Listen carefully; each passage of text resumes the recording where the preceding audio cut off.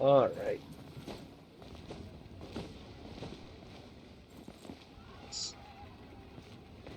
Guess we'll get the lanternrite stuff done. Been avoiding, have been avoiding the area.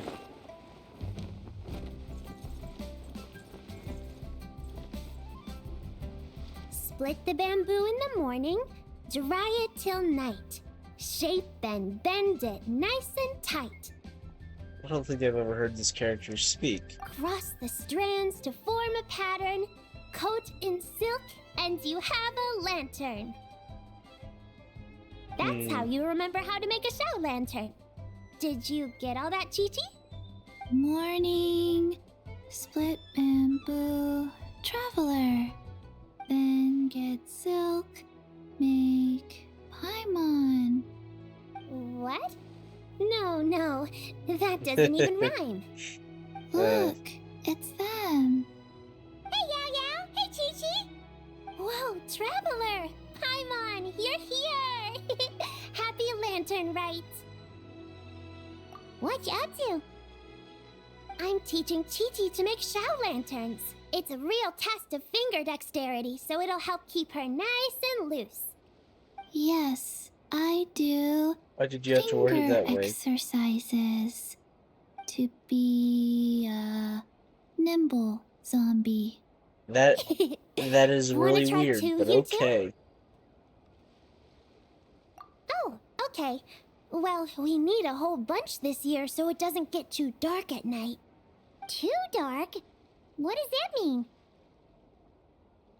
Dr. Baiju has patients who got hurt walking at night. Maybe I should get a randomized The team moon for disappeared, today. so it was too dark to see. And we'll go to the The moon disappeared? list of characters Behind I the have. clouds? It was Okay. Jonju, the moon devourer. Okay, that's what we'll do then.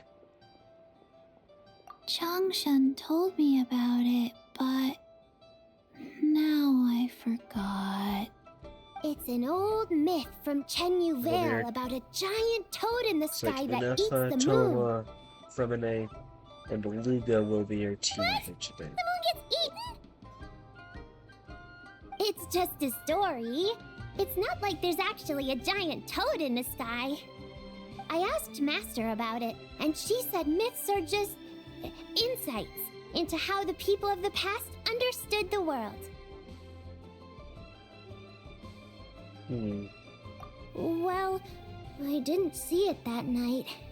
But I've checked several nights since, and it's been there same as ever. According to Chi-Chi, though, the Ministry of Civil Affairs sent someone to do some kind of serious investigation. So, I don't know. Right, this Maybe takes place something after the did events of happen. the recent The Archon Ministry of Quest. Civil Affairs? This is Right, starting to sound okay. bad. It's okay. You can fly. Things are Even about to be if it's spoiled too for a bunch dark. of stuff. You won't fall and get hurt. It's alright. Yeah, exactly. So turn that frown upside down, Paimon. Or someday you'll get a whole bunch of wrinkles and wake up looking like an old granny. What? Okay. No more frowning. But the traveler can't fly. She could still fall and hurt herself, right? Don't worry. That's what the shout lanterns are for. As long as we make enough, Liyue Harbor will never go dark. Yeah, and there's the giant lantern too. Oh, right. I almost forgot. Look, this year's Grand Lantern commemorates the Adeptus who guards the moon. With her watching over it, the moon will be safe for sure. A white horse? Wait, so that's the white horse Adeptus? Yeah. Legend has it she used to live on the moon. So if it were ever in danger, I'm sure she wouldn't just stand by and watch. Huh. We've heard of the White Horse Adeptus before, but we never heard the part about her living on the moon. Probably because it's a folk legend from Chenyu Vale, so not a lot of people know about it. But recently, some ancient artifacts were unearthed in Liyue, and the archaeological team even found evidence of ancient people worshipping an adeptus who lived in a palace on the moon. It's kind of like how we write wishes on Shao lanterns and release them during lantern rite. The White Horse Adeptus would I heard descend people from have the been moon writing, in her weird jade things carriage for and their grant wishes this people's year. wishes. Ooh, when did that happen? She sounds different from the other Adepti in Liyue. It must have been a super long time ago, cause even Master barely knows anything about this Adeptus. Nope. Kinda unbelievable, right? Yanfei said the White Horse Adeptus might even be a made-up legend, just like Jeonju the I Moon don't know. Devourer. We should ask Zhongli. Yeah, He'd know. a made-up horse and a made-up toad. You're mistaken, children. The White Horse Adeptus really does exist. Oh, That's the voice I Mr. wouldn't Liu have expected from the from Baiju Guest House. But how a do guy you that know old. that for sure? Have you ever wondered how the guest house got its name, Yao Yao? Baiju White Colt. So it's named after the White Horse Adeptus? That's right. And that's because one of my ancestors was once blessed by the White Horse Adeptus. Wait, really?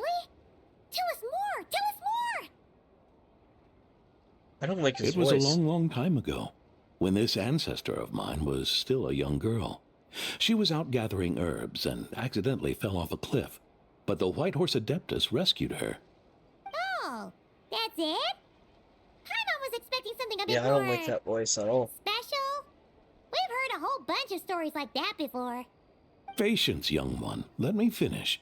After the White Horse Adeptus saved my ancestor, she told her a story about the moon and the ancient kingdom of Langan. My ancestor was so captivated that she completely lost track of time.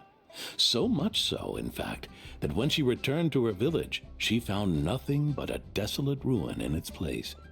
It was as if, without her knowledge, countless years had passed in the mortal world. Huh? The most extraordinary part of all is that it turned out to be a dream.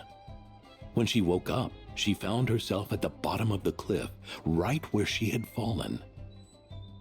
Other than her medicine basket, now filled to the brim with rare herbs, it was as if nothing had happened, until out of nowhere, a horse's whinny echoed through the air, and when she looked up, she saw a pristine white horse leaping over the cliff. A white horse leaping over the cliff. Wow, that sure is a crazy story. But now, it's starting to sound a bit too far-fetched. Another skeptic. You sound just like my son.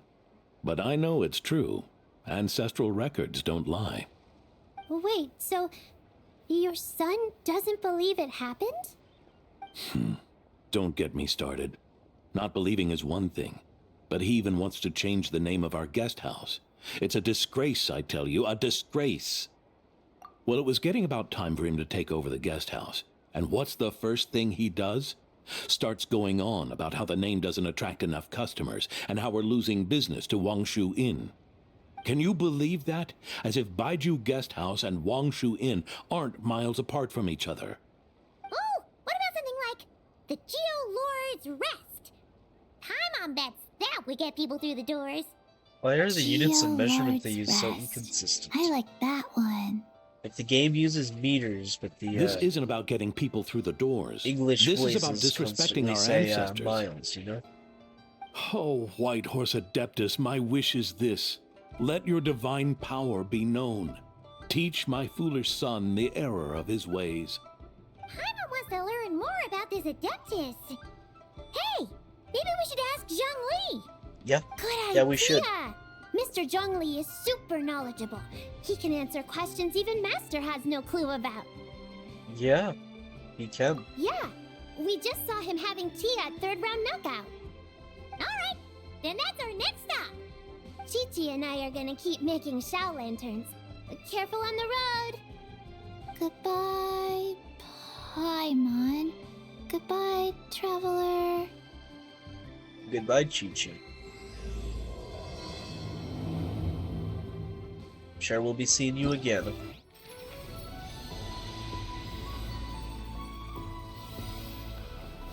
Cutscene.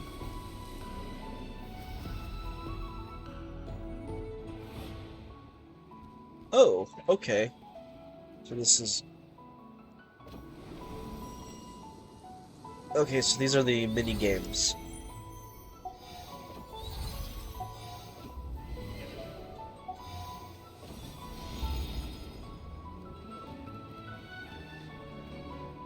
Okay. So those are the mini-games. We'll do those last. The moon we share. What is this? Oh, this is the story quest for Zibai, isn't it? Okay. And festive shopping. Let's... Words to a good friend. Oh, okay. I think the only one I don't have C6 is you and me.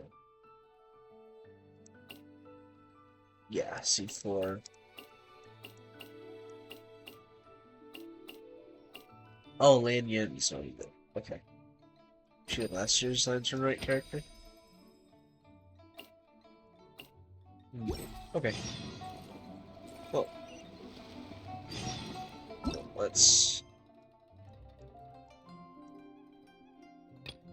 Okay, we're doing this first.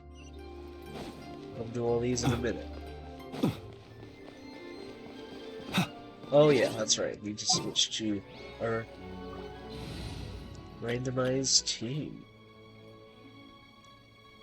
This one. What did I... Okay, enough,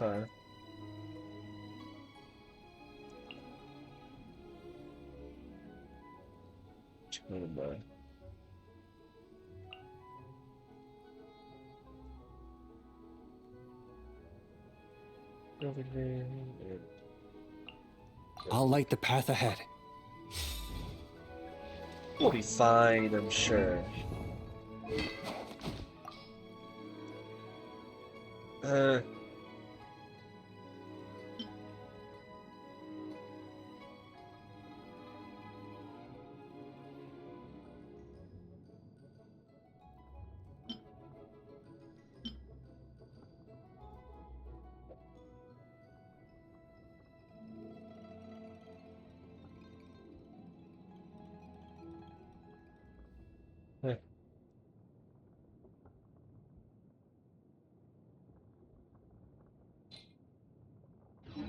Oh well, doesn't really matter right now. There's no combat right now. Accelerating.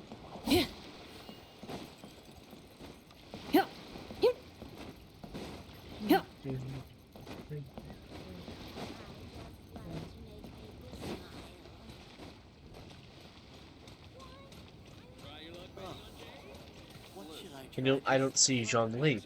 Is he not there?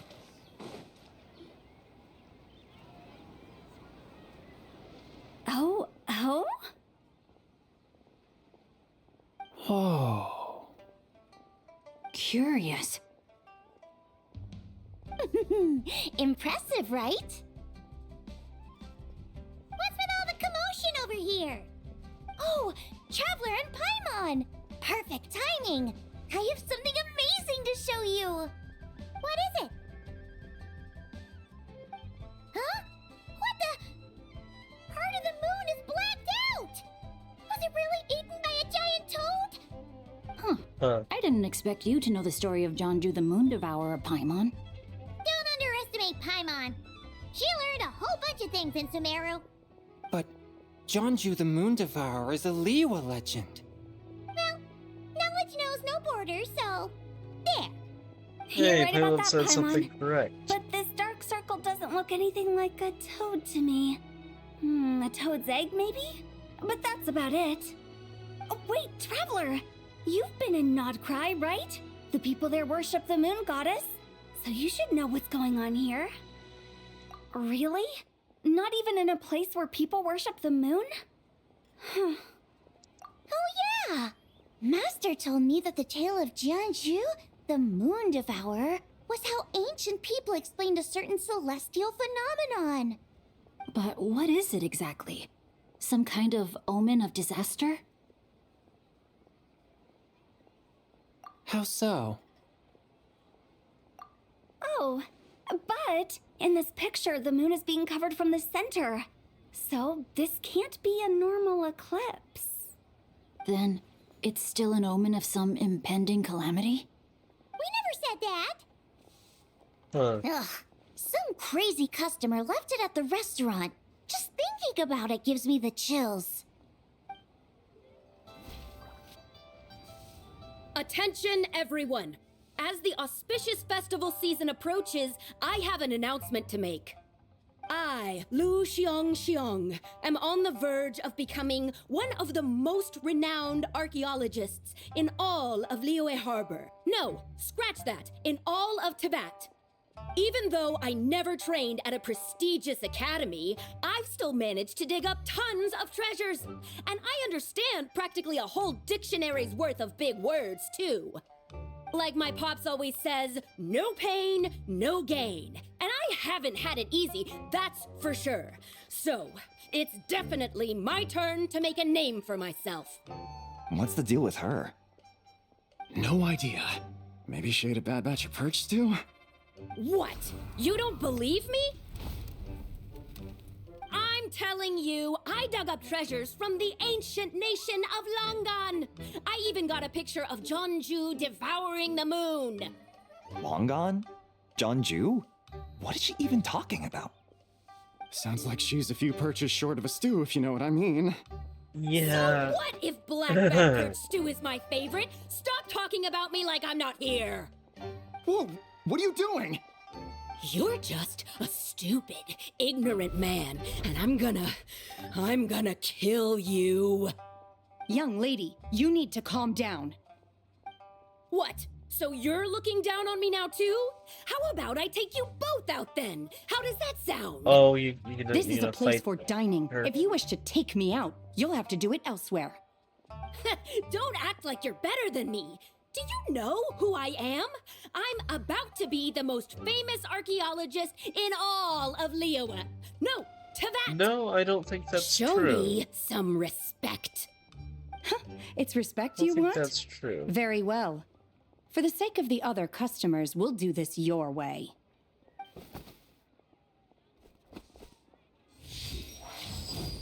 What?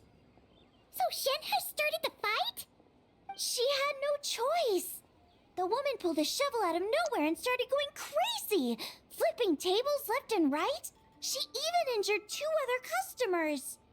Shenhe did what she had to do to restrain her, then took her to the Ministry of Civil Affairs. Thank goodness Aunt Shenhe was there. Or who knows what might have happened. Aunt Shenhe. Yeah. Where I did started that come cleaning from? up after all the commotion, and that's when I found this photo. I thought it might be the one she dropped, so I rushed over to show someone. She said she took a photo of Jeonju the moon devourer. This must be it. Can we really trust what she said, though? Clearly, something is going on with her. Yes, Paimon's yes, got a clearly. point. It sounds like she wasn't acting right at all. How do we know she wasn't possessed by some kind of evil spirit? Aunt Shenhe would have noticed if she was possessed. All right. But what about the part about Long Gone and the treasure she found? What about it? What if she raided a tomb and dug up some super special relic, then got herself haunted by an ancient ghost? One I don't know. so powerful that even Miss Shenhe couldn't sense its presence. Your imagination is something else, Hu Tao. Why would an ancient ghost come to Wanmin restaurant, huh? To eat my blackback perch stew? Hey, it could happen. I'd want to eat your food if I was a ghost. Wait a second. She mentioned the ancient nation of Langan, right? Paimon's heard that somewhere before. You know what? My brother mentioned that some ancient artifacts were unearthed in Liyue recently. Mostly colored glass, fine jade, and bronze relics.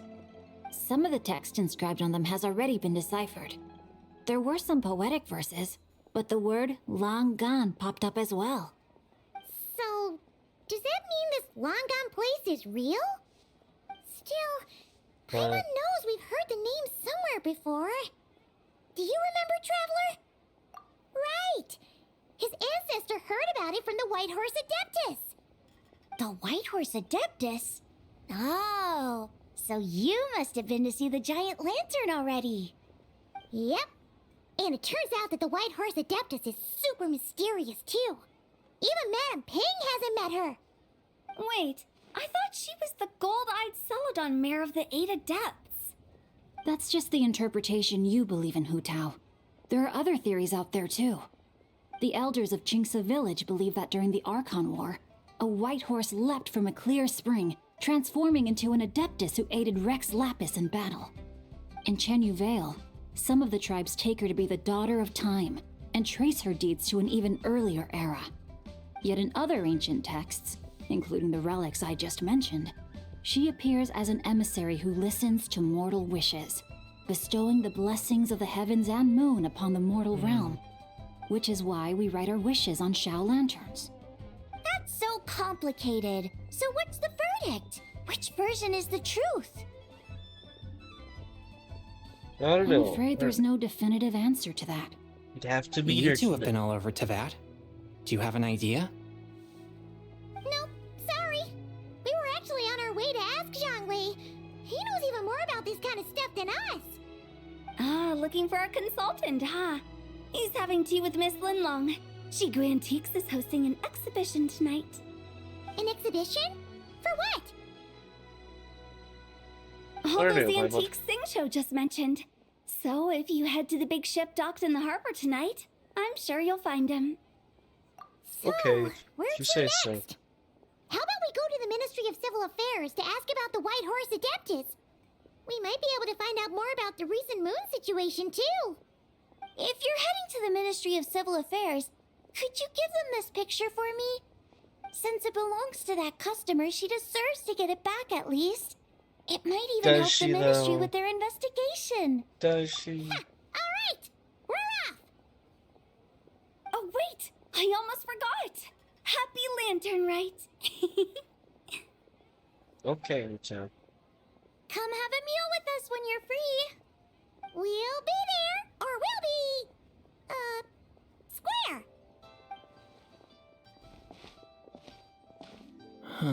Thinking about it now, could it be possible that photograph was a fake? A fake? You mean like the customer fabricated it to gain academic recognition? Yeah, Nice one, it's Changyun. possible. I never even thought of it like that. How about we go check out that place tonight? I know exactly where it is. All right. I'll get scolded if I get home too late. Live a little, Singcho. You act like this is a first for you. Worst comes to worst, we'll get Xiangling to cook you something delicious, okay? Well, when you put it like that, I suppose it's worth the risk. You were Sometimes just waiting forget for the their, promise of free food, weren't you? Fine.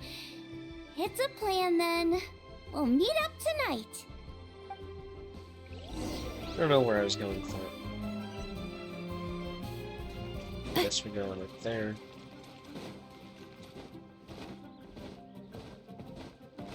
Yup. Yup. Yup.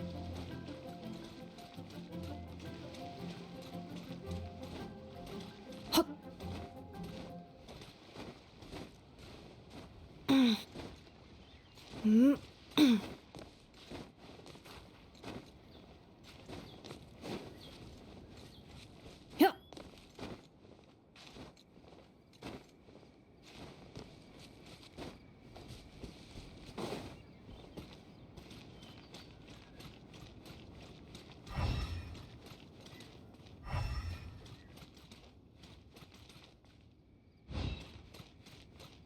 Yup.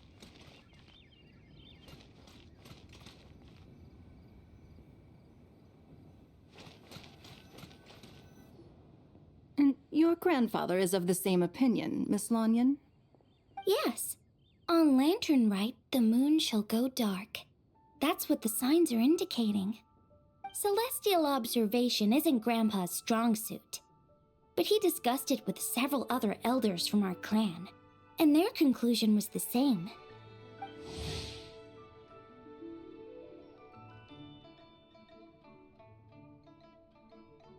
Huh. It's consistent with the information we've received from other sources as well.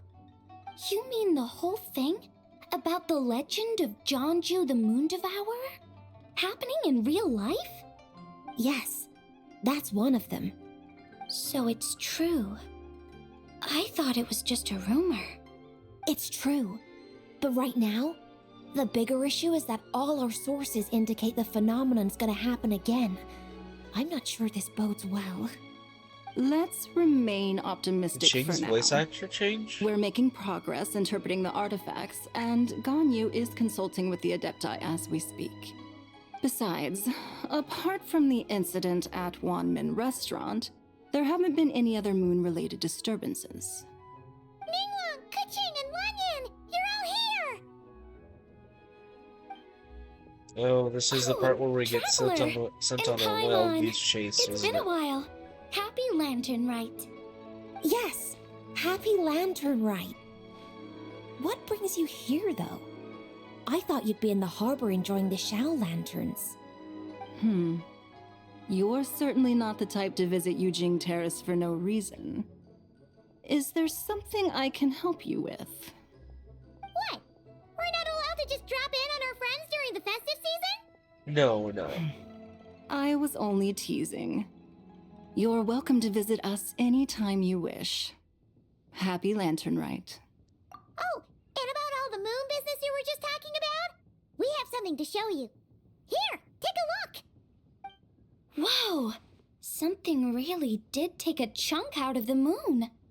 Someone managed to capture a picture of it. Is this Jeonju, the Moon Devourer, then? Even though we confirmed this event took place, I still can't quite believe what I'm seeing.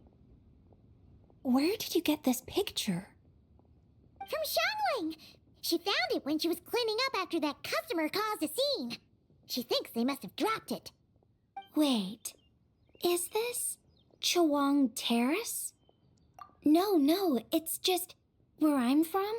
It said that Chawang Terrace was where the ancient people of Chenyu Vale communicated with the heavens. And in this picture, the moon happens to be right above Chawang Terrace. I was just surprised, that's all. It's probably just a coincidence.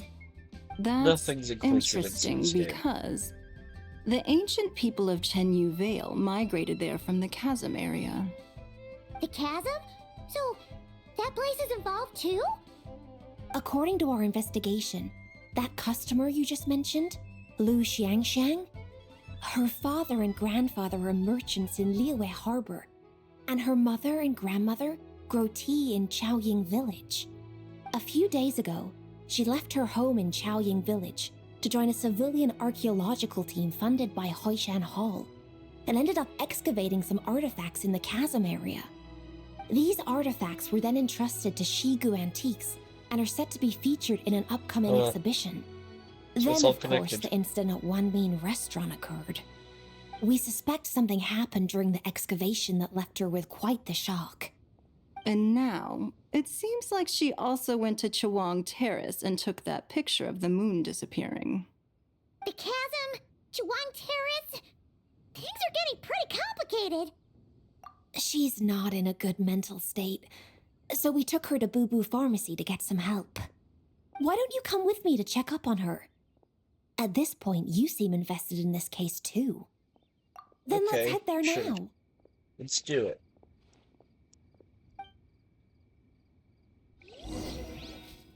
While the Millilith stands guard, evil shall never prevail.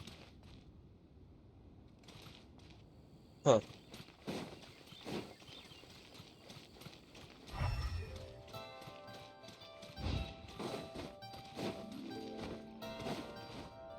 Looks like the gaze lilies haven't respawned yet. So,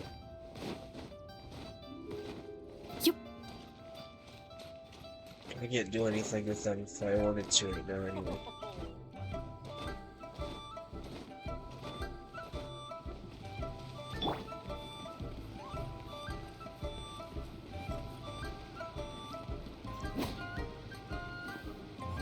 I think this is like the only not-cry character that's dressed properly.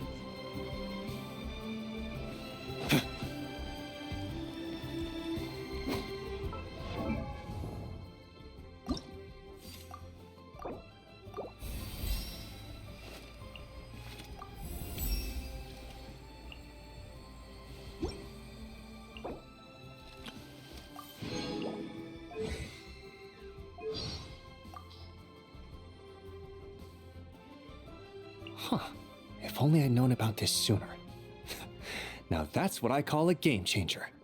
Huh. Interesting.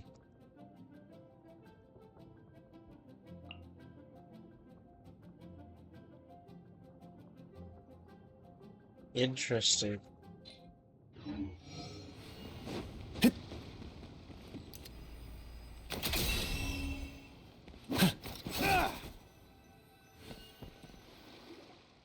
Ah, Lady Yuheng. Oh, and the Traveler and Paimon are here as well. What a pleasant surprise. Happy lanternrite. I hope we're not interrupting, Dr. Baiju. Not at all. I assume you're here to see the patient? Unless it's urgent, however, it would be best not to disturb her rest. It's quite unstable. Say so. She's even more agitated than when she first arrived. And she refused to cooperate when we tried to check her over.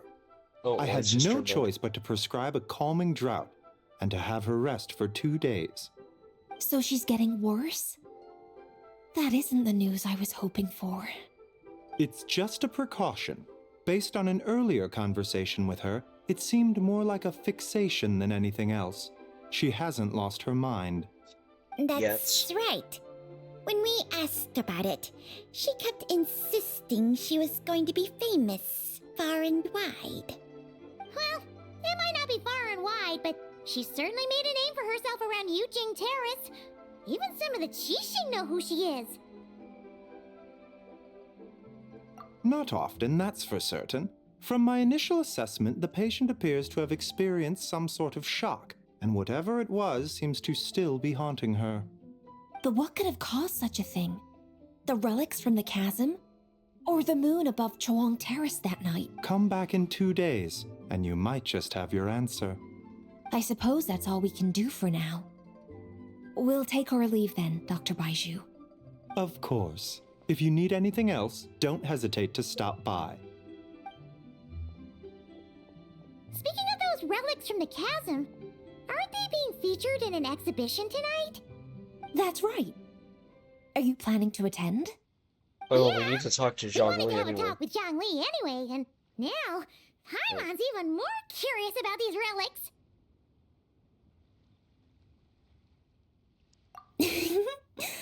I would, except every item in the exhibition had to be registered with the Ministry of Civil Affairs. So I'm afraid it's been spoiled for me. I reviewed them all myself. There are some rather peculiar artifacts, that's for certain. We're still working on decoding the ancient text that appears on them. Yeah, the word jade appears a whole bunch, doesn't it? Huh? How did you know? Shincho told us. He said there were some ancient poems on them, too. He's quite well informed, isn't he? Well, he's right. We believe they're direct references to the ancient nation of long gone. As for the other text, instead of regular poetry, it seems to be more like ceremonial language used to worship the moon and the gods. The moon and the gods? Well, looks like it's almost time for the exhibition. You two should head over. There's an usher at the harbor who will lead you to the venue. Not at all. The exhibition is free to the public. The people of Liyue have a great respect for our history and are eager to learn from it. Plus, the exhibition is being organized by Linlong, the owner of Shigu Antiques. As far as I know, it's been a long-time goal of hers to hold a cultural exhibition of this scale, where people can learn all sorts of information about the past. Guess we're in for a real treat tonight then. Yes. Have a great time.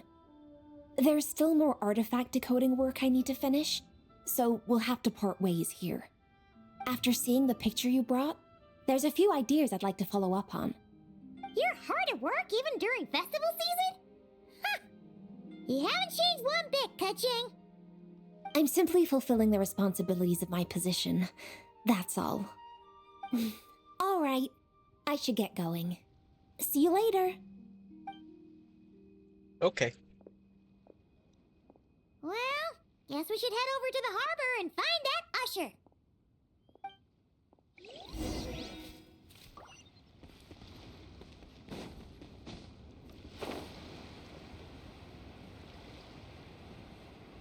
Just skip half the running, you know.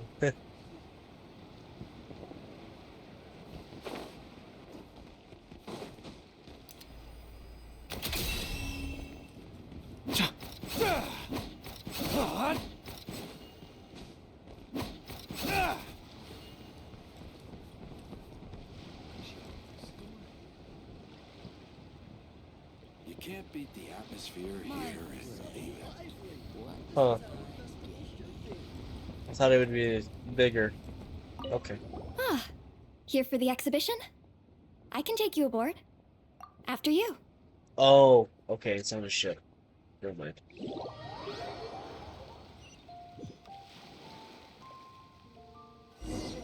That was just the lady you need to talk to get there. Look at all the antiques on this ship. It's almost too much to take in. Greetings. I trust you've been well since last we met? Aha! Speak of the devil! You're right where Hu Tao said you'd be. Ah, so Director Hu gave me away, did she? Don't act like you're up to some super secret business. We know you just do whatever you feel like. Yo, Traveler, Paimon, what's up? It's been a while, you two. I guess Happy everybody's lanternrite. here. Beidou! Yunchin! It's great to see you! You're here for the exhibition too? Yes. When I heard these artifacts were from ancient times, I just knew I had to come learn more about them. I mean, what a discovery, right? Yeah, Ningguang pretty much said the same thing.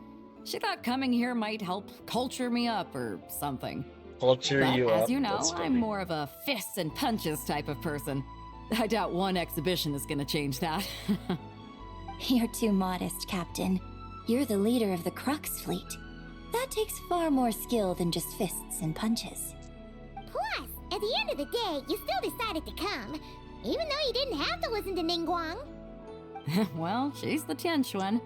If she can't even get an average ship captain like me to do her bidding, how's that gonna look?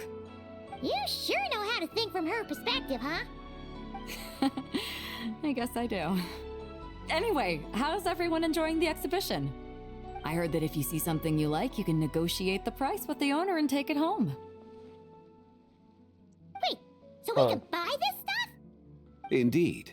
Although Shigu Antiques is hosting this exhibition, many of the items come from private collectors. As long as both parties reach an agreement, you can make an offer of mora or an equivalent trade. Well, shall we continue our conversation as we look around? Let's go! Paimon's super curious about all this stuff. Huh. Okay.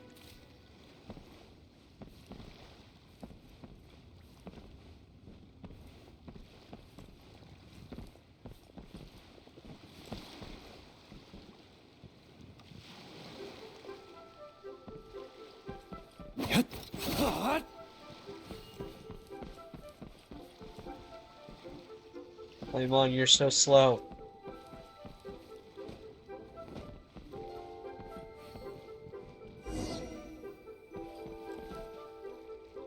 Whoa, look at this painting! There's a huge toad on it! Could it be... Huh. This material is quite unusual. It doesn't look like paper. More like silk or some other kind of fabric. Yeah, I was thinking the same thing. Well spotted. This is a painting of Jianju, the Moon Devourer, made primarily with mulberry silk. Such craftsmanship is rarely seen in modern-day Liyue. Ha! Jianju the Moon Devourer! Paimon knew it! That toad made it super obvious. What's that? A new dish at Wanmin restaurant? No! It's a kind of lunar eclipse! Oh, yeah. You're saying a toad did that? That's what the legend says! So, nothing to do with food then. Noted. And Well, the Paimon figure would next be to all the over it toad. if it had something to do Is with that food. the White Horse Adeptus? From the stories I've heard, her palace lies on the moon. That would seem to be a logical assumption. No. In fact, this item was discovered in Chenyu Vale, and many years ago at that. Oh! So it's from Chenyu Vale? Actually, that's not quite right. You see, this painting is primarily comprised of mineral-based pigments, such as cinnabar and azurite, which are usually found within stratified rock. This suggests its place of origin may very well have been the chasm. You could have just started with that! You're as knowledgeable as ever, Mr. Zhongli. I had only ever heard the legend of Jianju the Moon Devourer, but now seeing it depicted in this painting, I wonder... If I purchased it, perhaps it could serve as inspiration for a new opera. Though I'm not quite sure who the painting belongs to right now. A splendid idea, Miss Yoon. Perhaps in lieu of Mora, you could offer the lyrics to said opera as recompense. The lyrics? But to whom? Why, to me, of course. I am the owner of this painting, after all. Wait, so you're one of the private collectors of the exhibition? No wonder you knew so much about the painting! Of course he is. But lyrics in exchange for a precious antique? My work could never possibly be of equal value. I don't know about that. I'm not much of a scholar, but even I know your operas are in a league of their own. An astute observation, Captain Beto. In my possession, this painting is nothing but a lifeless artifact. In your hands, however, it could be transformed into a new piece of art entirely. Quite the worthy exchange, no? But I'm not sure when I'll be able to finish writing it. It certainly won't be ready this year. Allow me to be equally forthright, Miss Yoon. This silk painting is merely a copy I made of the original work. There is no need for such concern over its value. Huh? So it's a fake? I had no idea you were such a skilled artist, Mr. Zhongli. Huh. I pride myself on having some knowledge of antiques, but I didn't notice anything that would point to it being a replica. You never cease to amaze me, Mr. Zhongli. You flatter me. All that said, Miss Yoon, you must accept. Truly, I insist. He's gone from handing out fake Mora to fake paintings now, huh?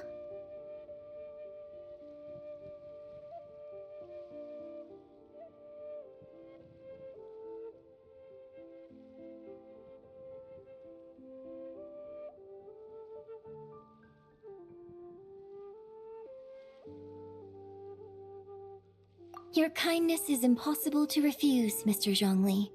Rest assured, I'll be sure to return the favor. I shall look forward to it. Man, that was quite the find. I should buy something too, if only so I can show it off to Ningguang. Let's keep going and see what we can find.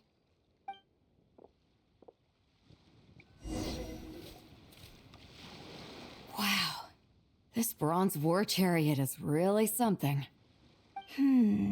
It must have quite the story behind it. I've never seen anything like it before. Do you know what this is, Zhongli? Ah. I heard from Miss Linlong that a carriage made of Celadon jade was unearthed in the chasm. A copper canopy, a body adorned with flowing clouds and geometric patterns. Yes, this must be the one. A precious piece indeed. This thing's gotta be thousands of years old, right? Crazy to think people back then were capable of such intricate metalwork. Too often, we view the past and future through the lens of the present. Objects that fascinated us as children seem crude later in life.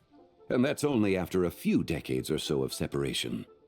If one were to stretch time across hundreds or thousands of years, one might discover that time is not always a force that pushes things forward. It would seem the people of that era managed to create a remarkable civilization in their own right. Makes me want to get my hands on this even more. Ningguang's gonna be so jealous, don't you think? Yes, yes, she has will. this war chariot caught your eye, Captain Beto? Oh, you must be Linlong from Shigu Antiques. Nice to meet you. This exhibition has been amazing so far. Well, that's all thanks to supportive patrons like you and Mr. Zhongli, of course. As for this war chariot, it was discovered by an archaeological team sponsored by Hoishan Hall. The price 90 comes in million at 90 mora. million mora. Oh. 90 million? Woo, looks like my eyes were a bit too big for my wallet. Quite a bargain. Quite a bargain? A bargain? 90 million mora could feed Paimon for like 1,000 years! And if you actually went on an eating spree that long, perhaps you'd be considered an antique worth that kind of mora, too. What, 90 million? Nuh-uh! Paimon's worth way more than that! Well, if Mr. Zhongli thinks it's a good deal, I'm sure it's worth it. Beto's putting way too much faith in Zhongli. What if he's only here to drive up sales? Oh, I'll take the chariot, Miss Linlong. Someone will come by with the payment. Quite the discerning eye you have, Captain. After the exhibition ends, I'll have someone deliver it to the Alcor. Actually, could you send it straight to Yujing Terrace? I'd like for the Tianquan to see the proof of my discerning eye for herself. Understood. Great. Yunjin and I both found something. What about you three? Want to keep perusing? And don't worry about the mora. It's all on me. Nobody's going home empty-handed tonight. I appreciate your kindness, Captain, but I'm afraid I have some private matters to discuss with Miss Linlong. In that case, don't let us keep you, Mr. Zhongli. Right this way. Traveler, Paimon, perhaps you would like to accompany me. What?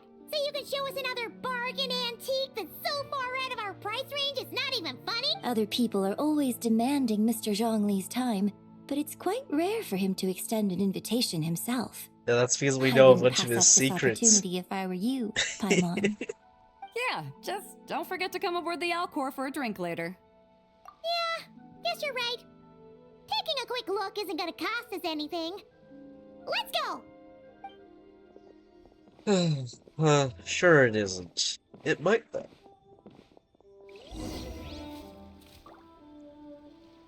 Where'd he go? Oh, he went up. Okay. These are all the jade pieces that were found, Mr. Zhongli. Wow! So many styles! What kind are these? These are a type of ceremonial jade. You're familiar with Chenyu Vale's rain jade rite, yes? Oh, yeah! So these pieces are all used in the rain jade ceremony? Well, you may not know, Paimon, but before the rain jade rite came into practice, Chenyu Vale was known for a different ceremonial tradition that also involved the bee is used to honor heaven, the Tsong to honor earth, the Gui to honor the east, the Jiang to honor the south, the Hu to honor the west, and the Huang to honor the north. These form the 6 ritual jades. It's unfortunate, however, that Miss Linlong's set is missing both the Gui and Hu pieces. Oh, I know. These jade artifacts are from such an ancient time. It's proved difficult to track them down, even for our establishment. No matter. You happen to have precisely the piece I was looking for. That's why that's why Zhongli Broken brought jade us. token? I didn't expect this to be his catch your eye, wallet, Mr. did you? Zhongli. It isn't what— An affect belonging to an old acquaintance. An old acquaintance? One of your collector friends, Mr. Zhongli? You could say that, traveler. Take a closer look.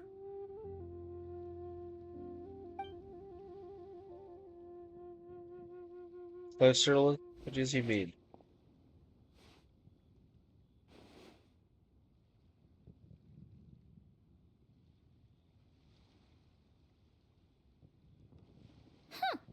It doesn't look all that special to Paimon. Just seems like a... Indeed. It's been thousands of years since the moon has appeared in such a form. So, in the past, the moon wasn't always full. Then, could this missing chunk be from when Jeonju devoured part of the moon? It's worth looking into. Your insight is invaluable, Mr. Zhongli. I had no idea how special this piece was. Since it has caught your interest, allow Shigu Antiques to cover the cost. Oh, that is far too generous, Miss Linlang. Not at all. I've always wanted to give people a chance to appreciate these snapshots of history. So holding an exhibition like this has been a lifetime wish of mine. And it never would have been possible without your help, Mr. Zhongli. I merely put in a good word with a few acquaintances of mine. And it had a profound impact. Without your recommendation, I doubt half of these collectors would have come to the exhibition. So, on both a personal and professional level, I owe you my thanks, Mr. Zhongli. Wow! Zhongli actually did something useful for once.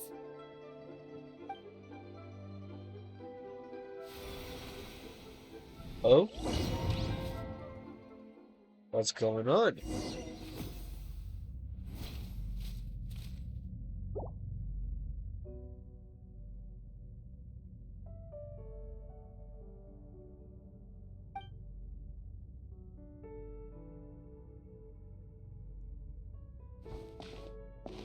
Okay.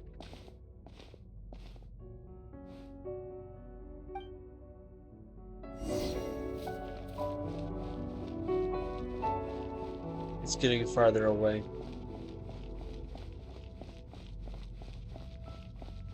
3, 5, 7.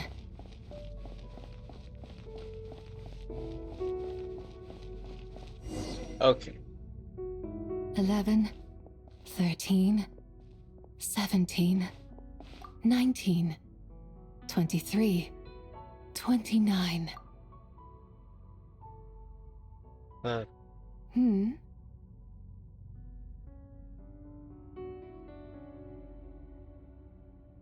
You also enjoy counting in such a fashion, lost child?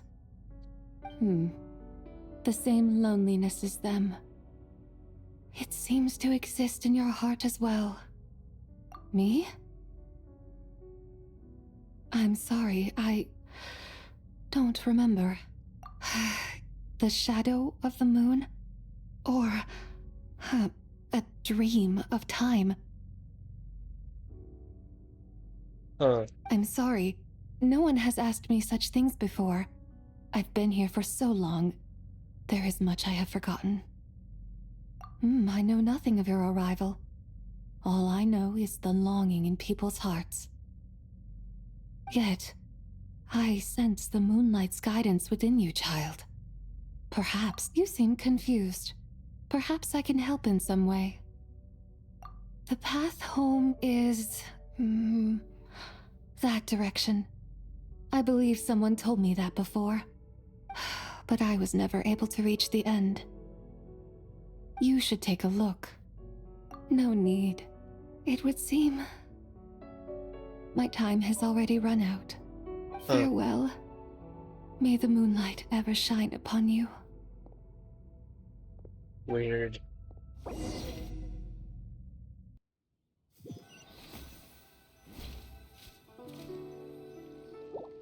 Wow!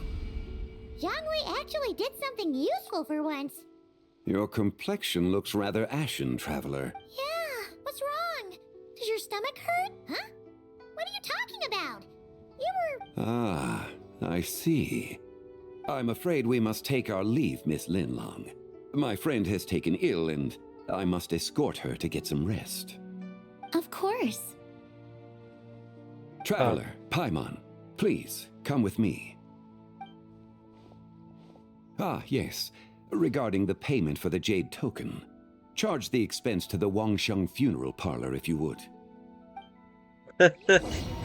He's using them as a wallet. That's funny.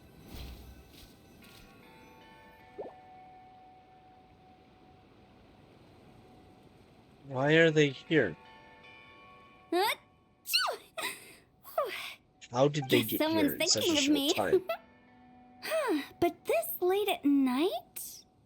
Must be that consultant of yours. I bet he's out there spending all year more at the exhibition. Yeah, he'd be the perfect employee if he just knew how to rein in the spending. But never mind him. Let's focus on the moon. We gotta see if it gets eaten tonight. I don't think it's going to happen. We've been out here all night, and the moon's the same as ever. It is quite late, and Chongyun's getting tired. How about we head back? We can come back another time. Head back? Already? Actually, I do have a new dish I'm testing out tomorrow. And as part of my New Year's resolution, I'm trying not to oversleep. All right. Guess it just wasn't meant to be. Let's go. Sure.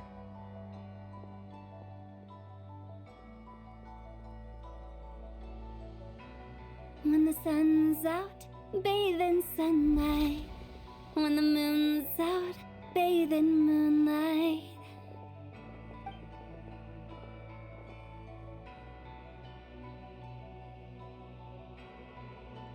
Huh.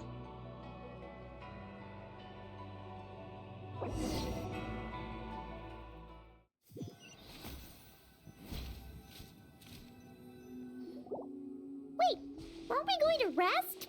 Why did you bring us here? Because I imagine the traveler would like to know what just happened to her. Oh, right. Paimon's confused, though.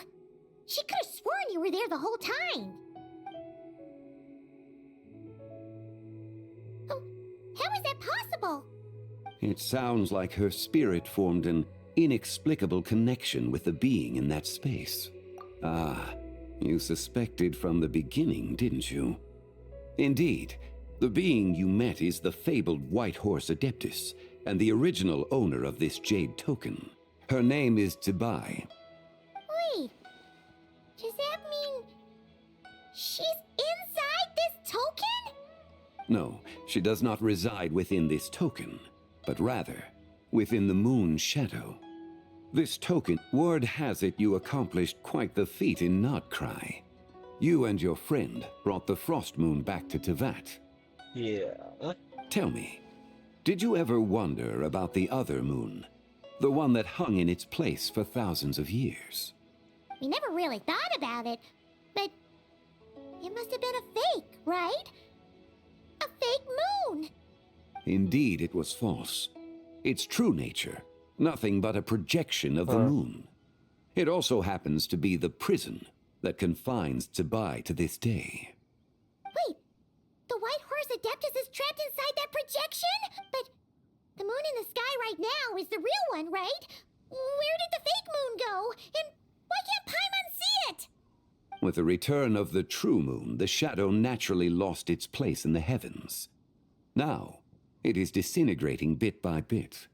It's a process that comes and goes. When it occurs, it looks like the moon is being obscured by a black shadow.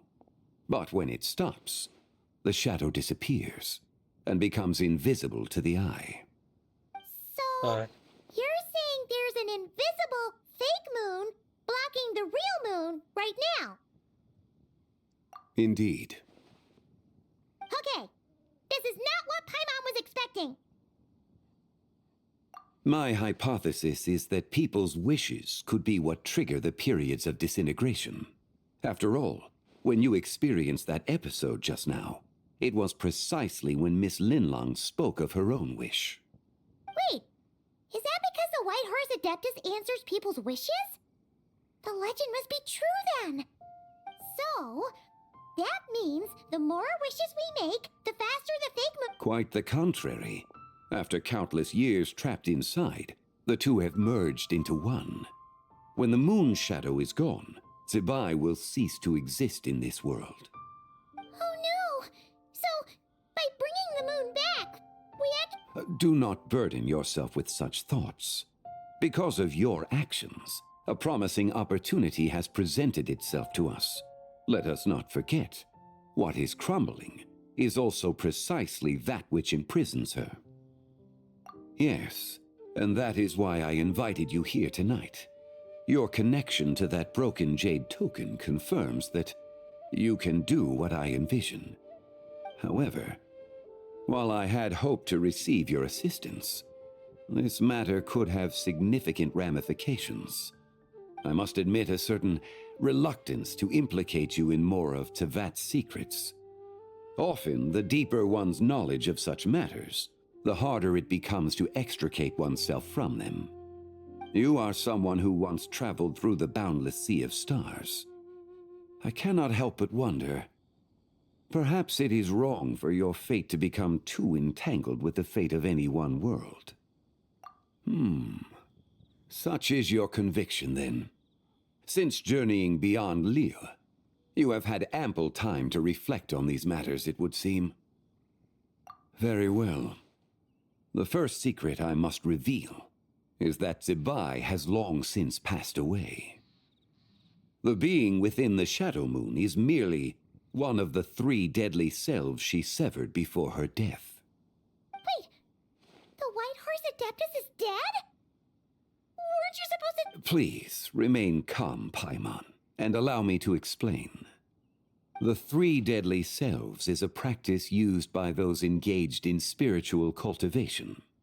The intent is to sever the 3 vice-laden mortal selves to reveal one's true, pure self beneath. However, Zibai's 3 selves are more complicated in nature. Because in the moment before her death, someone preserved the shattered essence of her soul and placed the fragments within her 3 deadly selves. If we retrieve the 3 fragments of her soul, there is a chance we can restore her presence in the mortal realm. So that means we can bring her back to life? Yes, provided we retrieve the fragments of her soul's essence from the 3 deadly selves. Indeed, the being you encountered was Zibai's first deadly self, Ziju. After Zibai's death, she ascended to the heavens and became one with the Shadow Moon.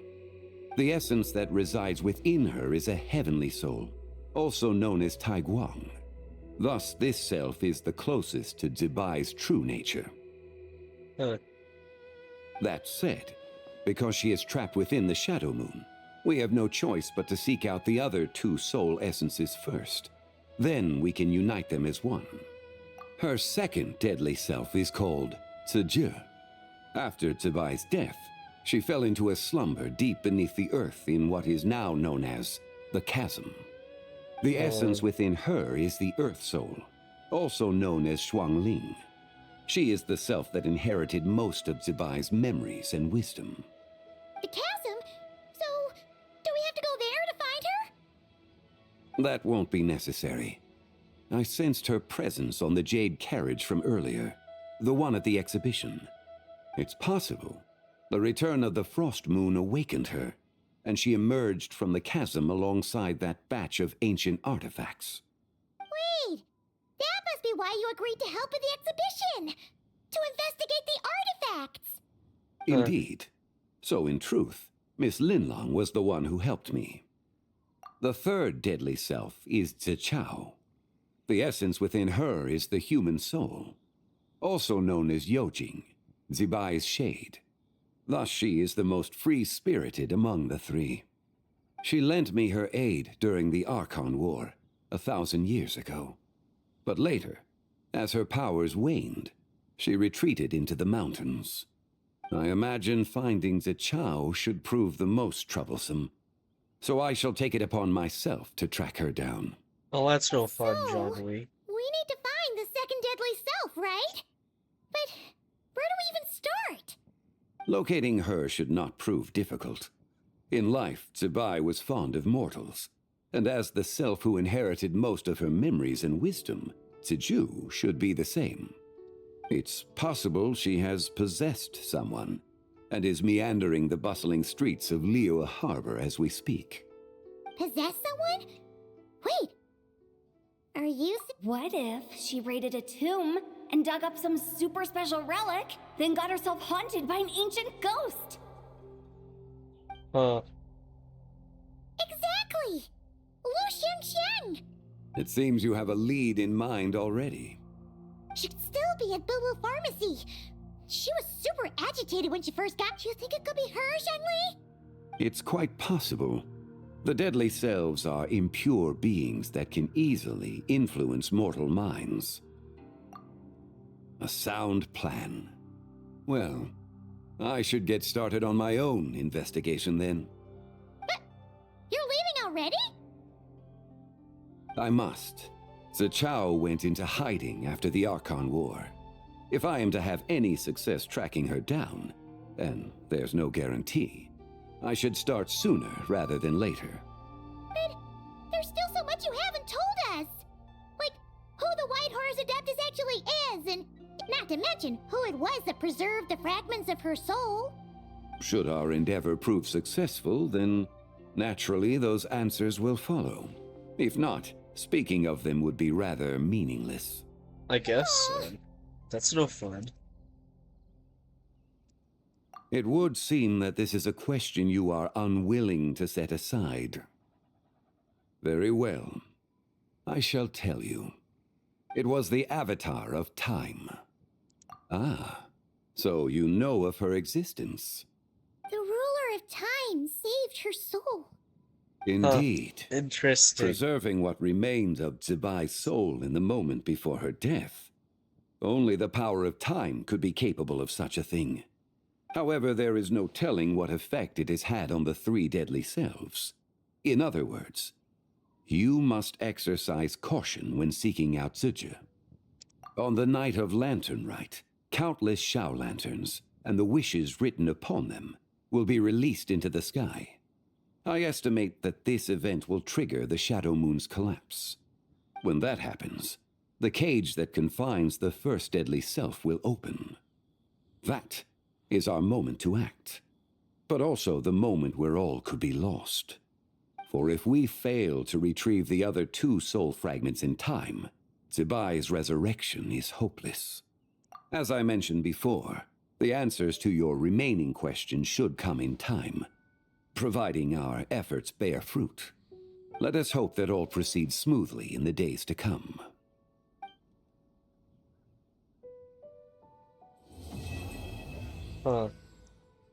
Okay, there's Act 1.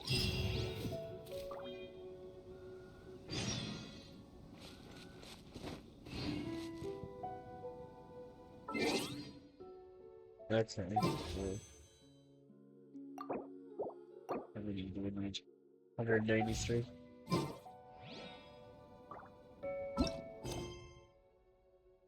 Two days.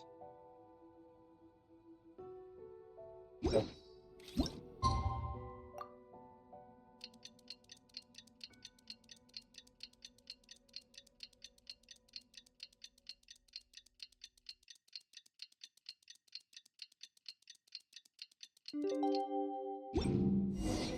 Huh?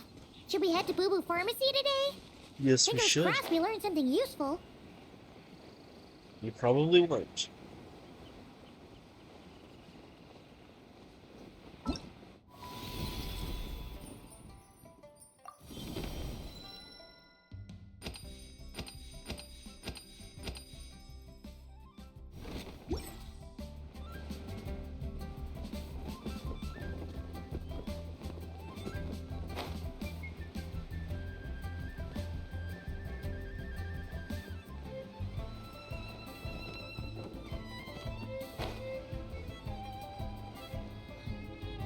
Oh?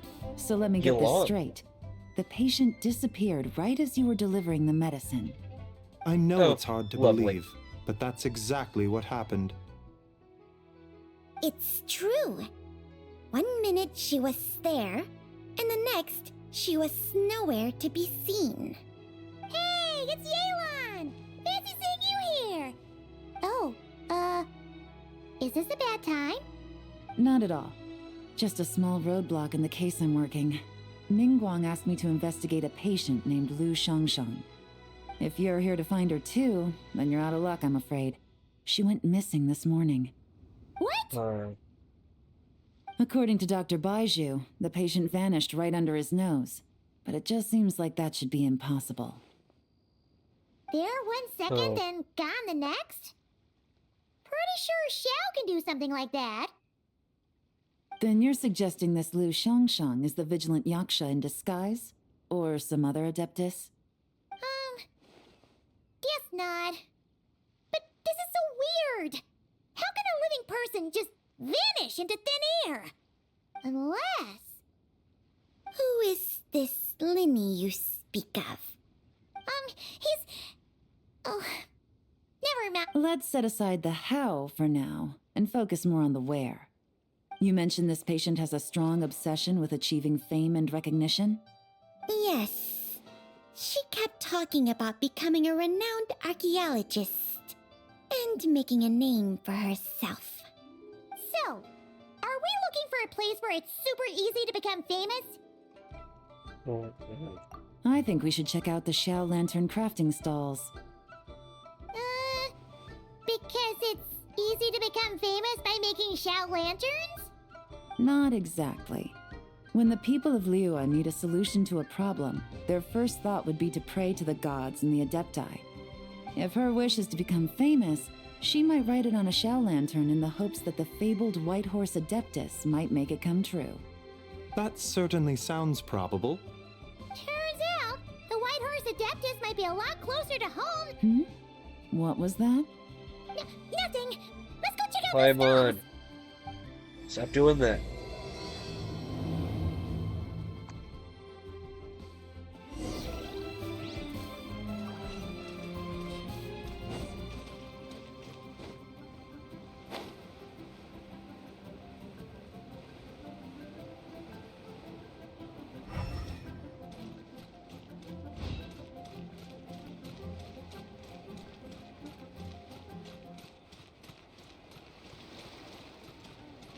Now that's kind of weird.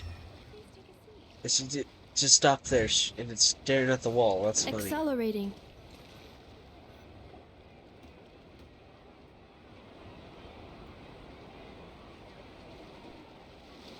Alright, we're here! Still no sign of Lu Shangshang, though. As long as you're patient enough, Paimon, you'll find that hunting down people is no different from hunting boars. We need to blend into the environment, or we risk alerting the target. So as far as everyone here is concerned, we're just ordinary tourists. Oh, okay. If we need to blend in, then let's make some Xiao lanterns and write our wishes down, like everyone else. What's your New Year's wish, Yelan? I haven't given it much thought. Oh, and it can't be work-related. You gotta take a break once in a while, right? Uh-huh. You're always digging out this suspect, tailing that criminal, hunting down this gang or that. Which is super amazing and all, but it's gotta be exhausting. Really getting into this, huh? You said to blend in, right? Come on! It's all part of the act! So you gotta think of something! Then, I suppose, it'd be to go traveling, the next time I get the chance. Traveling? That's our... Thanks for the offer, but my desk is piled high with reports on your exploits. And that's not quite the kind of traveling I had in mind. Yeah, I was she probably thinking just more wants to... the lie down and do absolutely nothing kind of travel. Ah! Something a bit more easy and breezy, right? Hey, wait! We know just the place! The Easy Breeze Holiday Resort in Netland. It's super relaxing and full of fun activities. You've got the beautiful ocean and tons of cute little creatures called Asha. Seriously, you gotta go! I suppose I'll have to check it out. Hey guys, happy lanternrite. That's what he sounds like? Really?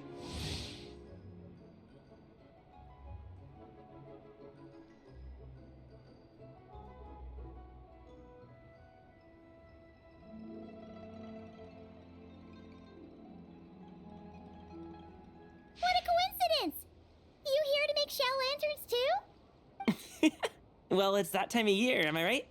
Thought I'd join in on the fun. You can't Oh have my lanternrite God. without making one of these. What you gonna wish for?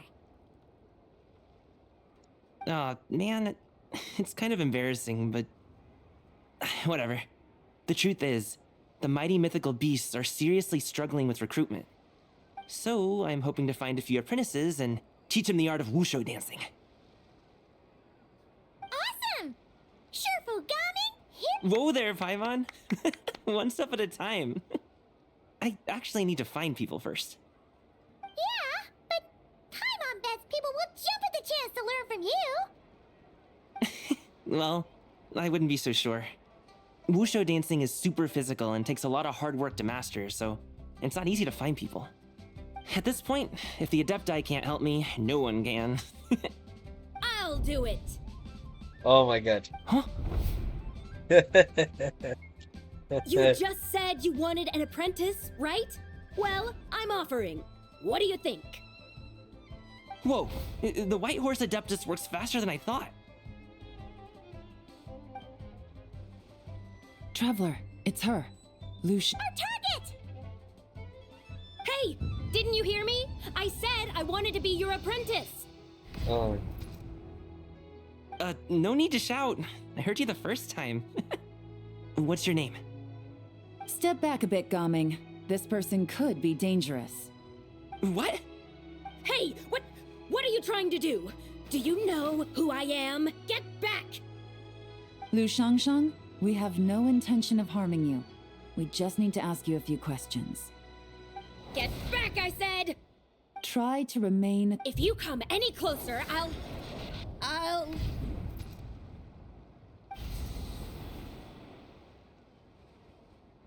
Oh?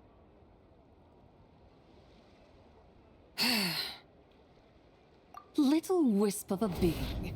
How are you able to see me? So what if I am? Leave at once! You, a mere mortal, whose own life hangs by a thread, would dare reach for the power of life and death? Unless you wish to be condemned to eternal damnation, you would do well to abandon this foolish endeavor. I shall speak on this. Don't come any closer. How did I get here? Who are you people? Playing dumb, are we? Save it. What? No, I would never. You must be mistaking me for someone else. You don't remember. Of course not. How could I do such a thing? Weird. What about the photo you took near Chuang Terrace? What photo? What's going on? It's like she lost her memory. Well, this complicates things. I'll take her back for questioning and let you know what I find. Take her away. But I didn't do anything. I swear. That's weird. She seems so normal. This is just great. An apprentice falls right into my lap and now she's gone! Don't worry, Gaming. This is a special case. I'm sure you'll find one soon. Yeah, probably. Unless you're gonna pony up and offer a real solution, Paimon, I don't want to hear it. Oh yeah, talk back to Paimon. Gaming? What's up with... I'm done here! I'm gonna go find an apprentice. Gaming, wait! Is it just Paimon, or was Gaming acting super weird just now? What? How do you... Why do we have to tell Paimon everything? Whoa! So you saw the second deadly self? And you think she moved from Lu Shangxiang to Gaming? Uh-oh. Then we better find him before something bad happens. Let's go!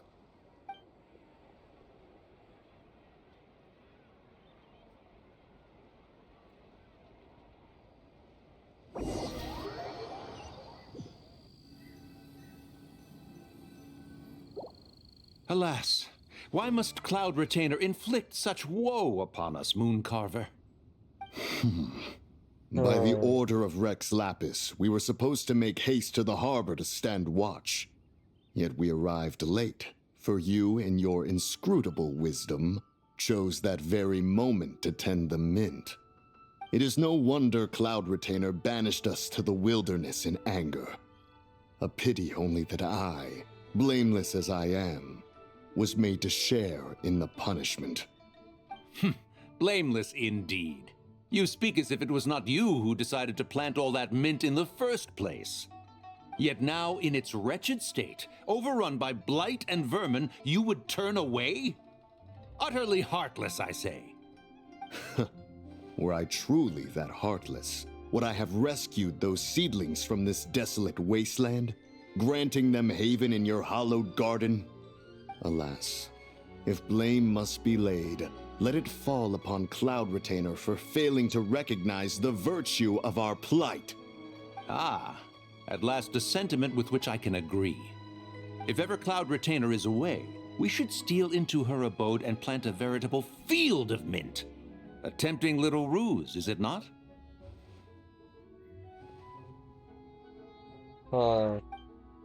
They're plotting against her. I see. Positively ingenious. Please stop chasing us. Just let us go. Get back here! If you keep running, I'll kill you! Please, we don't know anything about wushu dancing. Just leave us alone. That is What? really funny. You think I'm not good enough to teach you? Just agree to be my apprentices, and then we can talk. That child looks somewhat familiar. Ah, it appears to be the wushu dancer from Liyue Harbor. I have seen him perform on occasion. Come, let us take a closer look. Has trouble befallen you, young one? Perhaps we... Oh, thank the gods. Please, sir, you have to help us. This guy's trying to force us to become his wushu dancing apprentices, and he won't take no for an answer. Oh, so it is you who require aid, not the other way around. Get out of the way, old man! This is what— Preposterous. You dare to presume we are of a mature age? Listen here, brazen youth. You look Skilled like you may old be man. in the art of dance, yet your offstage demeanor leaves much to be desired. Hold on, Mountain Shaper. Something is amiss. Look closer. Huh. Indeed, he bears the mark of something unclean. It spells trouble. You there, depart at once. Hey! You drove off my recruits, old man. You'll just have to take their place. Even if you're— Many years it has been since a being has dared speak. Now let us see what evildoer has sought to use you as its puppet, young one. You two, you're a— Does that strike fear in your— Whoa! Two Adepti recruits just fall right into my lap? That white horse sure knows how to grant a wish. Coming! Slow down! Wait for us! Jeez, take a hint, will you? I told you to stop following me! Traveler, Paimon, keep your distance from this youth. We know! It's one of the White Horse Adeptus' deadly selves! She's been— The White Horse Adeptus is dead. Could it be that Rex Lapis called us to Liyue Harbor for this very reason? Hey! What are you two whispering about over there? Who's gonna be first apprentice and who's gonna be second? It doesn't matter! I'm not the kind of Sufu who plays favorites. Insolent spirit! Be gone from this child at once!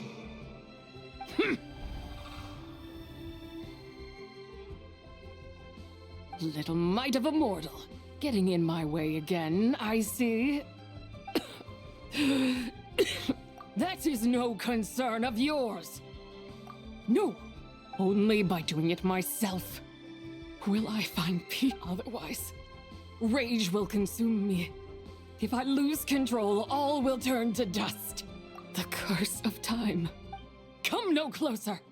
This is your final warning. Insolent spirit! Be gone from this child! Huh? Where are we? Ah! The sun is most scorching. Agitation stirs within me. I require cooling mint to beat this heat. And speaking of, Cloud Retainer has scorned this verdant wonder long enough. It is time for her to feel its wrath. The wrath of mint! Oh boy. Mountain Shaper, where are you going?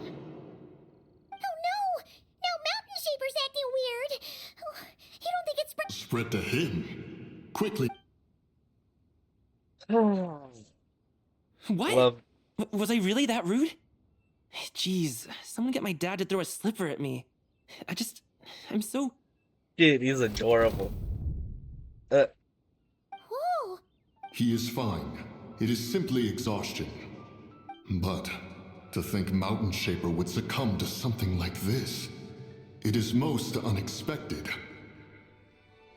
So, what do we do? We can't just leave Gaming like this, but we can't ignore Mountain Shaper either, right? My cultivation level rivals that of Mountain Shaper. Were I to give chase, Zidja would but flee from his form and take refuge in mine. Seek out Streetward Rambler. Cloud Retainer and the Conqueror of Demons should be with her. I shall take this child back to the harbor and join you post-haste.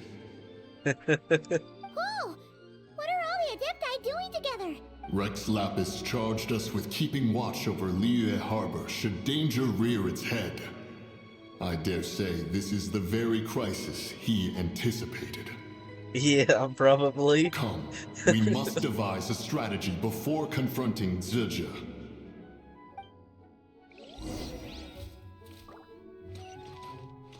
Oh, man. Chasing me. This isn't what I expected at all. Chasing the Adepti around. That's...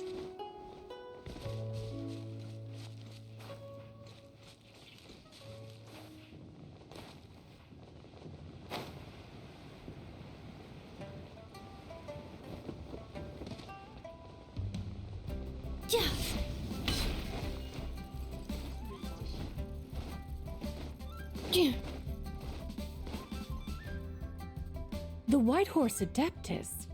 You mean the mysterious white mare that aided Rex Lapis during the Archon War?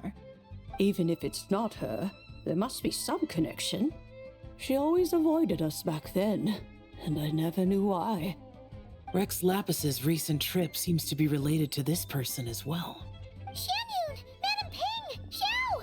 Great! Ah, Traveler. It has been quite some time. Yeah, it's been a while now. Oh, happy lanternrite, Paimon. You're as lively as I remember. I trust things have been well. Sorry, Madam Ping. No time to catch up. Something terrible. What is it? Has Mountain Shaper gotten himself into trouble? Mooncarver is here with you, but he is not.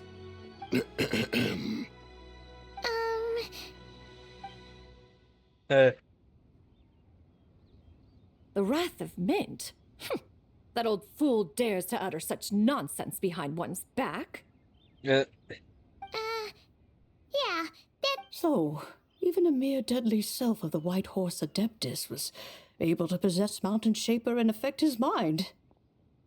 No wonder Rex Lapis told us to gather here and await his orders. Mountain Shaper's cultivation is inadequate. He was caught unprepared.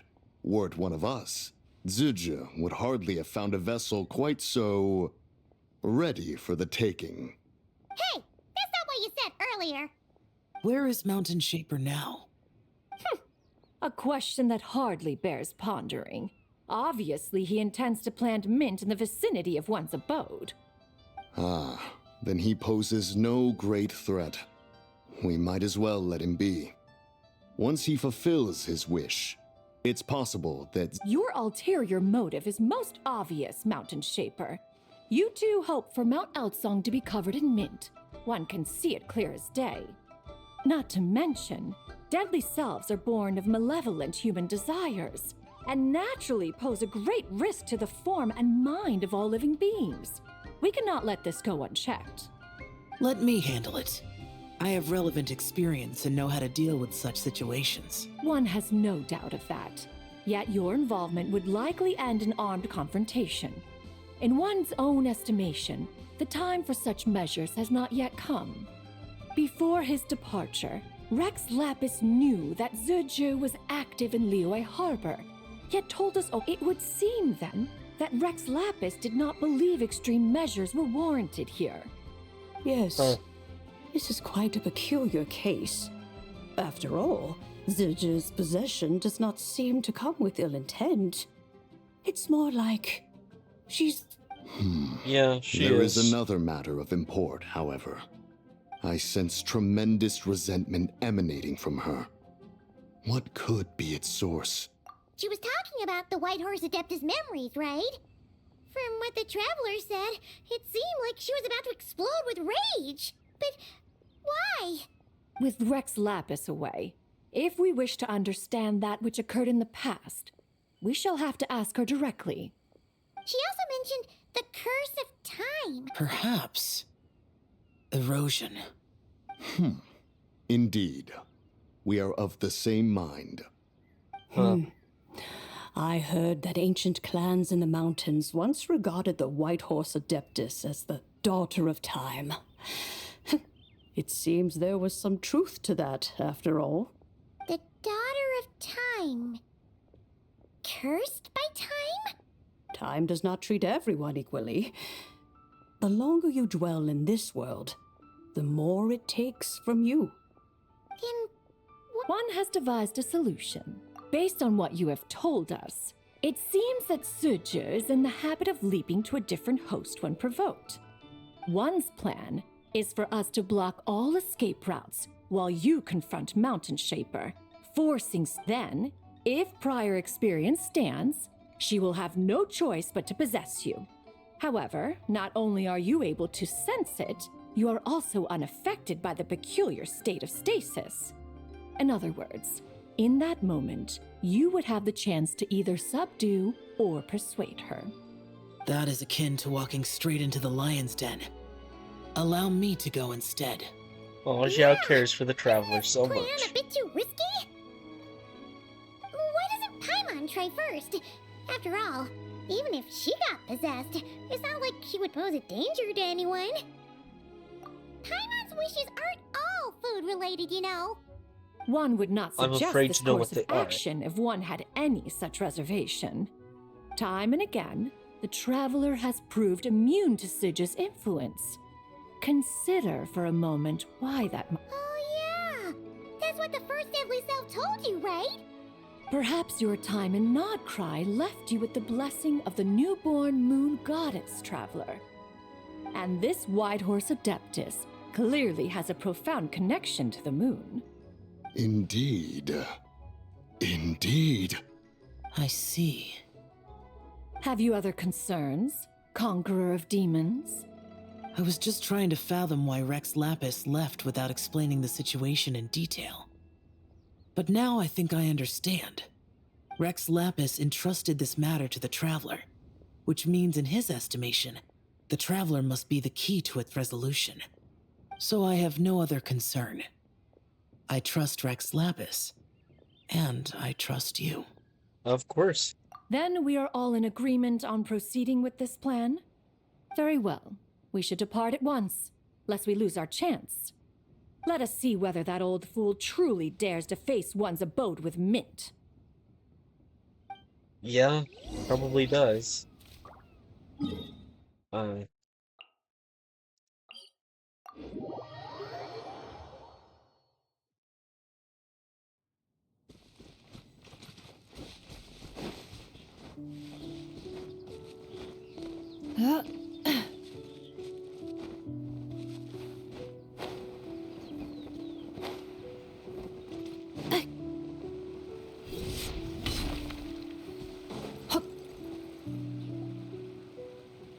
One mint, two mint, let us plant a whole slew of mint.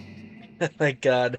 Once I reach 10,000, Cloud Retainer's abode shall be Mount Outsong no more, but rather Mount Mint Song. Oh, to behold the look on her face when she is confronted with such verdant splendor! Mountain Shaper. You That dare is- disturb the tranquility of one's abode. That is so funny. Do not take personal offense, Cloud Retainer. He is not in control of his faculties. Exactly. Let it go this once. Zitja is the one driving him to do this. Huh? But Zidja just helps people fulfill their own wishes and desires. Not now, Paimon. Oops. Sorry, Mountain Shaper. Paimon might have just thrown you under the bus. When he wakes up, we shall have words. Everyone, to your positions.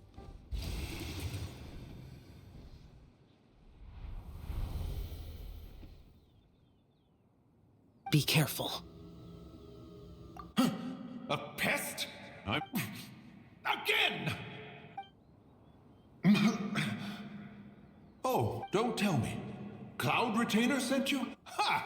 Such brazen insolence. Such presumption. Such boundless avarice. That wretched adept's if she dares lay a finger on my garden, I shall smash her cuisine machine to pieces.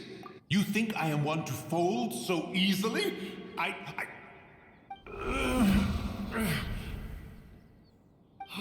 Insolent mortal!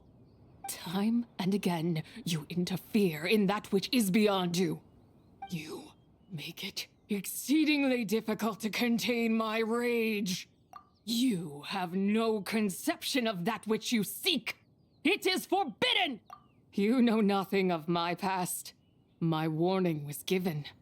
The cost entwined with this is beyond what you can bear. Stubborn mortal! You. Very well. If death is what you seek, who am I not to oblige? Come, let us see the extent of your resolve. Your wish is to behold the curse of time and the memories of this form? Oh, Then cutscene time. let it be granted.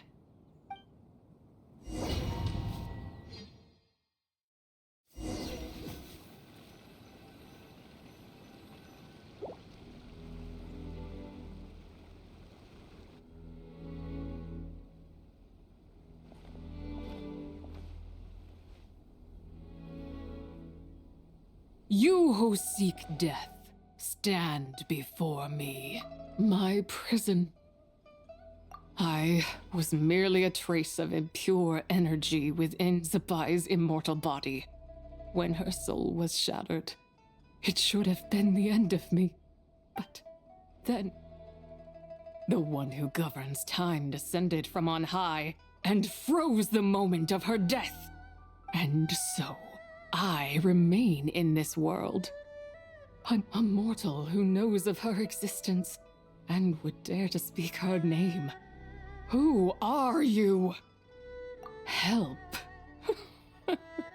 No, there is nothing we can do for each other. Her power, the one who governs time. It has surrounded me ever since. A blessing and a prison. All at once. No. I have been asleep in this prison for countless years, until a familiar presence woke me. Then, through that mortal girl's eyes, I saw it. As pure and bright as ever, unchanged across the millennia. It was the moon.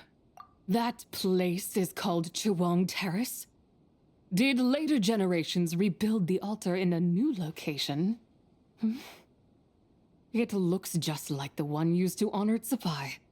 Could it be that traces of what happened back then still remain in this world? That memory is embedded deep within the essence of Zibai's soul. It is one that should have been forgotten. Yet, it is precisely that which haunts my every waking moment, fuels my rage, and denies me a modicum of peace. Now you, a mere mortal, come to seek that which is forbidden. So, let us see whether the fire that fuels your ambition is a hero's wisdom, or a fool's courage. I shall relinquish control over this body's curse, and let it devour everything within sight. Run as fast as you can, lest this prison become your grave. What? Look, it draws near. The river of time, come to sweep all into oblivion. I shall wait for you at the end, mortal. Evade being swept up in its waters, and I will show you everything. Sure, I guess. Fail, and we shall sink into oblivion together. Okay.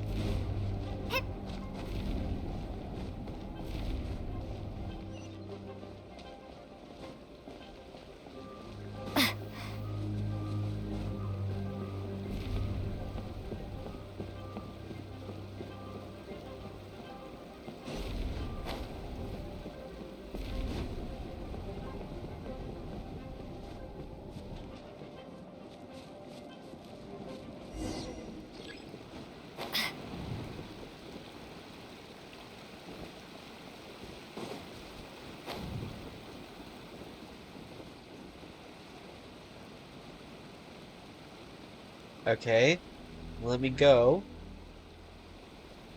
So, at least didn't just freeze me in place. Expected it to. I did not expect that you would make it to the end. Yes, it would seem even time cannot hold you back. In that case, perhaps this truth is one you can bear. Come, let your wish be granted.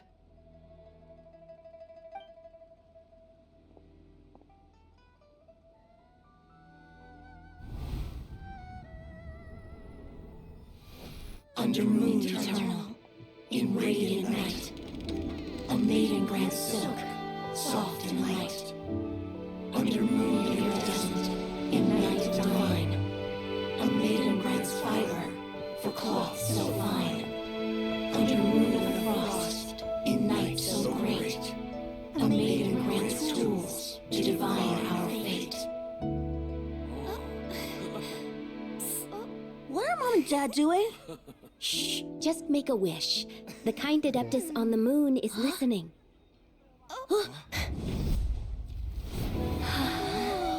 Look, it's Lady Zibai. Wow, Lady Zibai? Is she powerful? Of course. She taught us how to grow grain and beans, millet and rice, how to peel hemp and reel silk, spin thread and weave cloth, how to cut stone and build houses, cast bronze and forge tools. According to Mom and Dad, the Adeptus Zibai is the god of soil and grain, who blesses our land and its crops. Lady Zibai's leaving. It's all right. We just have to wait till next year. She'll be back.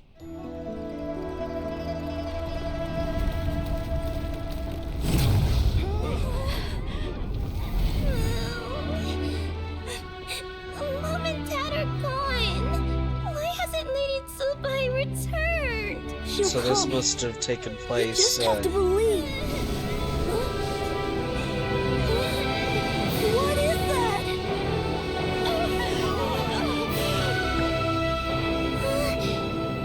Lady Zibai abandoned us.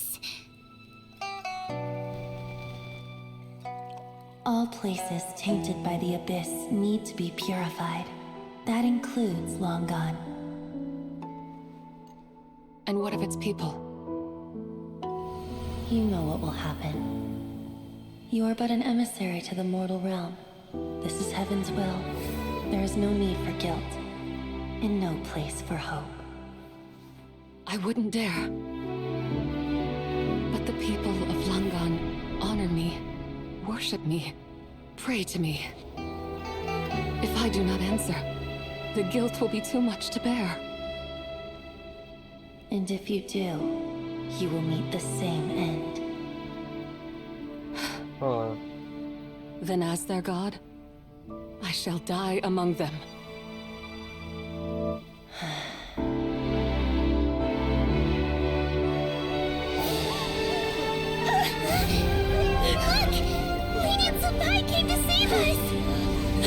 you wouldn't abandon us. Run!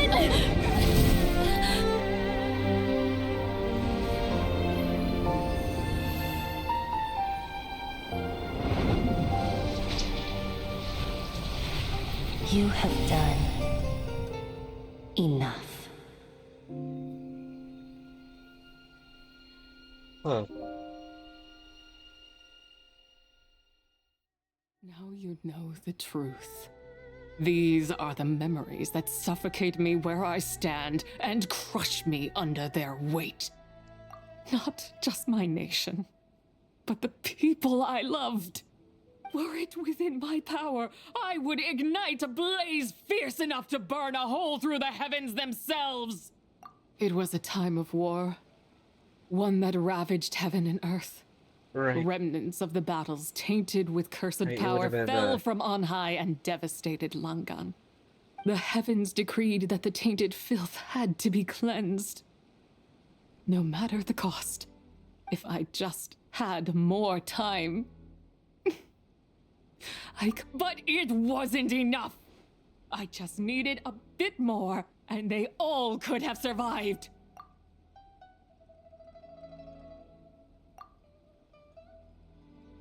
I never imagined there would come a day where I found peace. So long this rage has been within me. Yet here in this moment, it has stilled at last. If you wish to bring Zibai back to life, mortal, then you may take the part of her soul that lives in me. Just remember, from this moment onward, the fate of Langan's fallen rests on your shoulders. As I said before, I am but a remnant of Zibai's adeptal form, a manifestation of her wrath that was not meant to linger in this world. By taking away this fragment of her soul, you take away my shackles as well. So, it's your turn to grant one of my wishes, is it? Very well. In regard to my fate, and that of Langan's fallen, I know there is little I can demand of you. However, should another raise a war banner against the heavens someday, let my name be set upon its cloth. I ask for this, and nothing more. Now, take what you came for. I was a lone moon, shrouded and dimmed in cloud-veiled night. Now darkness breaks, free and unburdened.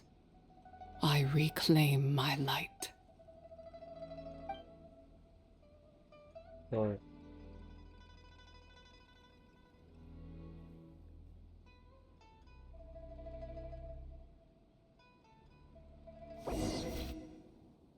Okay.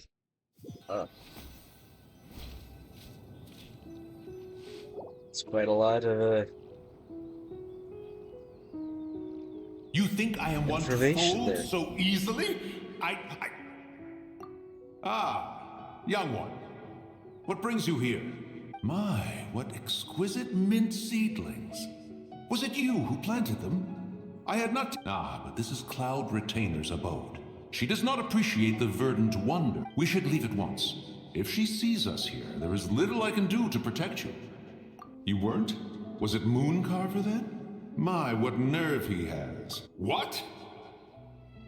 Looks like Mountain Shaper is back to normal. Has the matter with Zibai been resolved then? Wow, that was fast. That took, what, like a second? A second to us, perhaps. But for the Traveler, I imagine it felt much longer than that. One's plan was most successful then. And you're all right, Traveler. You don't feel strange in any way? Well, sounds like good news all around. What is this matter you speak of? The possession of that mortal child? The matter of Zibai may have been resolved, but there is another that is far from over. The mint you planted around my abode. Perhaps you have a moment to spare for a little chat, Mountain Shaper. Oh my god. You seem reluctant to talk in detail about what happened with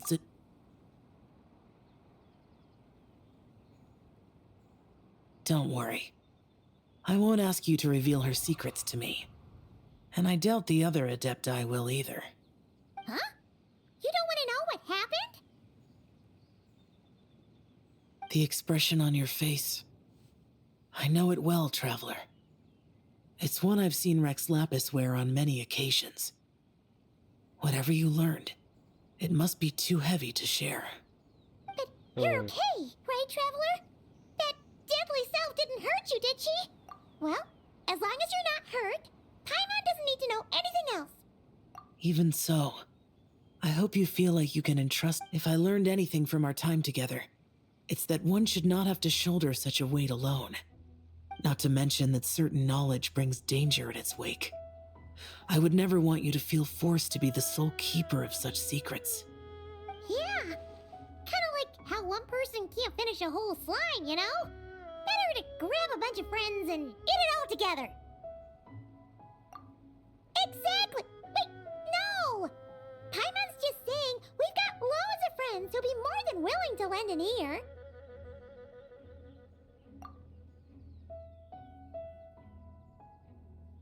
I never knew there was such a tragic chapter in the ancient past of this land.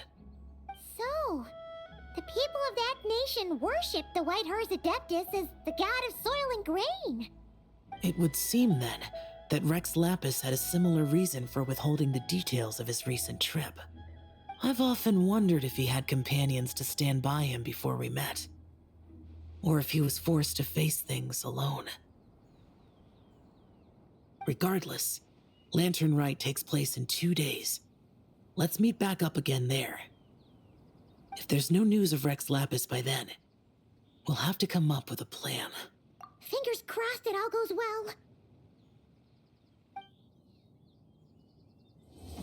well. Very informative.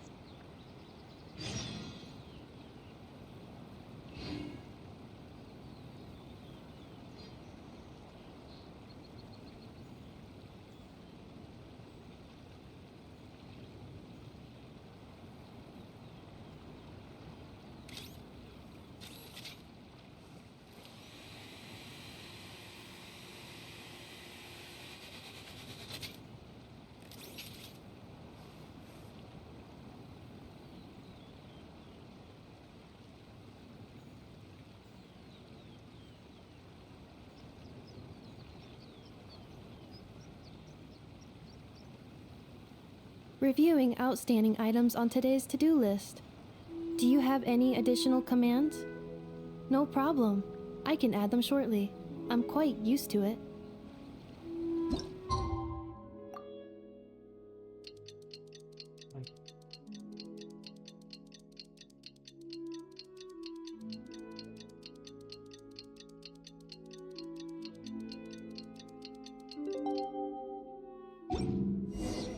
It's time to meet back up with Xiao.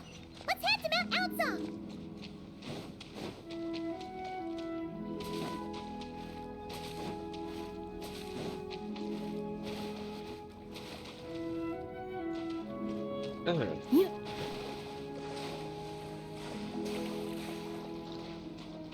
Most of them are here. Okay. Xiao, Cloud Retainer, Meta Ping! We're here! Any news on Zhongli? Wait, are we missing 2 Adepti? Well, Shenyun banned Mountain Shaper from Mount Outsong for 3 days. Only 3 days? Oh, then what about Moon? The scheme to plant mint in one's abode was one those 2 fools devised together? And when it comes to punishment, one does not discriminate. His banishment ends in 3 days as well. Wow, that's pretty harsh, Cloud Retainer. Let's get down to business. We have news of Rex Lapis. Huh? Isn't that... Yes, Rex Lapis's geopillar. It descended from on high this morning. He must have sent it for a reason, but it does not respond to our touch. So, what does it mean? Is he in trouble? Not necessarily. It could be a message only a specific person is meant to receive. Traveler, you alone spoke to Rex Lapis before he left. Oh, so it must be for the Traveler. Give it a try.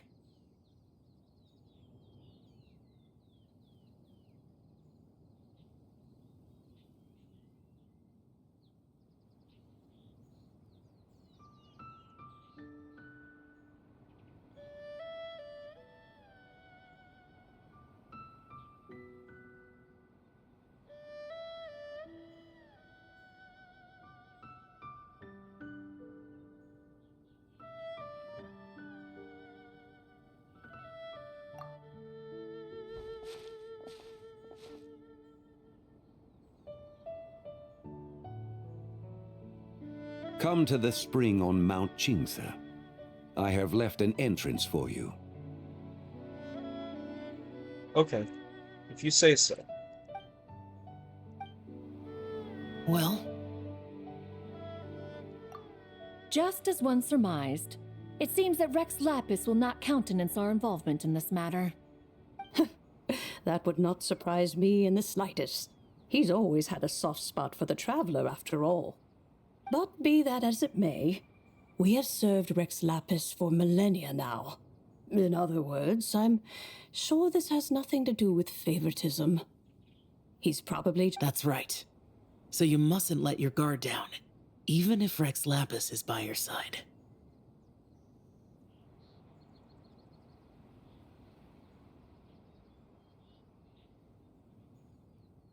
All right, let's get going. We'll try not to keep you all waiting.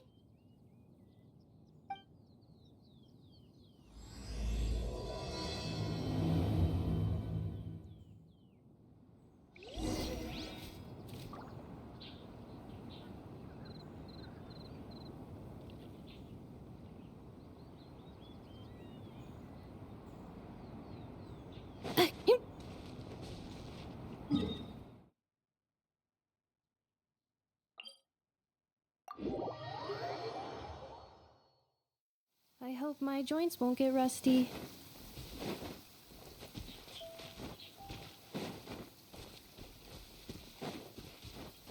Well, if they do, you can just have Aino fix them. Gotta wait for my stamina.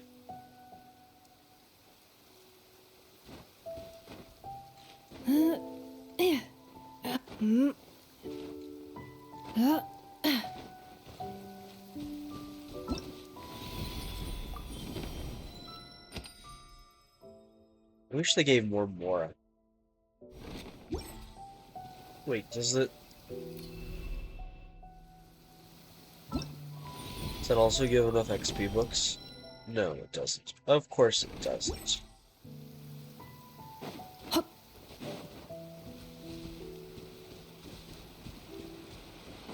I really don't want to fight anybody with this team. Keep your eyes peeled. He should be around here somewhere. This team is a diabolical mess.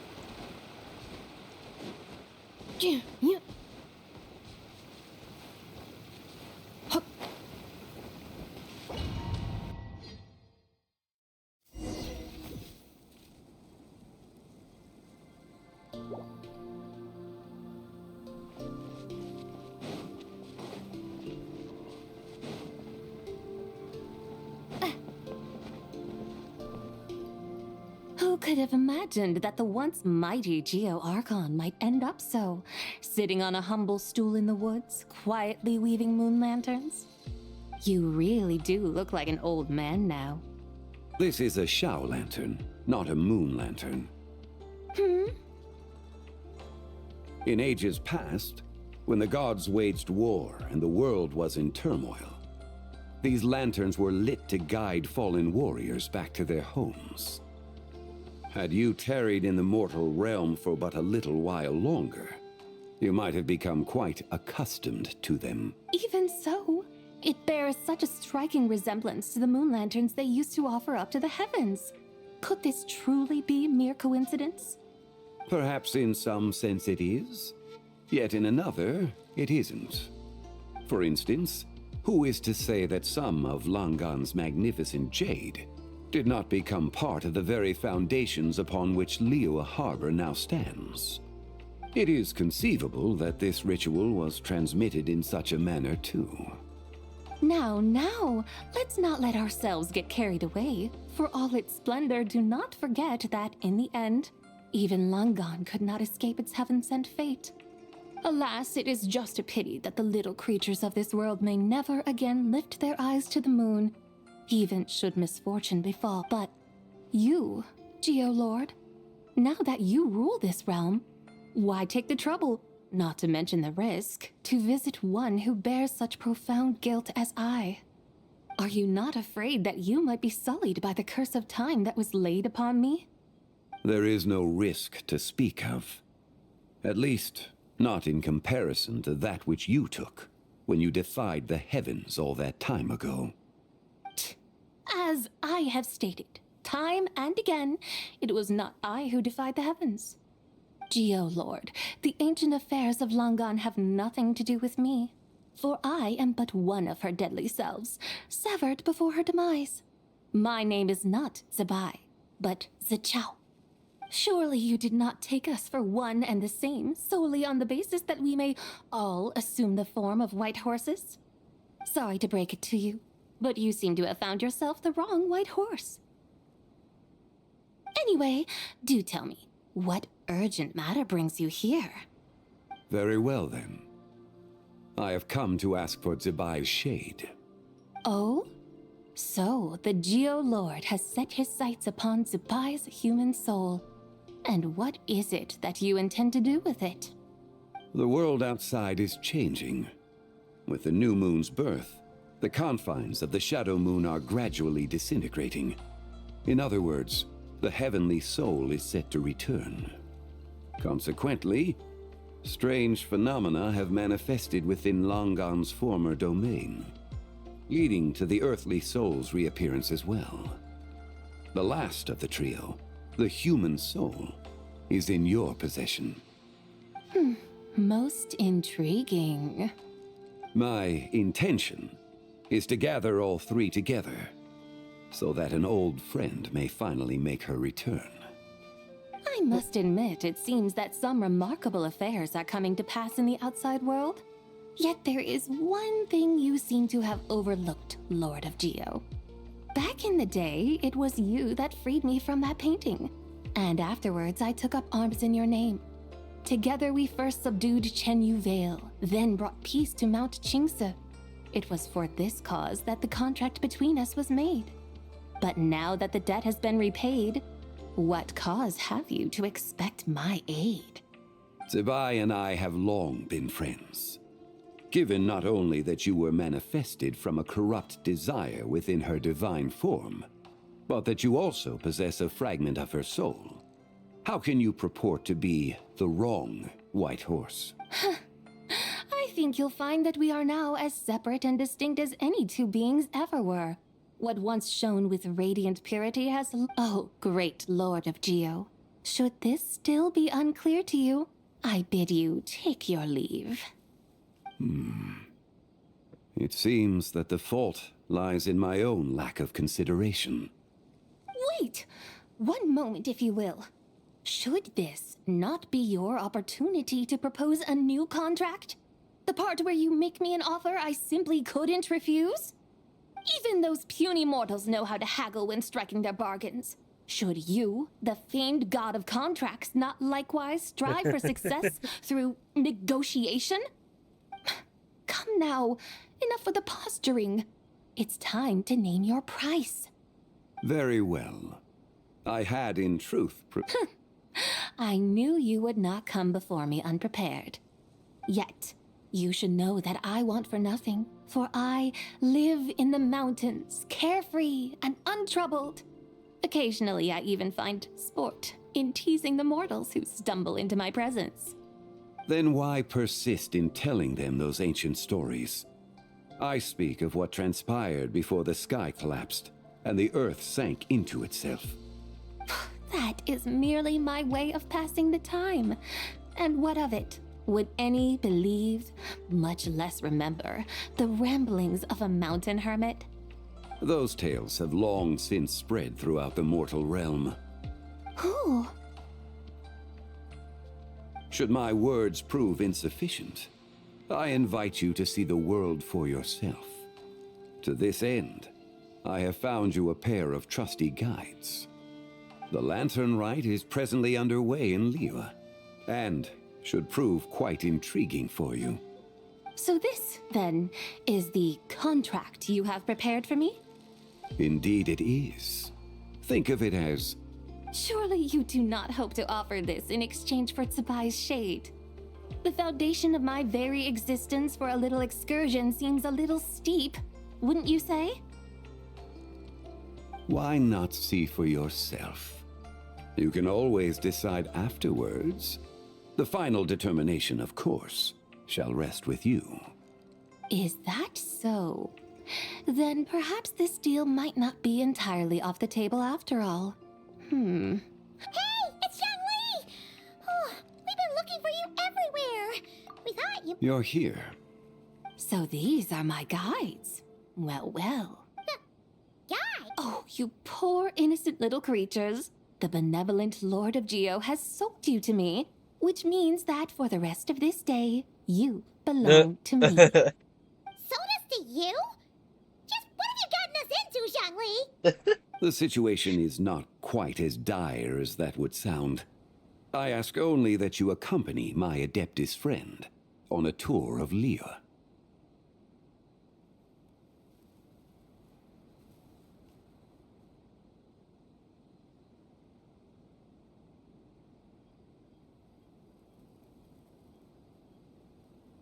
I would suspect that depends on how well you entertain me. Entertain you?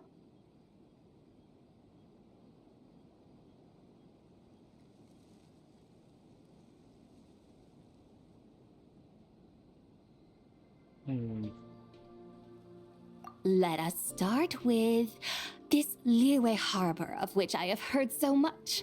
Nowhere is quite so fascinating as a place teeming with little mortals. How come this Adeptus sounds so different from what Paimon imagined?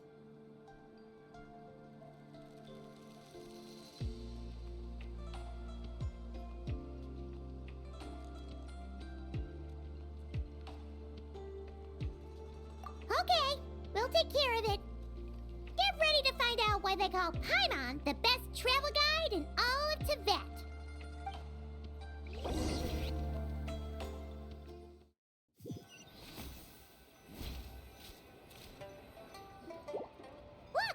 We've arrived at Liyue Harbor.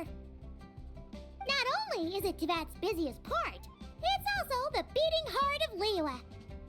So, dear Madam Adeptus, where would you like to go first?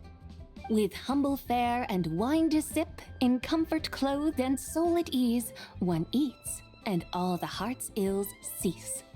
So we're heading straight for the good stuff? Well, you're in luck, because Paimon's an expert when it comes to food. There are two main cooking styles in Liyue. Li cuisine, which is all about mountain delicacies, and Yue cuisine, which is centered on seafood. The most famous restaurants are Liyue Pavilion and Shinyue Kiosk. Oh, now Paimon's starting to drool. Guess our only option is to go try them both. 2 meals back to back. Both sound like excellent options to me. Are these the kind of establishments that most people might visit on a regular basis? Not exactly. Both Li cuisine and Yue cuisine are known for their pricey ingredients. Definitely not what you'd call the budget options.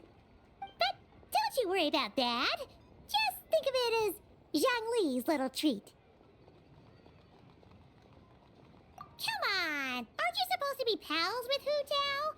I'm unsure we can afford to spend a little more of her mora at least. Hey! All Paimon wants is to provide our Adeptus with the best possible experience here. Don't you want that too? Both certainly sound like worthy choices. Just now, though, I happened to see a porter pass this way. Where might individuals like him go to eat? A hungry porter, huh?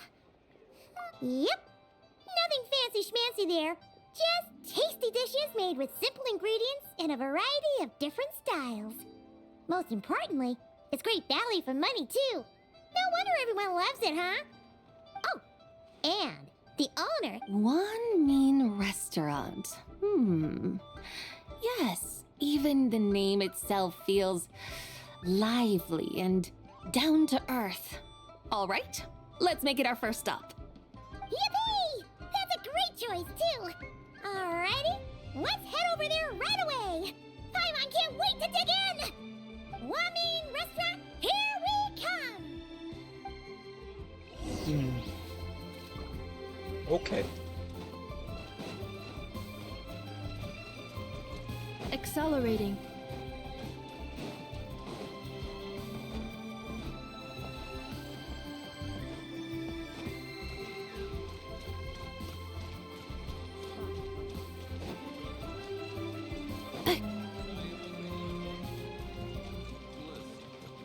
Let me tell you how it is.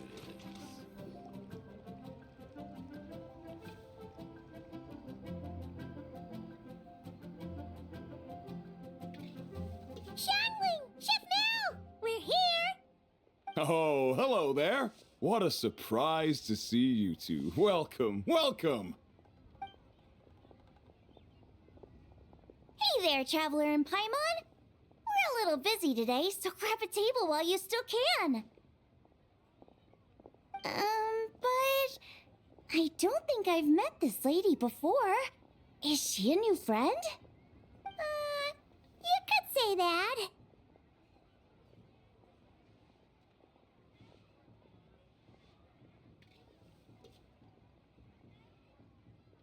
Oh, I see. Well, hey there. A friend of the Traveler's a friend of mine, too. Don't worry, we'll take good care of you. Just order whatever you want, it's on the house. By the way, I'm Xiangling. I cook here at One Mean Restaurant. What's your name? Miss Xiangling, have you ever heard of the White Horse Adeptus? Of course. I am her, and she is me. Huh? You mean... Oh, you young'uns crack me up. Come on, Xiangling. You've got to keep up with the times. Haven't you heard of cosplay? It's like a role-playing game where you dress up as famous characters and pretend to be them. Seriously, your friends sure keep their fingers on the pulse, huh, Traveler? Wow, Dad. Didn't know you were so tuned in. But how come I haven't heard about it? You gotta listen to our customers.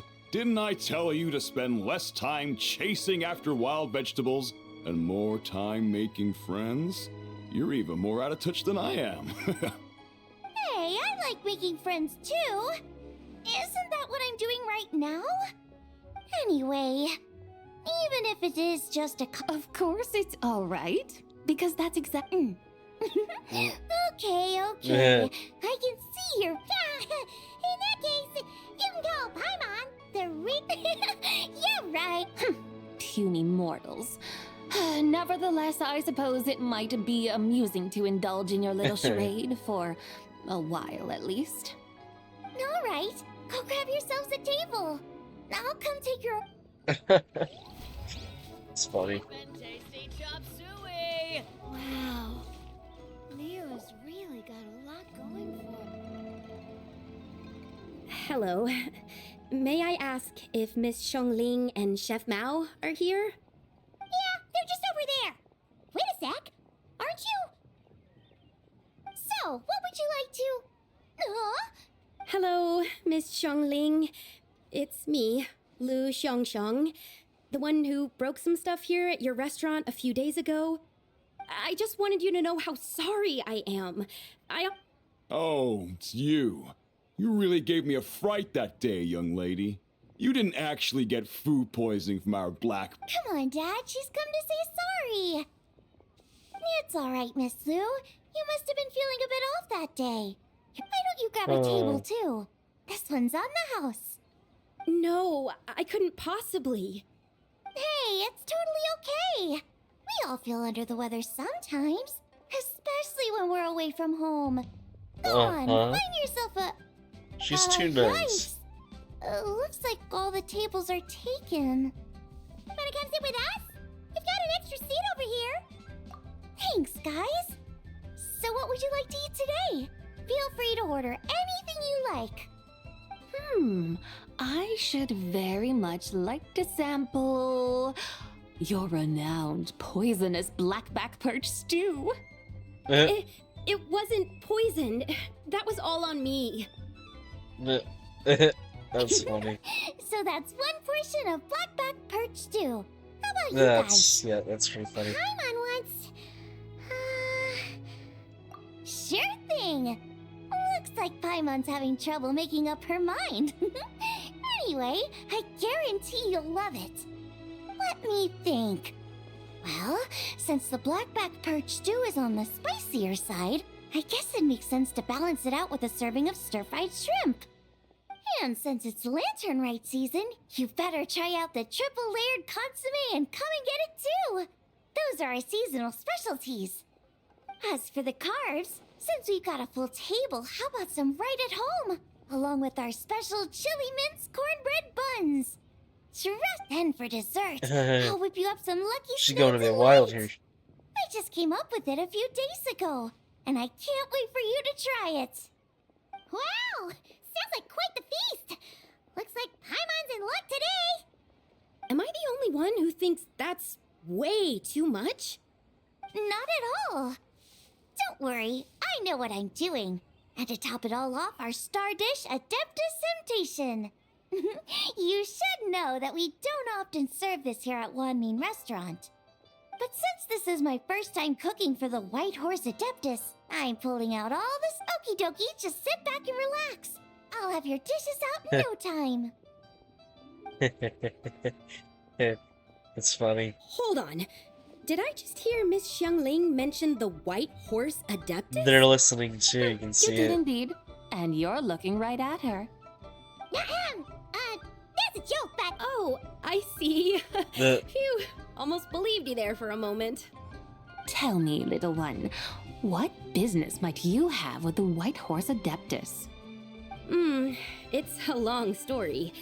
Basically, a while back, I took part in an archaeological dig over at the chasm. While we were there, we discovered a number of relics. Our findings show that they date back to the era of Long Gone, an ancient nation whose people are said to have been the ancestors of some of the modern-day inhabitants of Chenyu Vale. And why might such matters concern the White Horse Adeptus? Because some of those relics not only seem to contain textual references to her, but even depictions of what she looked like. There have long been legends claiming that the White Horse Adeptus was a deity of that era, but there are plenty of other theories out there too. If I could just locate some more detailed records, I'm sure we'd be able to find out so much more. So you're into history? Well, to tell you the truth, I actually joined the archaeological team by sheer accident. But once I'd started down this path, I knew that I wanted to make something of myself. Recently, though, things seem to have taken a turn for the worse. I still can't believe I caused such a mess and even ended up hurting someone. Oh, so you're considering becoming a martial artist now No, I mean, they weren't seriously hurt. It was just a few scratches, and they let it go after my mother compensated them. Either way, my career's pretty much over. And even though both the victim and the Ministry of Civil Affairs say they won't be pursuing the matter any further, my father says he's going to punish me according to our family rules. Lovely. Family rules? Yeah, he's decided to ground me. I'll have to return to Chaoying Village after lanternrite, and goodness knows when I'll be allowed to leave again. Wow, that's harsh.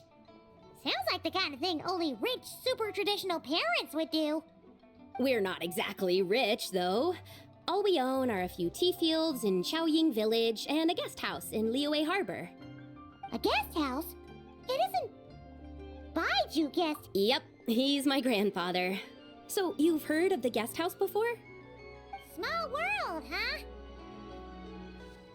Come to think of it, didn't Boss Lou mention something about hoping that the White Horse Adeptus would... Sure, but Paimon's guessing this wasn't exactly what he had in mind. Little one, it sounds to me that your family is rather well off after all. What then drew you to archaeology? Why subject yourself to such unnecessary hardships? Even if I stayed at home, there's no guarantee I'd lead a nice, easy life. Just look at my father. Recently, my grandfather put him in charge of the guest house, and he came up with a bunch of ideas right away, starting with changing its name. That didn't turn out well, though. My grandfather yelled at him for days, even calling him a bad son, and they still haven't let it go. Oh! Paimon thinks we might have heard about that too. Long story short, being dependent on others is never fun. You just end up being completely under their thumb. That's why I want to make it on my own out here, no matter how hard it is. After all, as the saying goes, to rise above others, one must endure the hardest of hardships. Oh. What's so funny about that? You poor, innocent little creatures never fail to amuse me. To think you would endure all manner of hardships in your brief time on this mortal plane, and all that merely to rise above others. I would have thought that the wiser path would be to simply roam this world as I do. Oh. Huh? Yeah, Tell that's me, exactly what I what is said. it that you truly delight in? What I delight in? Yes. Surely there must be something you don't find quite so exhausting. Whatever delights you should not feel like a burden. But do things like that really exist? Of course! Take Miss Xiangling, for instance. I defy you to detect even a hint of hardship on her face when she wields her walking spatula. So, since it seems you are resolved to tread the rocky path, you should strive with all your might to pursue that which brings you delight. You mean, like cosplay? I suppose you might say that. Looks like the White Horse Adeptus is really getting into her role. I think I get what you mean then. Maybe That's I should funny. have a chat with Miss Xiangling before I head home. Okay, everyone. Sorry to keep you waiting. Here's your food. Wow. It all smells so good. You think everything smells good, Finally, Paimon? I get to try that famous poisonous stew. Hey, didn't you hear what Shang Shang said? It wasn't the stew. What's up? How fiercely this mortal fare burns upon the tongue.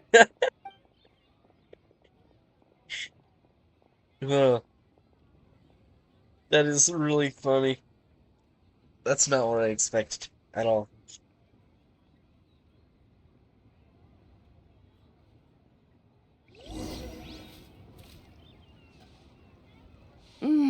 Most satisfying as poisonous stews go. So, where to now? Time, I think, to seek out some diversion? No, there's plenty of entertainment options in Liyue. Paimon will tell you that. The locals like to drink tea. Storytelling performances? You know, like listening to people telling stories. They're usually based on old Liyue legends, just like their operas. Stuff like The Divine Damsel of Devastation, Through the Eyes of a Dragon, or The Sanctification of Tao Do. What about the story of the bright moon that sits in the sky above us? Paimon doesn't think she's heard that one. Still, the moon does come up quite a lot. Since we're on the subject, you like telling stories yourself, right? Why don't we go check it out?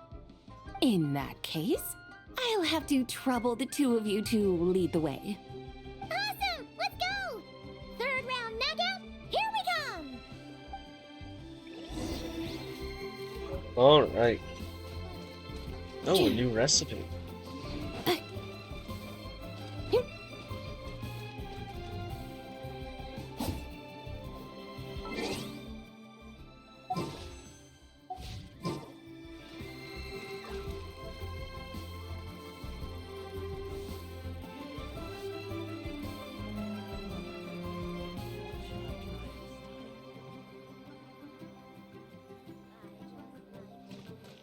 Oh, I fell.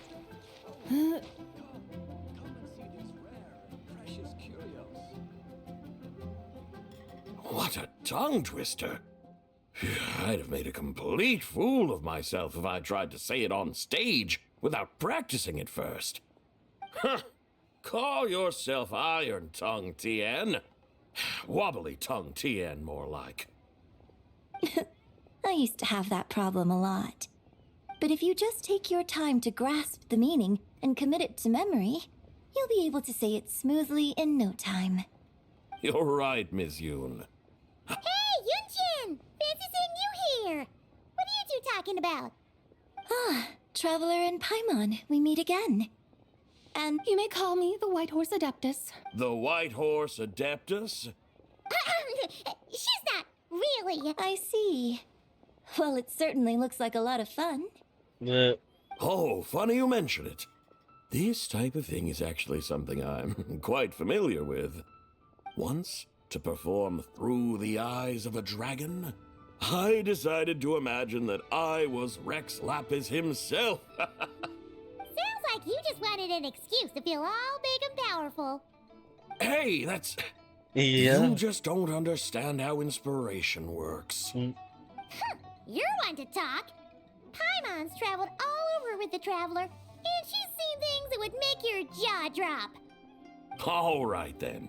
Since you claim to be so knowledgeable, why don't you prove it by reciting an ancient poem?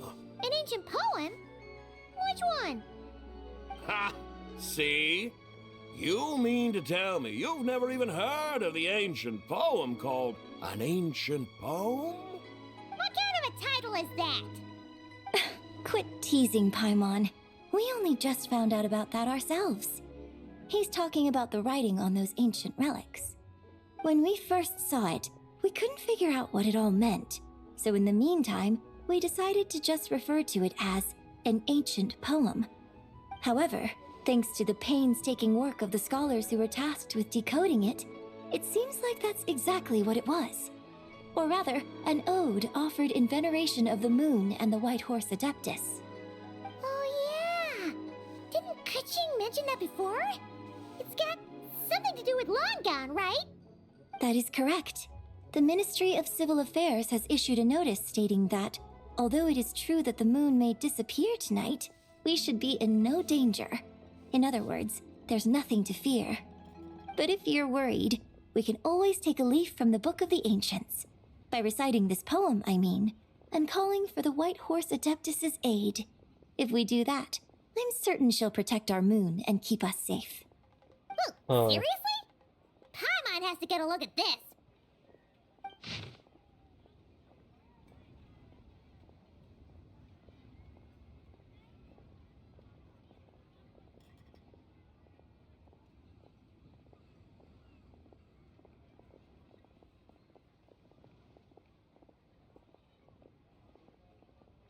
Under moon eternal, in radiant night, a maiden grants silk, soft and light?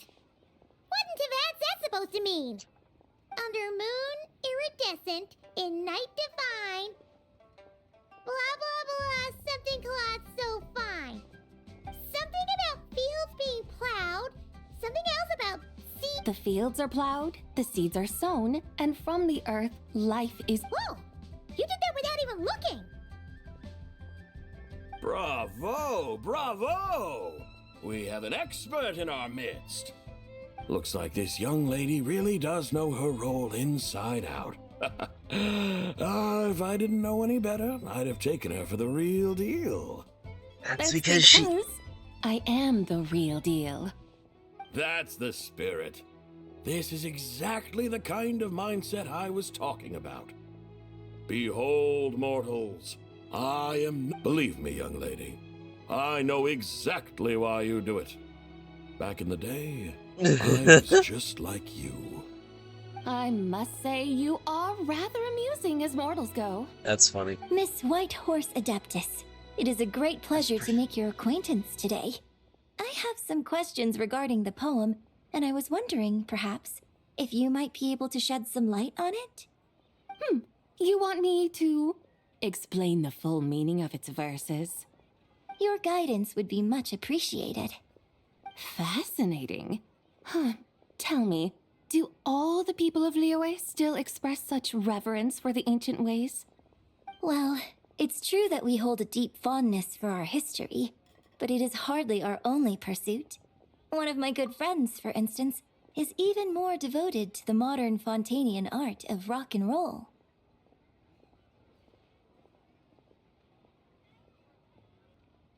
Oh. Exactly. And don't forget, That was nothing but great a pause for practitioners of the whoever may be role-playing watching, arts but walk among us I'm too. back after People like me and you, small young break. lady. Yes. So rather than placing too much emphasis on our reverence for the ancient ways, it might be better to say that here in Liyue, 100 passions bloom, each with a voice of its own. I see. Then, I suppose it wouldn't do any harm for me to enlighten you. In truth, it is but a simple poem of blessings. Its meaning is this. As the eternal moon rises in the night sky, a maiden adorned with lustrous jade descends upon the earth. She blesses the kudzu vines and mulberry leaves, so that they may be used to make coarse cloth that is nevertheless soft, light, and comfortable to wear. As the iridescent moon rises in the night sky, a maiden adorned with lustrous jade descends upon the earth. She blesses the kudzu vines and hemp, so that they may be used to make fine, luxurious cloth. As the frost moon rises in the night sky, a maiden adorned with lustrous jade descends upon the earth. She blesses the mugwort and artemisia, so that they may be perfect for divination. So she really did come down from the moon?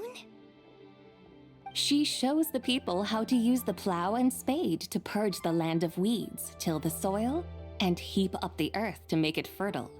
Then with the hoe, she teaches them to sow their grain, bestowing the promise of life upon every seed. She blesses the millet and the beans, ensuring that their stalks and vines stretch forth without end. She graces the wheat and the rice, so that their heavy heads are filled with plump, glistening grain. Sounds like she's a real pro at all this farming stuff. The fruits of the field are harvested and brewed into sacred wine for honored guests. This we reverently present to the divine maiden, with every ceremonial step flawlessly observed, so that she may witness the depth of our piety and respect.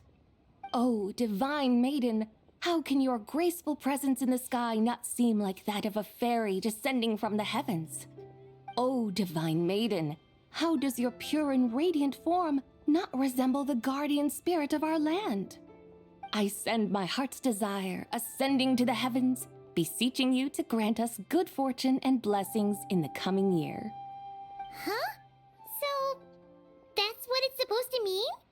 I find myself speechless, moved beyond the power of words to convey.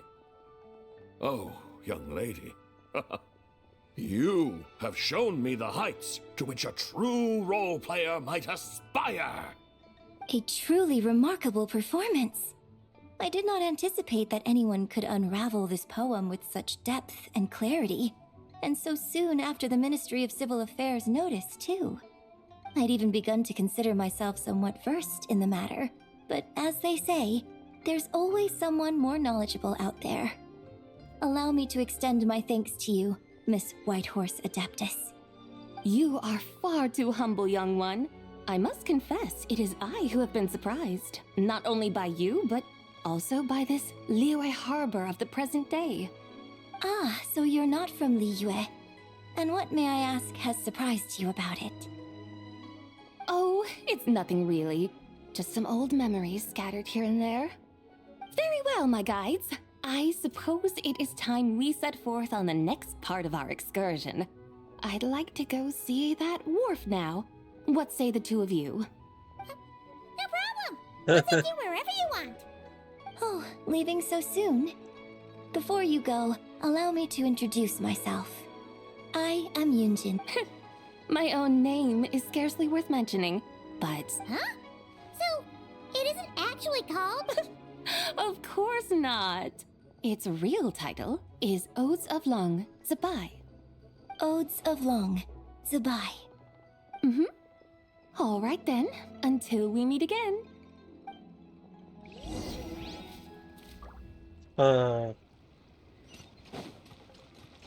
Let's not get stuck. Let's see who's online. Nobody. Wow.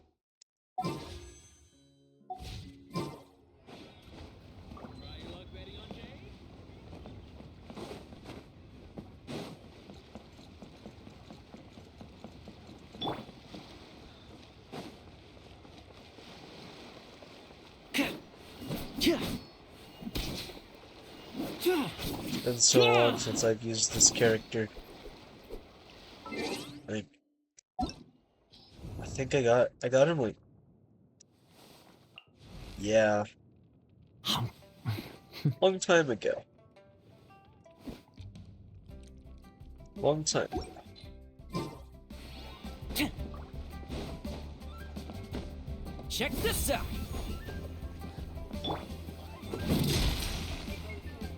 Getting gear.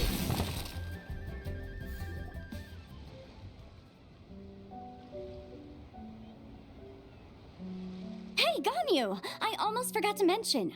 On my recent trip to Nodcry, I came across something really fascinating in the Frost Moon Scion's library. I found records in their collection of another divine envoy living on the moon. A divine envoy on the moon? You don't think it could have been referring to the White Horse Adeptus too, do— No way to say for sure. Still, the similarities between our legends are intriguing, to say the least. Isn't it amazing? Especially when you consider how far apart we are. It truly is. We might live in different lands, but when we look up at the night sky, we all see the same moon and stars. Wait, Ganyu fought in the Archon War, It's so like she might we're all bound recognize. together, no matter where we are. When you think of it like that, it's almost as if our friends from other nations will be right here celebrating with us. Isn't that a wonderful thought? No wonder you were so excited to go see the giant lantern when you first got back. Sounds like you're a real fan of the White Horse Adeptus, huh? I guess you could say that. Just a pity she's so elusive. Even Granny's never met her, you know? Maybe she really is just a legend after all. Hey, Yanfei and Ganyu! Trust Paimon. The White Horse Adeptus is as real can be. Huh? Oh, look! It's the Traveler and Paimon! Feels like I haven't seen you two in, like, forever. Happy lanternrite. It's so good to see you again.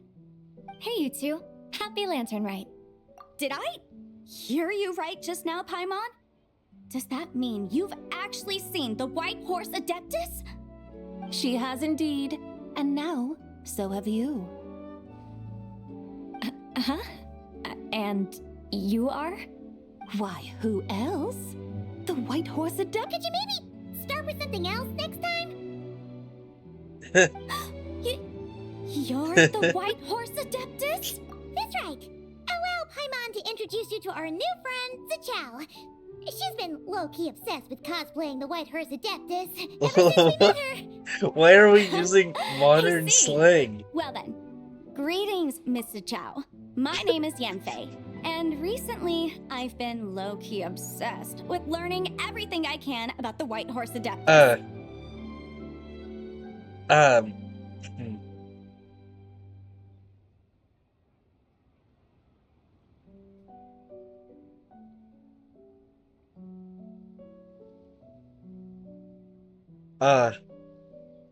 I didn't expect that, modern slang?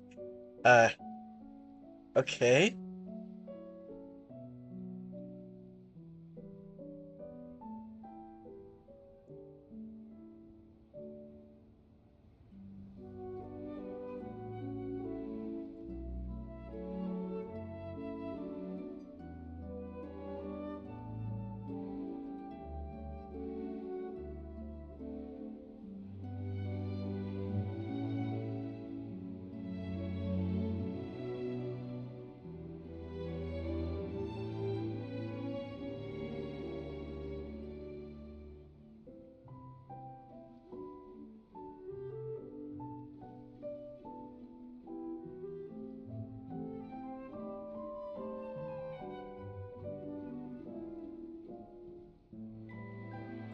Okay, that's...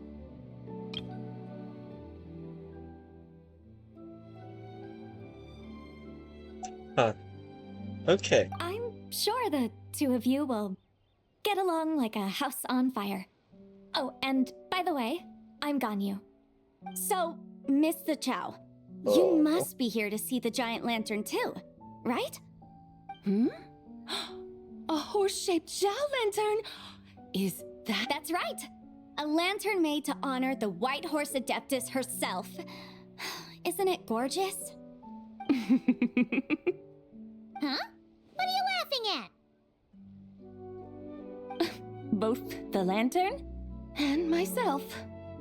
What do you mean? Oh, this lantern truly is an artistic masterpiece. But tell me this, have any of you ever seen a horse before? Come to think of it, Paimon can't remember ever actually seeing one herself. What about you, Traveler? Right, horses don't exist in Tibet. That's right.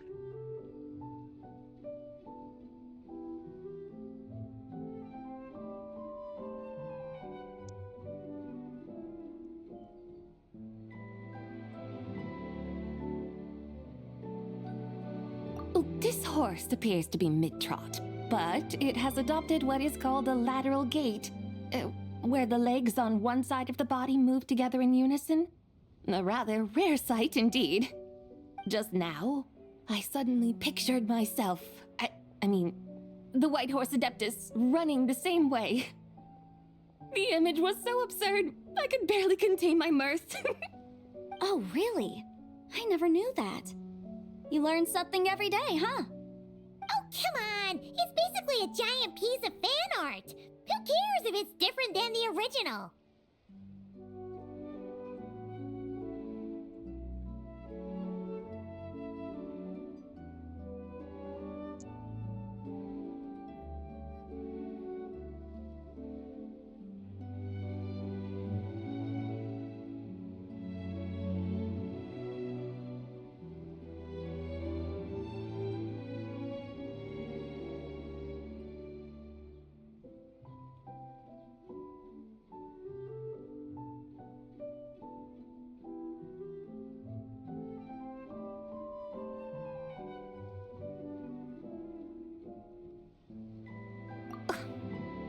I was merely laughing at my own ignorance.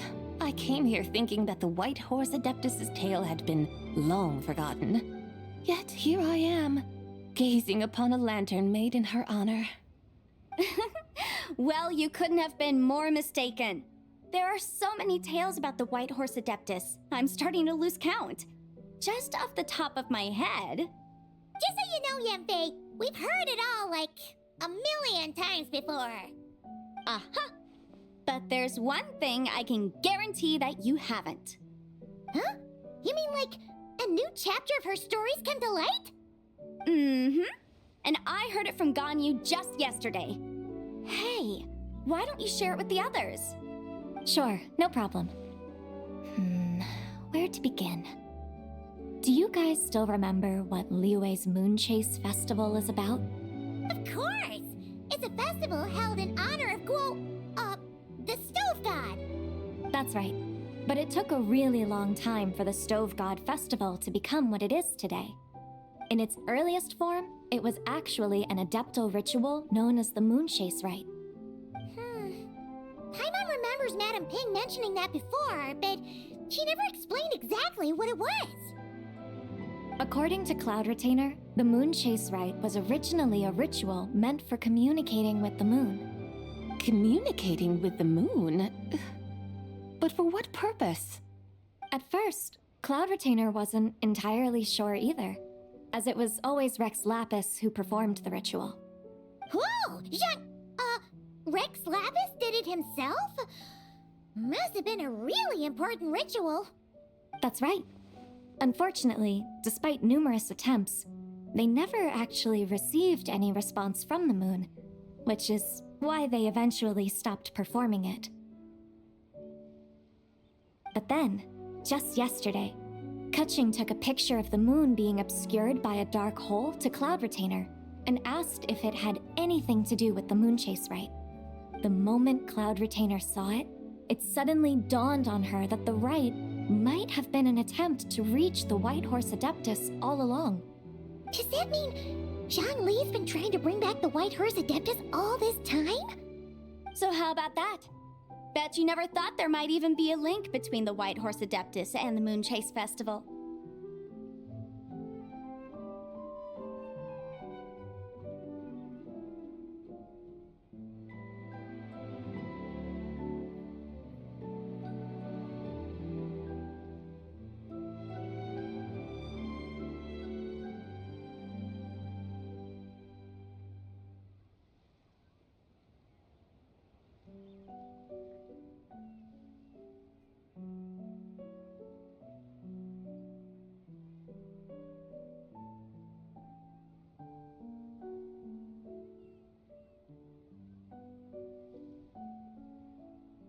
If Kutching hadn't taken that picture to Cloud Retainer, we would never have known any of this. This is probably what Kutching was referring to that day when she mentioned there were some ideas she wanted to follow up on. So, Geo Archon.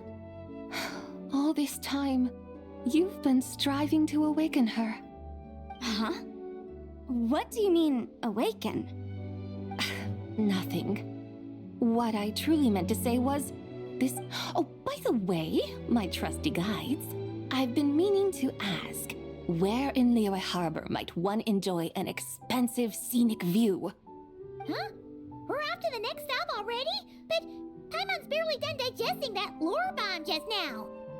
All the more reason to find the right spot to let it sink in. Oh, so that's what you're up to. A tour of Liyue Harbor?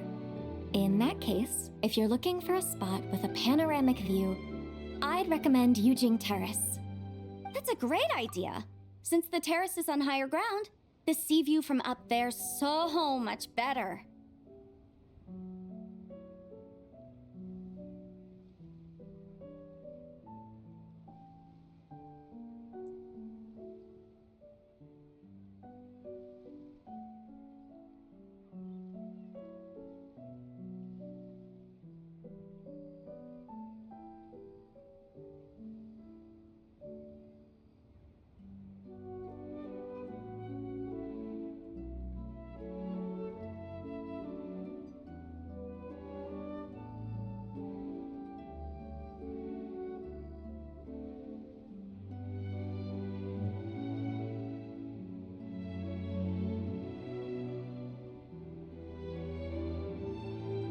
Great! Well, the lantern rite's about to start, so we should get back to Granny's now. Hope to see you all at the festival tonight. Oh, you're off too? All right then. See you both soon. See you soon.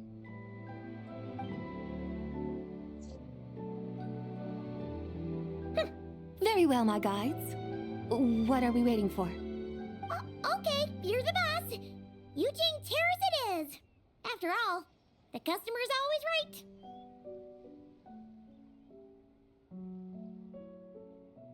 Something else you needed to do?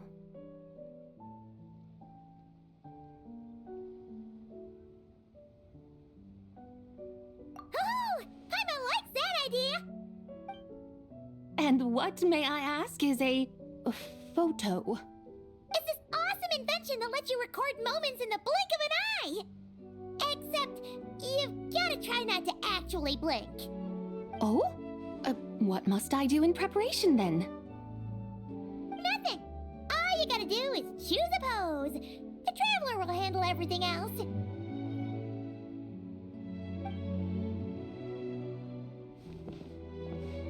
Come on, let's give it a try.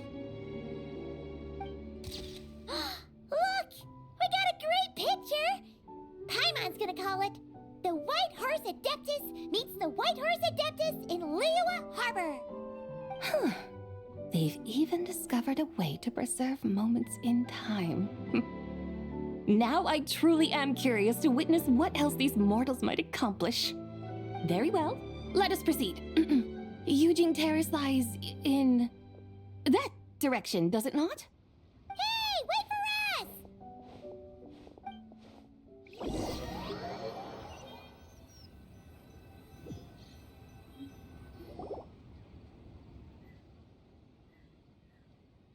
Truly a marvelous view if ever there was one.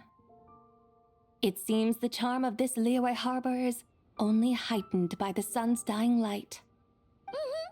And soon, people will start releasing their shell lanterns to mark the most important day of the year. Practically everyone will be with their friends and family, eating a big meal, chatting, and even setting off fireworks. Trust Paimon, it'll look even more amazing then. What do you say? Want to stay to see that? No need. Let us bring this weary day to a close. Weary day? You mean you didn't enjoy your tour? I had imagined you would arrange for me to witness some grand spectacle. Perhaps the descent of divine beings, the manifestation of the sacred before mortal eyes, or the appearance of a selfless hero come to aid the helpless and downtrodden. Or, should that not come to pass, then at the very least spend a little more coin. For that, it seems, is how one finds true enjoyment. Alas, but there was none of these. Instead, we merely filled our bellies, listened to tales, and gazed upon a crude imitation of my likeness. And now the sun begins its descent. What a day of quiet tedium. Well, we're so sorry. If we'd known that was what you wanted, we'd have done it all differently. It's all that Zhang Li's fault for not making the customer's requirements clear. Well, it's too late now. Do you still believe I would part with that soul fragment, now so intertwined with my very being? But...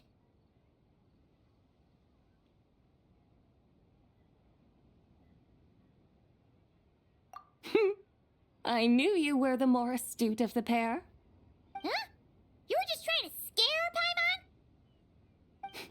It seems the realm of the Geo-Archon has a way of making one more stony-faced. Yeah. So, you were just pulling Paimon's leg? Of course. I was merely engaging in a little banter with the two of you. Long ago, I shared tales with various mortals who chanced upon my mountain abode. Never did I imagine that those stories would endure. It seems I greatly underestimated them. Perhaps, as your Geolord said, a few pieces of ancient Langan's magnificent jade have truly become part of the very foundation of this land. So, you've decided to help us? Again, that goes without saying. I made up my mind some time ago now.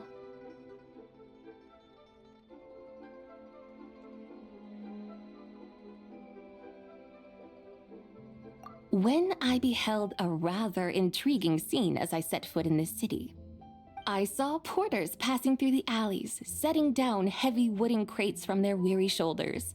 Peddlers pushing carts as the kites and lanterns upon them rustled gently in the breeze. I saw cooks cooking, actors acting, scholars reading, soldiers marching, children playing, elders resting, officials officiating, and the common folk absorbed in this or that, reveling in the simple joys of life. Some, it seems, have already found that which stirs their hearts, while others continue to fret, troubled by uncertain futures. Yet, in this gentle and serene order, each holds fast to their anticipation, not only for the celebrations to come, but also for the first light of the morrow. Scenes I once yearned to behold now unfold before me, no longer in Langan, but in Liyue Harbor, thousands of years. How wondrous is this mortal realm! Thank you, Whitehorse Adeptus! Thank you so much! Adeptus, Adepti. Perhaps the singular art in which we are truly proficient is that of sequestering ourselves within the high mountains. Yeah, but once we leave our mountain refuge, we find ourselves drawn back to mortal ways all the same. So, it is I who should offer my thanks to the two of you. Traveler, Paimon, you have come now, and take what it is you need. You mean, like, right now? But don't you think we should wait for Zhang Li? That won't be necessary. All things shall meet again in their time, for the waters know no rest, and the flowers their appointed season. One need not fear that life is but a journey of goodbyes. Yeah, you're immortal, that's definitely true. Is she gone?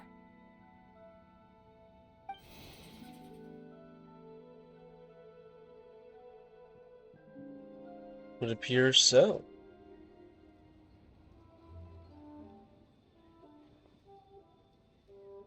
Yes, she's gone. A deadly self is formed from the body's impure vapors, so naturally it cannot survive long in this world. Had it not been sustained by the remnant of Zibai's soul, it would have faded away a long time past. Now that the remnant is gone, it has severed its ties to the mortal world. Zhengli! When did you get here? A while ago. I would have thought you'd at least want to say goodbye. Though mountains endure, the ceaseless waters will, at last, wear away their sharp edges. Thus must I meet the marks wrought upon her by the ruler of time with great caution.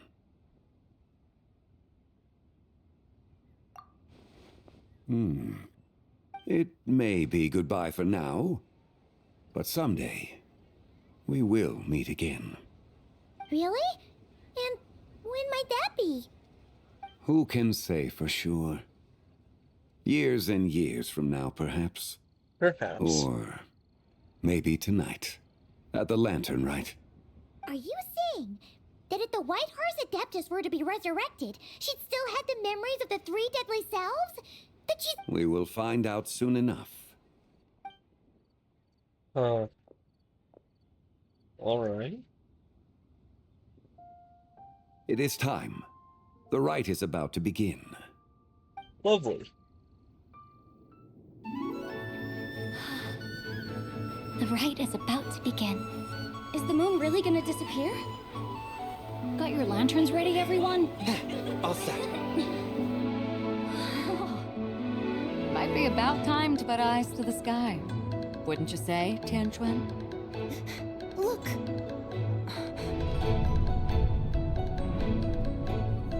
When the sun's out, eat the sun. When the moon's out, eat the moon! Whoa, is this the lunar eclipse?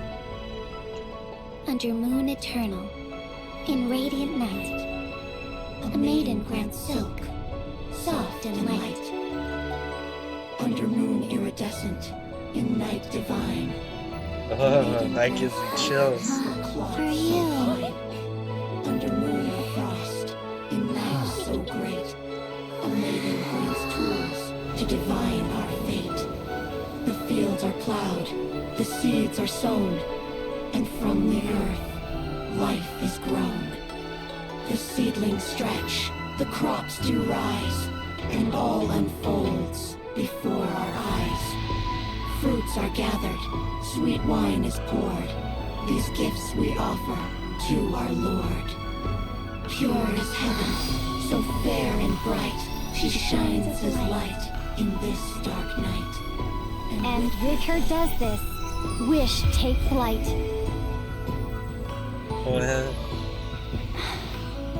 Devoted soul, scattered and unbound. Let this lantern guide you home. By its light be found.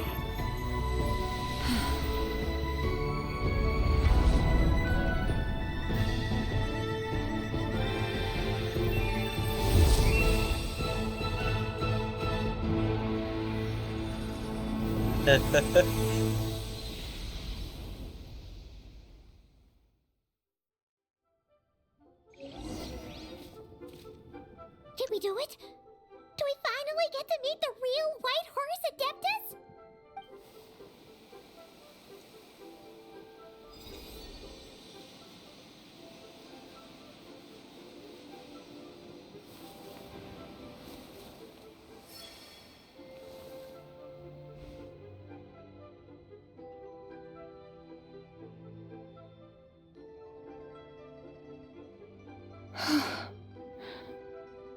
This place.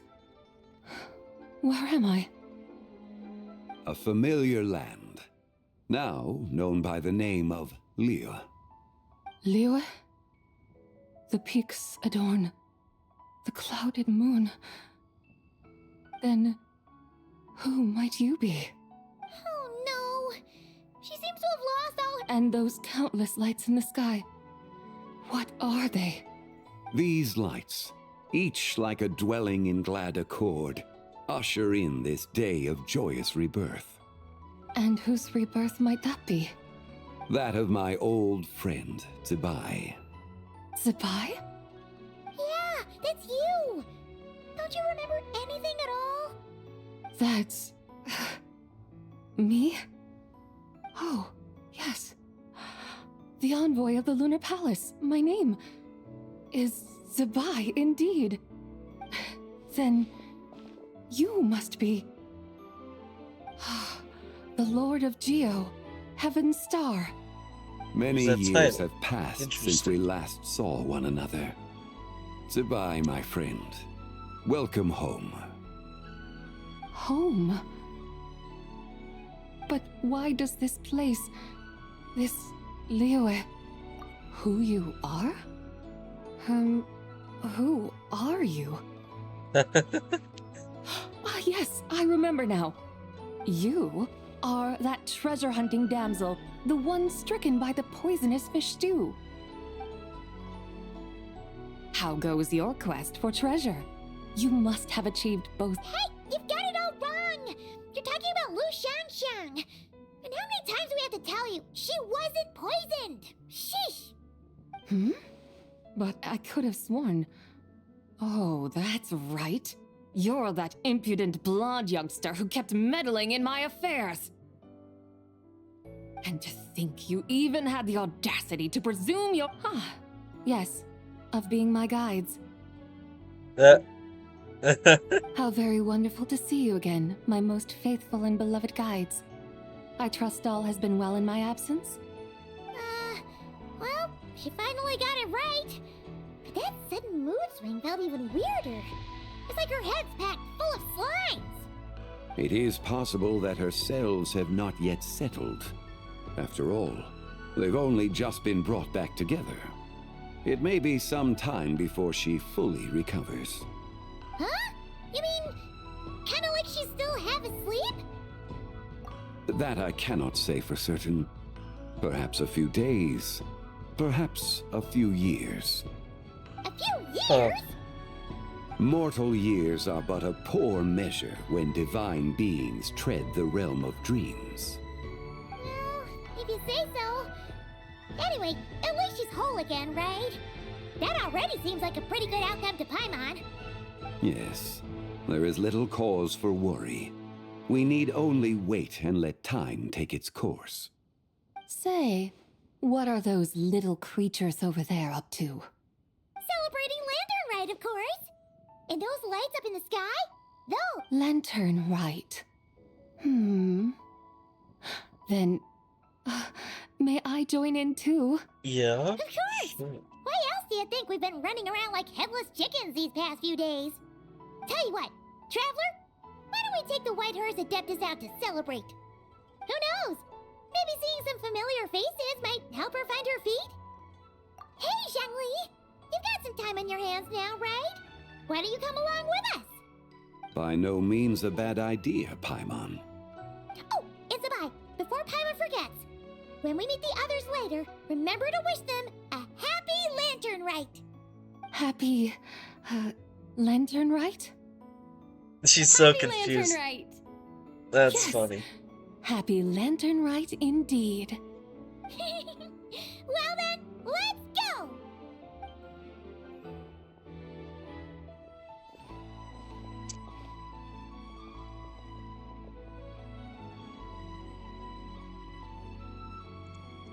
Lanternrite. A night of joy, reunion, and moonlit blessings for all.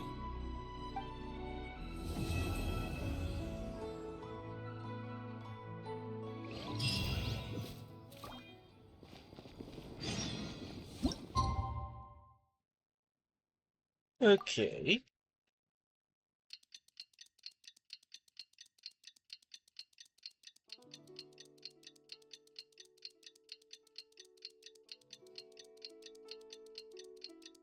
Paimon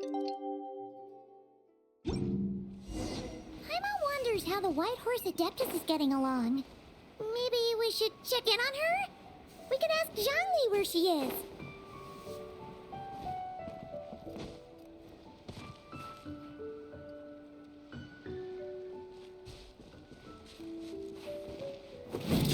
Frost is coming!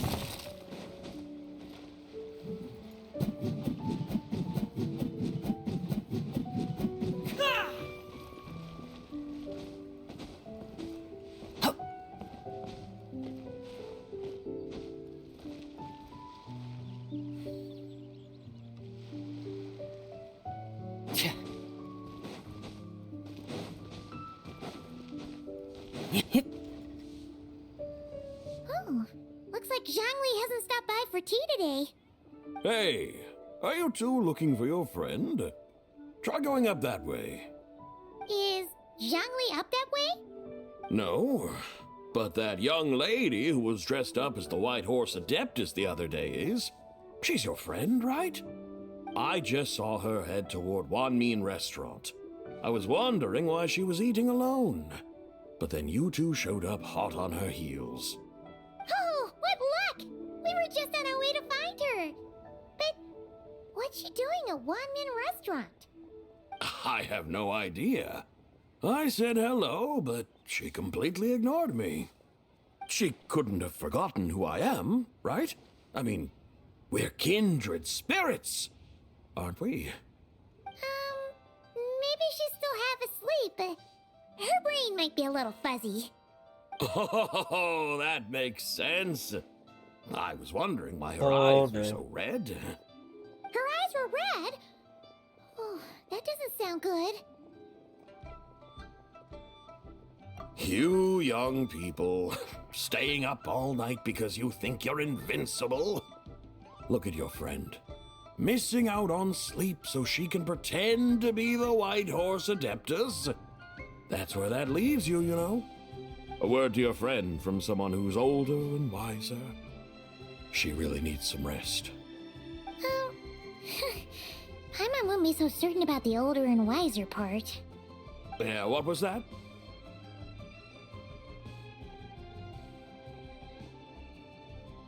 Hurry along, then. Oh, and don't forget to come back and check out my Rex Lapis cosplay when you're done. Really?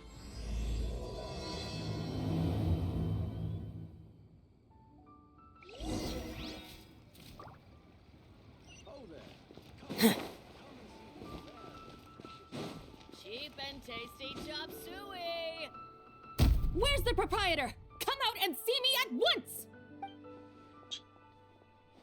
Oh boy, here we go again. Xiangling and Chef Mao aren't here right now. What can I help you with? And who might you be? My name is Shenhe.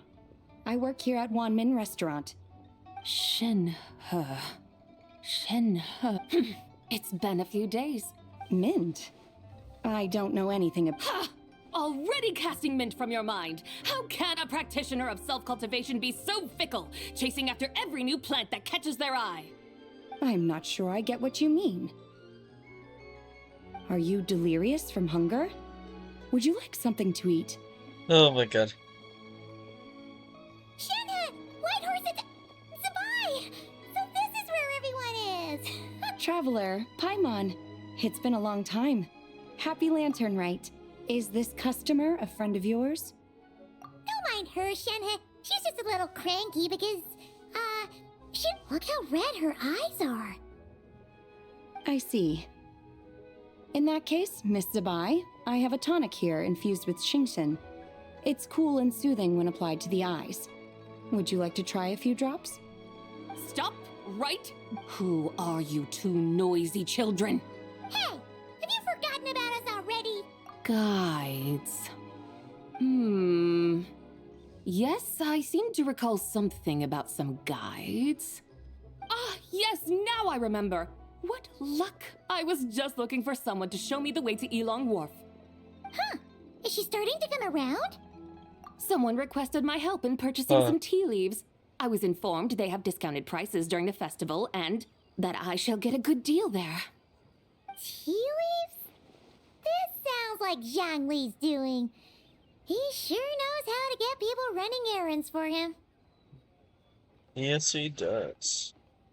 The Wangsheng funeral parlor's yearly expenses at an exhibition a few days ago. I accidentally pressed the button before I had paused. Oh well. As such, he is only permitted to buy items that are discounted this month. Oh, that's his boss, Hu Tao. It's about time she realized the problem and put a stop to his spending sprees.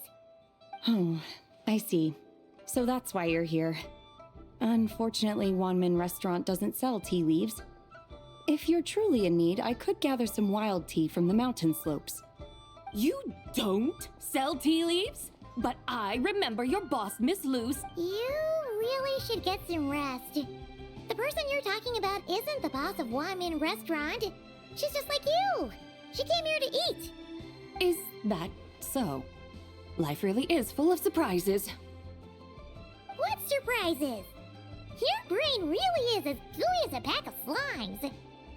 I can't believe Zhongli entrusted you with going all the way to Yilong Wharf and buying tea. Yeah, it's a weird decision on his part. That would be excellent, my dutiful guides. Ah, yes, Miss Crane. I completely understand. Master often says that the human body is like a mechanism in need of regular maintenance.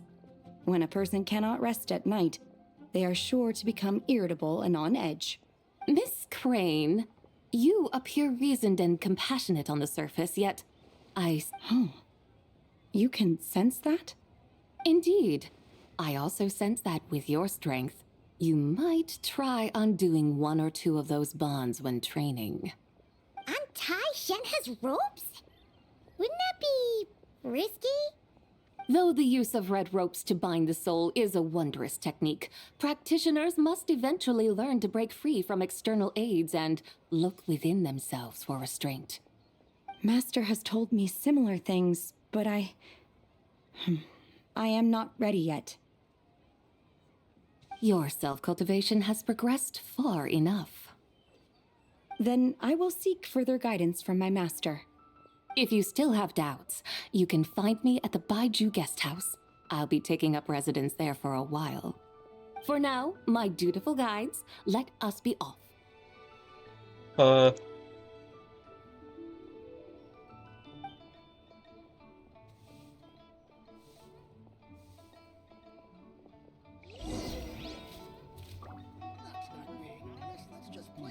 Should I save this money or invest it?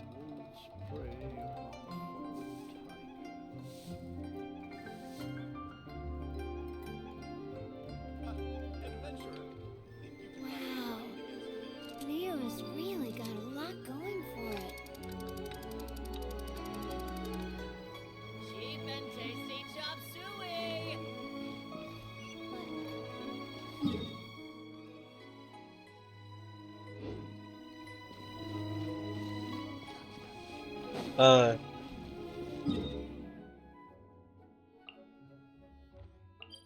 Oh, I'm like, what? I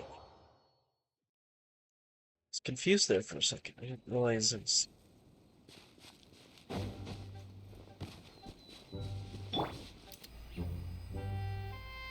You're in my sights. Ha, I got it. Aren't we going to Yilong Wharf? How do we end up on this mountain? Is that small town over there not Yilong Wharf? I sense a familiar scent wafting through the air. You're right! Except for the smell part. Paimon doesn't smell anything.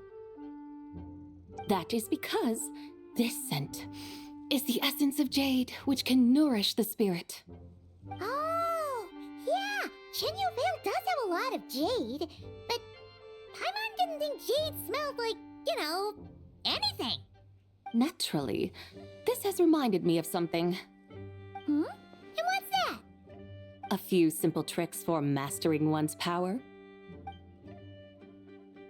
Huh.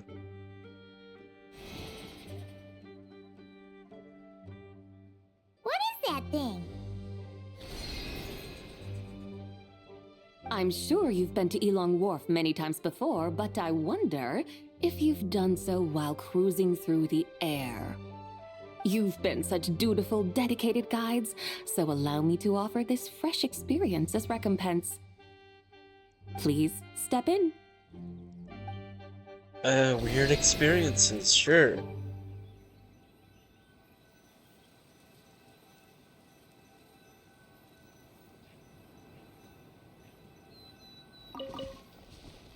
Where's the other one?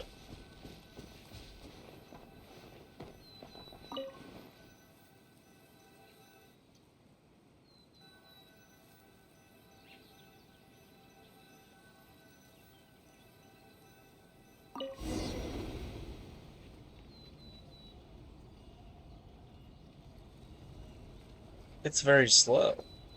This is amazing! Paimon feels just like an Adeptus flying through the sky. What is this thing? I created it from my memories of the chariot of the Lunar Palace. Many years have passed since I last laid eyes upon it, so there may be some discrepancies. Nonetheless, it is functionally much the same. A lunar chariot? Wow! Paimon never imagined she'd get to ride in one! So, Zibai, does that mean you used to work on the moon? Work. That's an interesting way to phrase it, though I suppose you are correct. I was once an angel, a member of a race tasked with guiding humanity. Then, graced by serendipity, I became a moon envoy. Huh? What's a moon envoy? Some kind of super important angel? As you would understand it, a moon envoy is a job title. Any angel, or non-angel, can become a moon envoy. Does that mean you're not the only one? Of course not. Though my memories are still hazy, I vaguely remember some of my colleagues. There was one who liked to take on the form of an ibis. Huh. An ibis? Could it Interesting. Could all moon envoys turn into animals? Does that mean Lauma could take that job? She can turn into a deer, and moon chanters are some sort of Luna envoy anyway, right? Moon chanter? I have no idea what those are. Oh, okay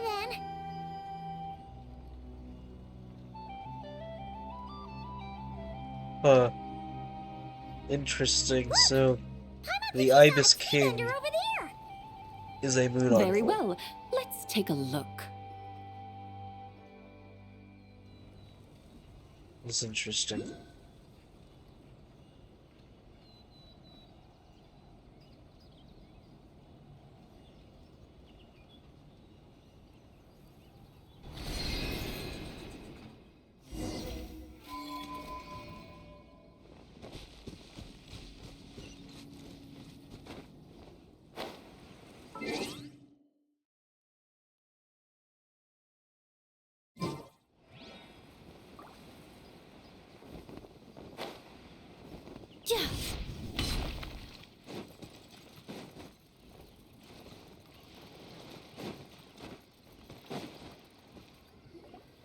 Welcome, please have a look around. We only sell teas of the finest quality sourced directly from Chaoying Village. Right now we're offering a special discount for lanternrite. Look over there! Discounted tea!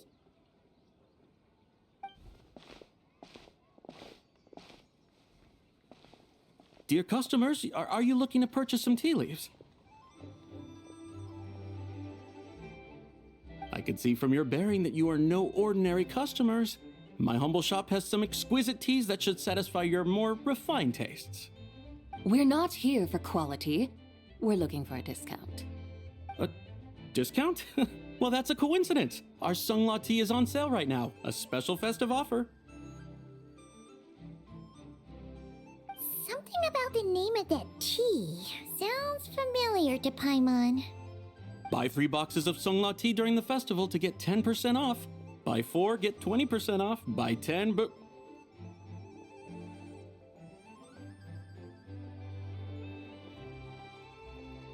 need to open up that.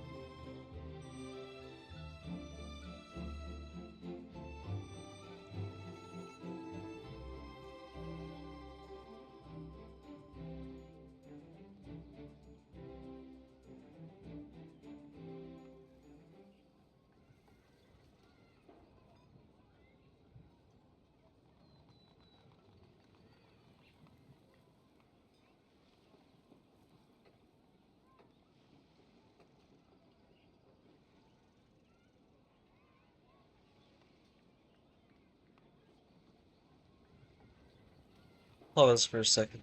Sorry. Okay. That's right. 10 boxes at half price. Have you been to our shop before by any chance?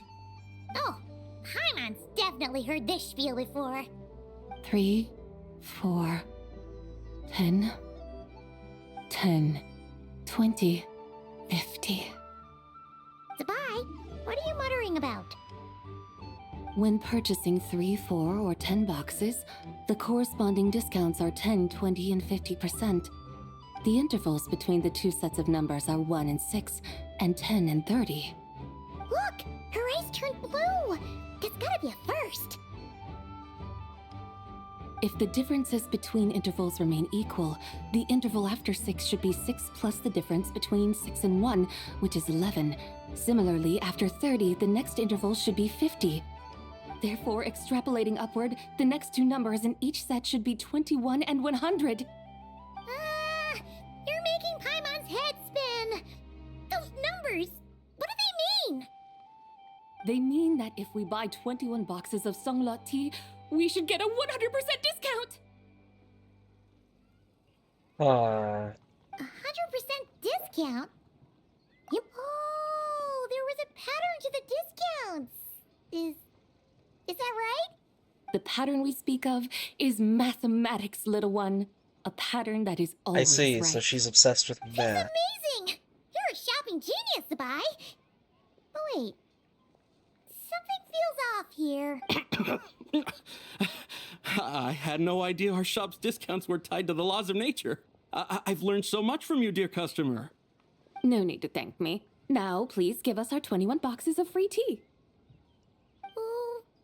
Wait! What's the matter? Paimon just realized what it is that's not right. It took you long enough. We got the short end of the stick!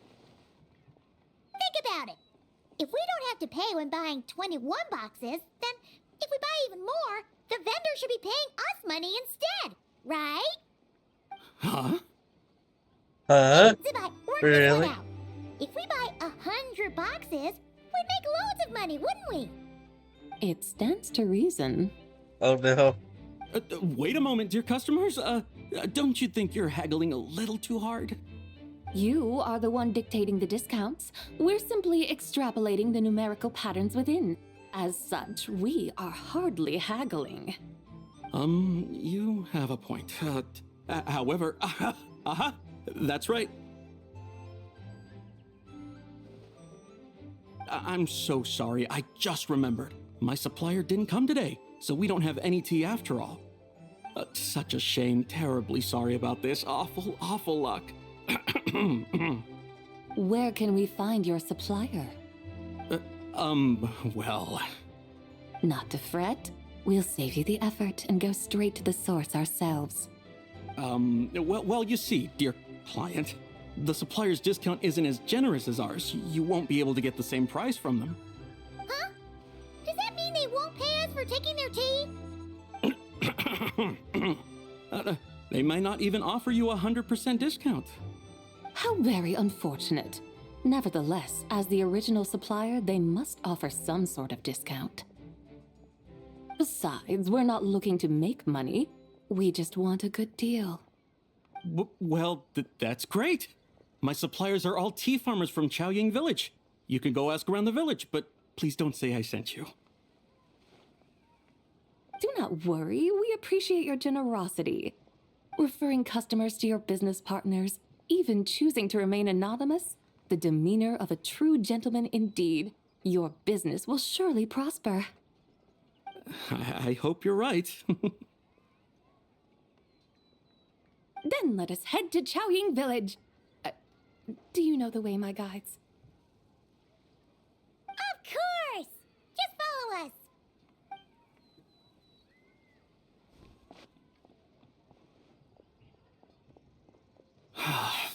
What otherworldly beings were those? Thank the heavens I managed to send them on their way. I should hurry home and pray to the White Horse Adeptus. May she bless me such that I never encounter such customers again.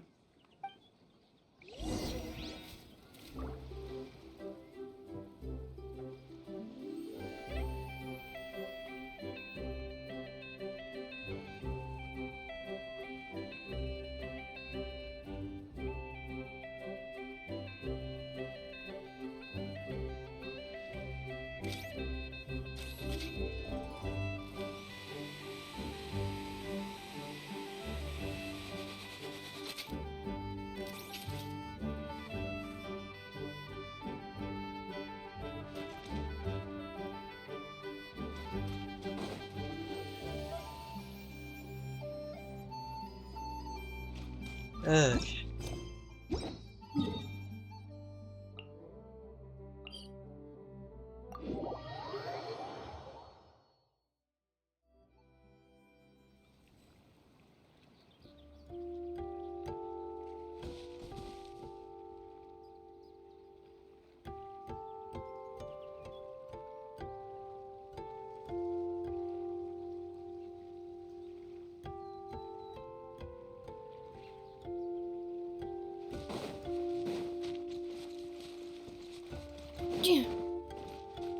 Accelerating. Here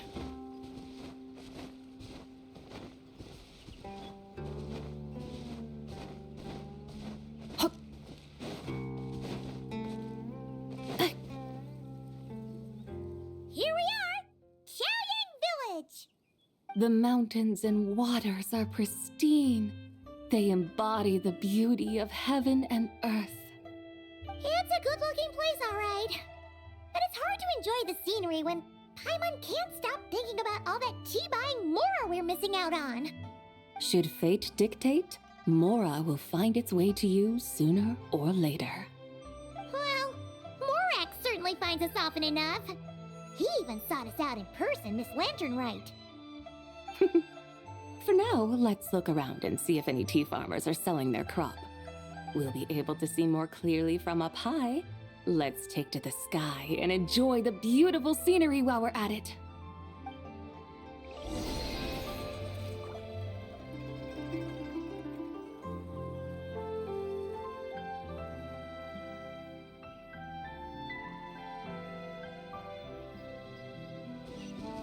Alright, I guess we're getting back in.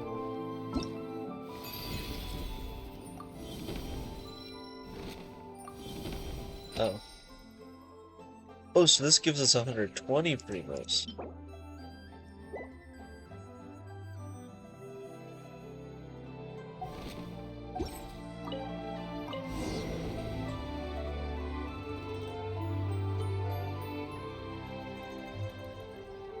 Wow! Chaoying Village looks beautiful from up here. Indeed, the houses here are quite different from those in Liyue Harbor. They follow the natural contours of the mountains, forming unique, elegant structures. Yeah, it's super beautiful. The white walls and dark tiles frame the emerald waves of the terraced fields, while the curved eaves and tall gateways juxtapose each other with grace. It's almost too beautiful to be true. The crowing of roosters and barking of dogs, the calls of farmers working the fields, a vibrant pastoral chorus overflowing with earthly vitality. Yeah, it's incredibly beautiful, huh? Have you studied the linguistic arts by some chance? Huh? Your vocabulary for beauty seems rather constrained. Paimon knows how to say pretty as well. I see. Now then, let's take a look around and see if we can find any farmers selling tea.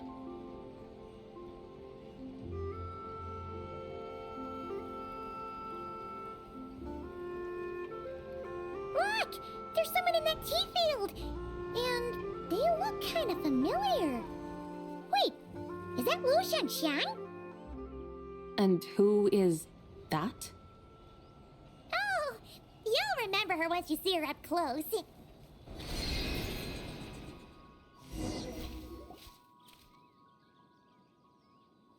Hey there, Lu Shanxiang! It really is you! Huh? Paimon, Traveler, and the White... The White Horse Adeptus has a name. And you are... Wait. I remember now, you're... Don't say anything about food poisoning or fish. You're... the young lady who won... Yes, that's me, but I'm in a bit of a state right now. At best, I can say I've fallen below them. Fallen below them? What happened? Oh. Like I said the last time we met, I'm being punished according to family rules. My father, mother, grandfather, grandmother, other grandfather, other grandmother. Oh, that's a lot of family members. Yeah, and on the night of lanternrite, they held a family meeting to discuss my situation. So, they do care about you. There's no doubt they care. But they think that since I caused all that trouble in Liyue Harbor, it shows I can't be trusted on my own. Right, They decided to ground me. Ground you? Yeah, though they're not confining me to my room. Instead, I have to personally nurture a tea seedling until it grows big enough to be sold at market. Aw, a tiny little tea baby. Do they want you to experience what it's like to be a parent? It's supposed to cultivate my character and temperament. They say this will help me calm down and reflect on my issues. What happened in Liyue Harbor really wasn't your fault. Oh well, at least this punishment doesn't sound too harsh. So, how long will it take for the little tea baby to grow? Actually, I don't know. I've never grown a tea tree before. It usually takes 2 or 3 years. 2 or 3 years? Yes, the tea in this garden requires 2 or 3 years to mature. That long? Zibai, you're not making this up, are you? How do you know so much about growing tea? When the plants thrive and grow, that is the meaning of my name. I can tell at a glance when their season of ripening will come. Do I really have to waste 2 or 3 years here? Why is this happening to me? I'd only just found my direction in life.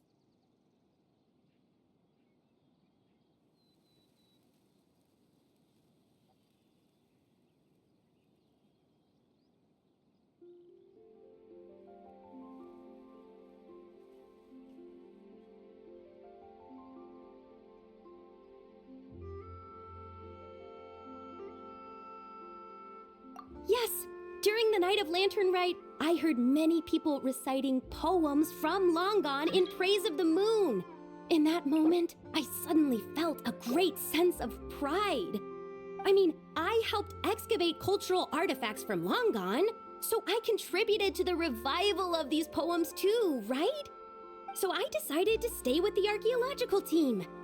I want to unearth even more history. I see. And are you sure that's what you want to do? If you don't achieve anything significant in the years to come, will you still enjoy it? Yes, because archaeology gives me that boom shakalaka feeling. Wait, did Xiangling teach you that? That's right. I was asking her for advice. She said that if something gives you that boom shakalaka feeling, then it has to be worth pursuing.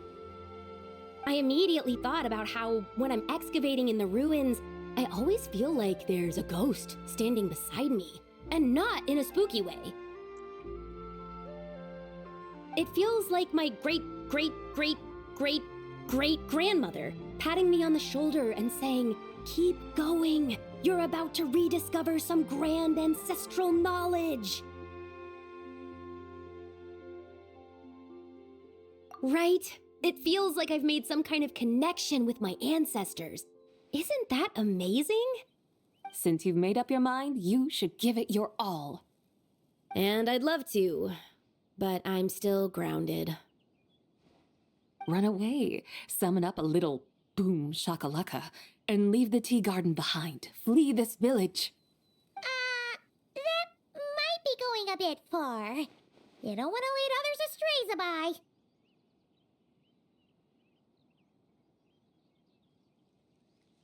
Yeah! Tell them about your great-great-great-great-great-grandmother. She must be the most super-duper ancestor to have ever risen above the rest, right?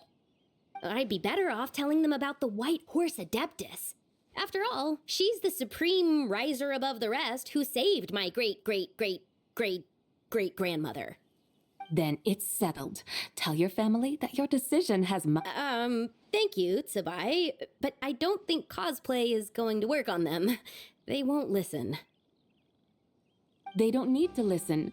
You need only follow the rules they've set out for you. What do you mean? As I'm sure you know, some ancient texts refer to the White Horse Adeptus as the Daughter of Time. My family history contains such records, but what of it? If the White Horse Adeptus were to manipulate time to make your tea seedling grow overnight, then you'd be free, correct? Is that how it works?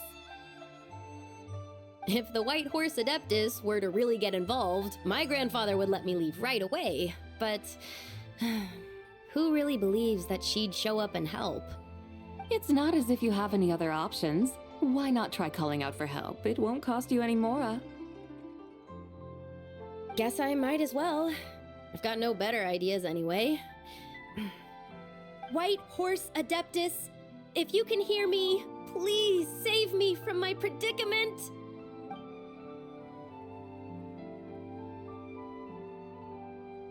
Ugh. Nothing happened, as expected. Perhaps the White Horse Adeptus has already heard your prayer. Why not come back here tomorrow and take a look? By then, the seedling you planted may well have grown into a thriving tea tree. Thank you, Zibai, for trying to comfort me. I do feel better now, kinda. Can't you really do something like that?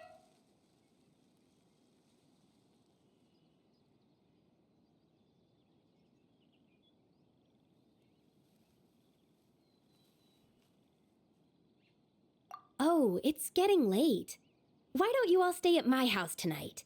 My family may be strict with me, but they're always welcoming to guests. That sounds great! Let's get some sleep and then come back here tomorrow to see if our tea baby has grown.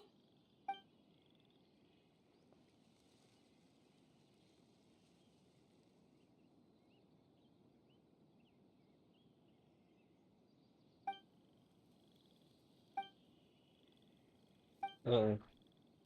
Oh, the tea tree! Whoa! Your tea baby is all grown up!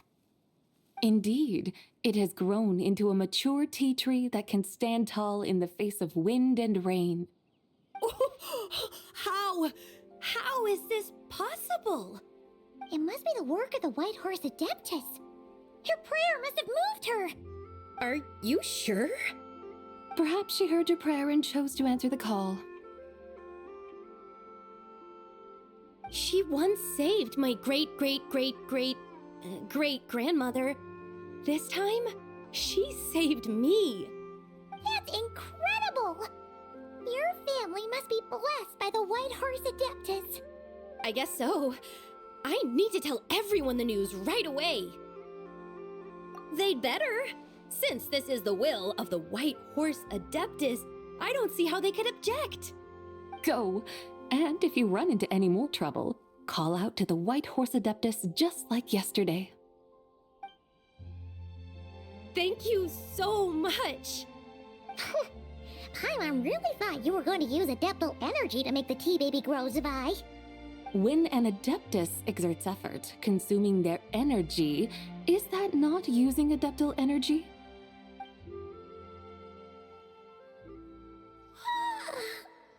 Alright. What are we doing out here in the middle of the night? We're here to help Lu Xiangxiang fulfill her wish, of course. Can you really make the tea baby grow? It won't be easy, but there are ways.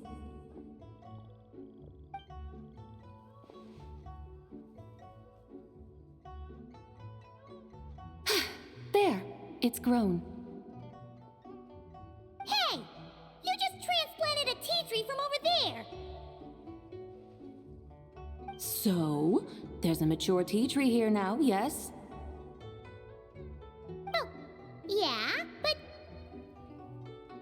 And am I not the White Horse Adeptus? Well, yeah. Is this tea tree then not a manifestation of the White Horse Adeptus's will? You're not wrong. But again, there's something not quite right about this.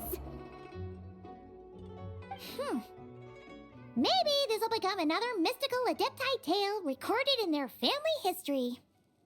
That would be marvelous. Paimon thinks so too. Hey, Traveler! Zibai seems to be doing much better now, don't you think? Oh!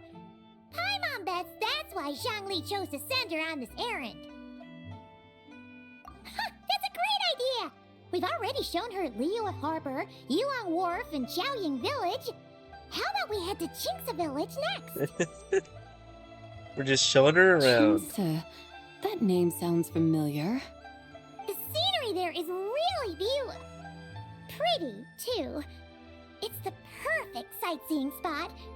How about... I must say, I have been mightily impressed by the mountains and waters of Liyue.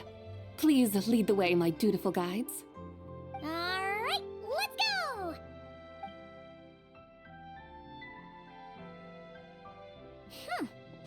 Paimon can't help feeling like we've forgotten something. Pay it no mind. I've already forgotten more than you will ever know. Alright. If we forgot something, it can't have been that important to begin with. Qingce Village, here we come! What did we forget?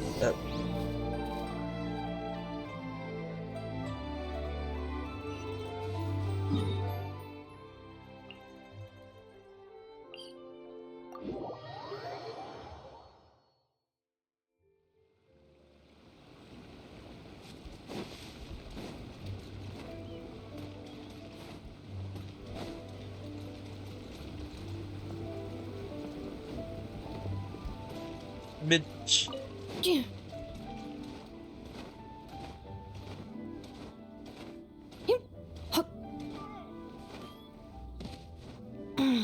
Sweet flower.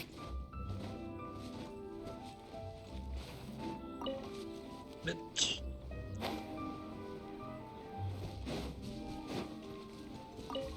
And the cat's back.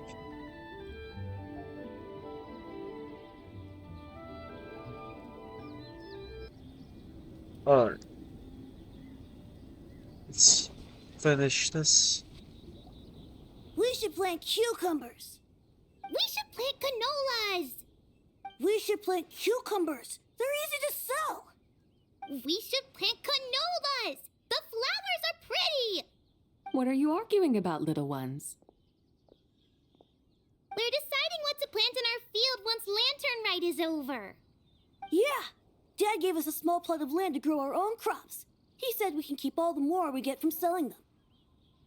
We should plant cucumbers, right? Dad plants cucumbers every year. We should plant canolas. We can press the seeds for oil. It smells good and sells for a good price. An agricultural debate. This should be easy to sort out. Granny, are you a farmer? Could you tell us what to do? Granny? What did you just call me, you rapscallion? Oh no, her eyes are gonna turn red again.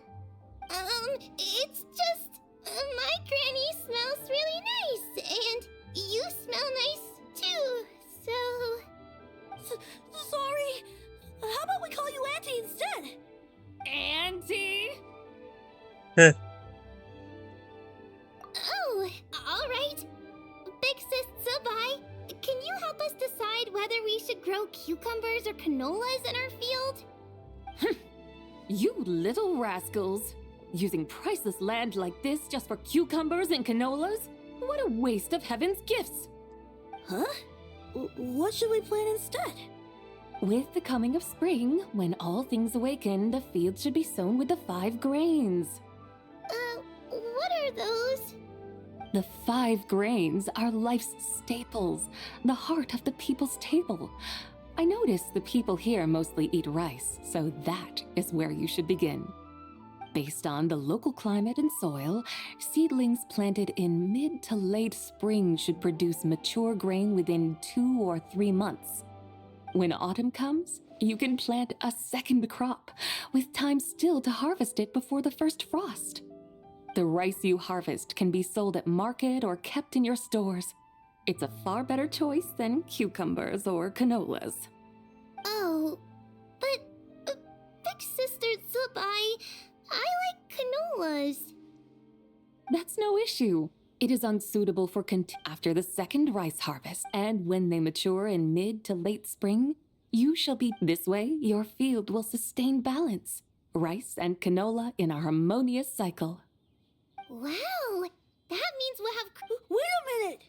If rice and canola take up the whole year, what about my cucumbers? A firefly dares rival the brilliance of the moon? In what twisted universe should cucumbers vie for land with rice? Big Sis Zibai, you're going to hurt Lil Bee's feelings. Stop crying this instant! I meant that just find an empty corner of your yard, scatter some cucumber seeds in the earth, and before you know it, you'll have a thriving patch of vines. Cucumbers delight in sunlight and moisture, but they suffer in cold weather. If you wish to plant them this early in the year, you should make sure they're protected from frost. Wow. Is it really that simple? Are you really in that much of a rush? Well, thanks, Big Sis Zibai, who's fierce but really good at farming. We gotta go! Thanks, Big Sis Zibai! See you around! Paimon never imagined you'd know so much about farming. What's so strange about that? The people of Long Gone called me the god of soil and grain. Are the fields not made of soil? Is rice not one of the 5 grains?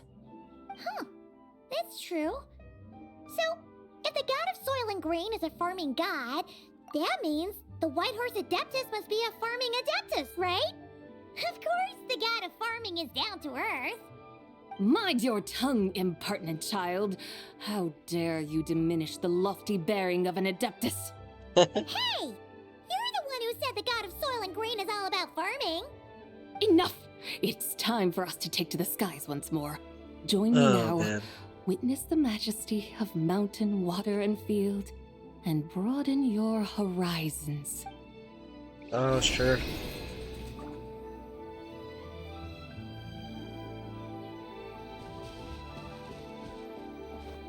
Sure.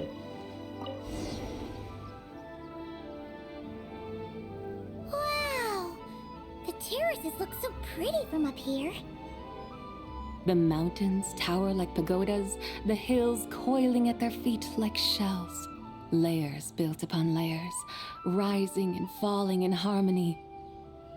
A truly unique and mesmerizing sight. Thinking about it, you have a special connection to this place, you know. A special connection? Yeah! There's a local legend about a white horse leaping from a pure spring to follow Rex Lapis into battle. Don't you remember? You must have been living in seclusion around here.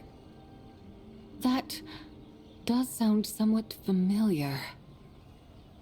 Oh, and if we keep going up this way, we'll reach a super duper spooky spot. You might have a connection to that place too. There's an ancient array that seals away the remains of a fallen god. A god's remains? Ooh. Yeah, the people of Liyue turned that story into an opera called The Sanctification of Tao Do. Does that ring any bells? Tao Do. Huh. The 7 and 8 gates array. That's right! You do remember!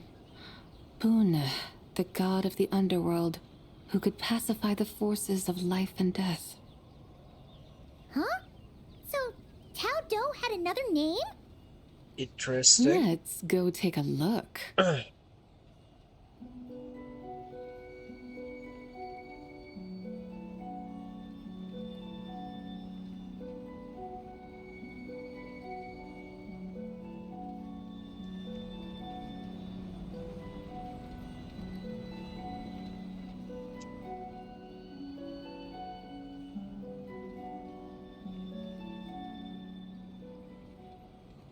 It's weird how the light's bouncing off We've that. arrived at Wulwang Hill. The atmosphere just turned spooky. I can't help but feel there's something strange about this friend you haven't seen in ages. Huh? Paimon thought she heard someone's voice. Let's head down and check it out.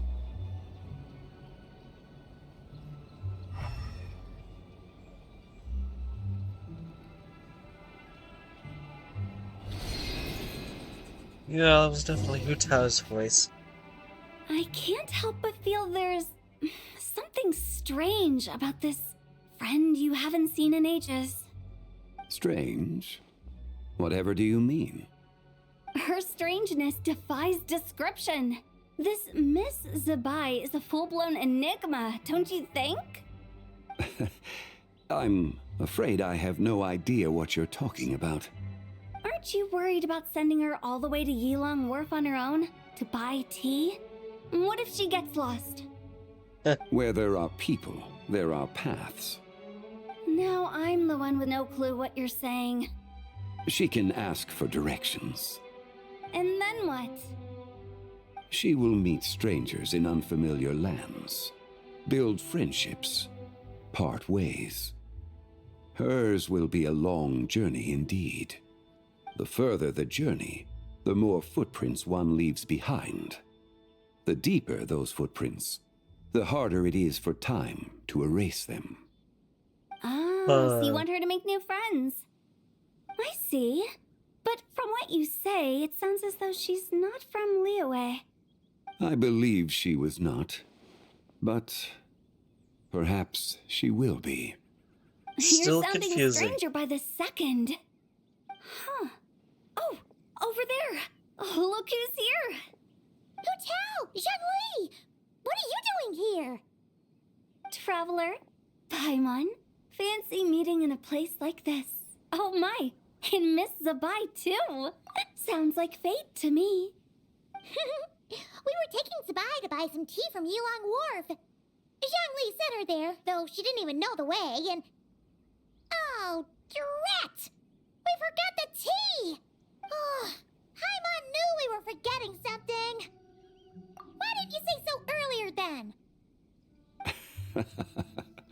What's done is done. There's no need to dwell on it. Fresh tea grows with each passing year. Let fate deliver it as it wills. Exactly. You can get tea wherever you go. You're hardly running low now, are you? Paimon feels a lot better now that you've said that. Still, I'm a little confused. If you were buying tea, how did you end up all the way out here? We're taking Zibai on a sightseeing tour.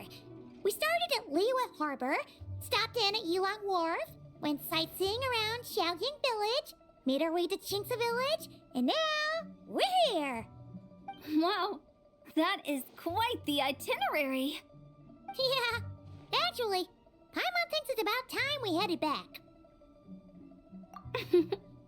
I'm here to pay my respects to my ancestors. My dear consultant kindly agreed to join me. It is lantern rite after all.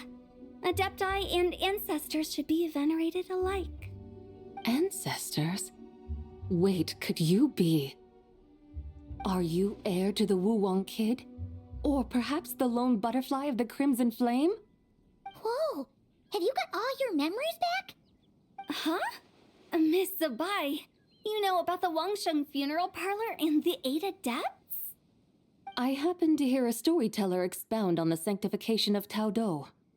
Lots of people know that story, sure, but very few can discern my family lineage from just a glance. Well, Zhongli, your friend here really is quite something. Unfortunately, there's no time to dally right now. We have a hill to climb. Perhaps once today is done, we can find time to chat over tea, recite poetry, and admire the moon? That would be wonderful, Director Hu. Oh, and before we go, you've been traipsing around all day. I suggest you stop off at the Wangshu Inn on your way back for a good night's rest.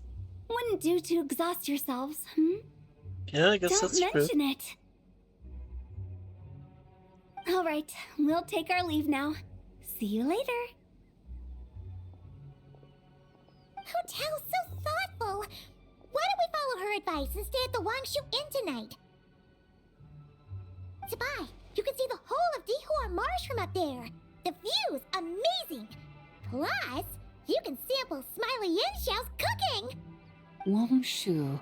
An intriguing name. It couldn't hurt to check it out. Awesome! Let's go! Yeah, let's go.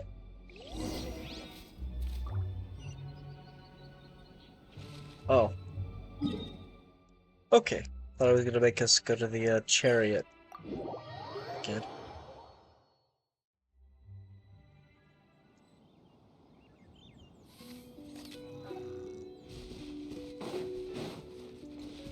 Yeah.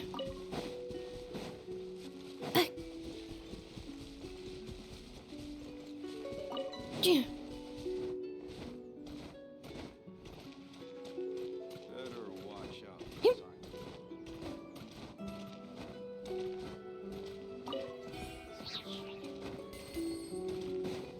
Yeah.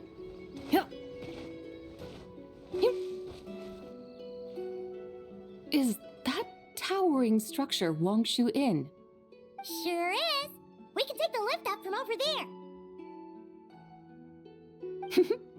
Always walking the path long trodden. Does retracing others' footsteps not tire you? Come on, get in. We'll fly to the top.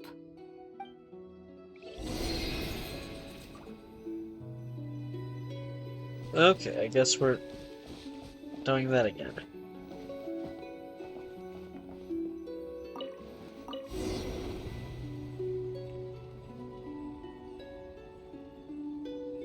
Are we really going to fly up to Wangshu Inn? Isn't that a bit showy? All the guests are going to see us. Is that a bad thing? To be able to witness an Adeptus. This will surely add to the inn's appeal, not to mention the room prices. The owner will thank us. You seem to really like showing off your powers. Yeah, she does, clearly. This inn's architecture is incredible, and the surrounding countryside radiates a picturesque charm. No wonder the new proprietor of the Baiju guest house thinks he can't compete and has decided to change his own establishment's name. The new proprietor? Ah, you mean Lu Shengsheng's dad. So you know about that, too. Personally, Paimon thinks it should go with something like Rex's Rest.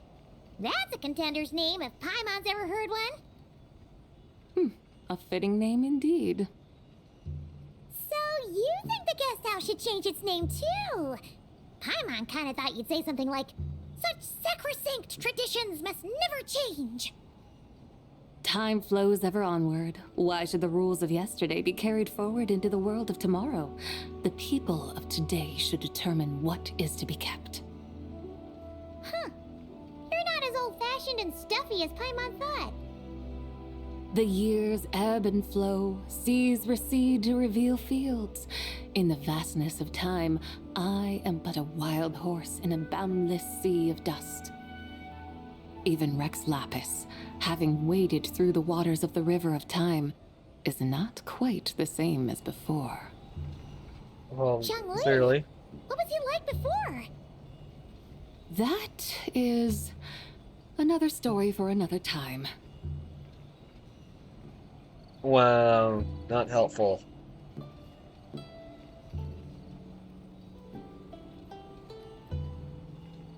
We have arrived.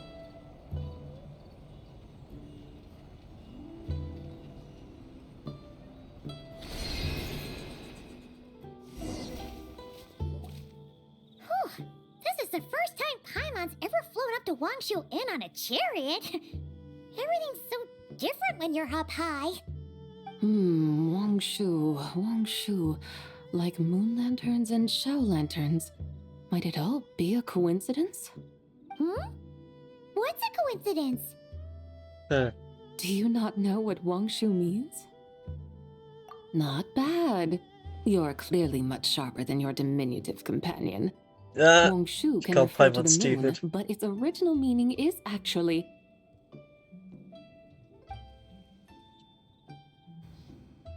the goddess who rides the bright moon's chariot. And you must be the conqueror of demons. Xiao! Paimon was wondering if we'd disturbed you by flying down from the sky. Not at all. I sensed an unusual presence long before you arrived, though I didn't expect it to be you in a flying chariot. Ah, a witness at last. I was starting to think we should fly a bit lower. 'Twould be awfully dull if no one ends up marveling at my lofty bearing. No need. This is already showy enough. I'm not one to do good from the shadows, as Rex Lapis is wont to do. Then you must be...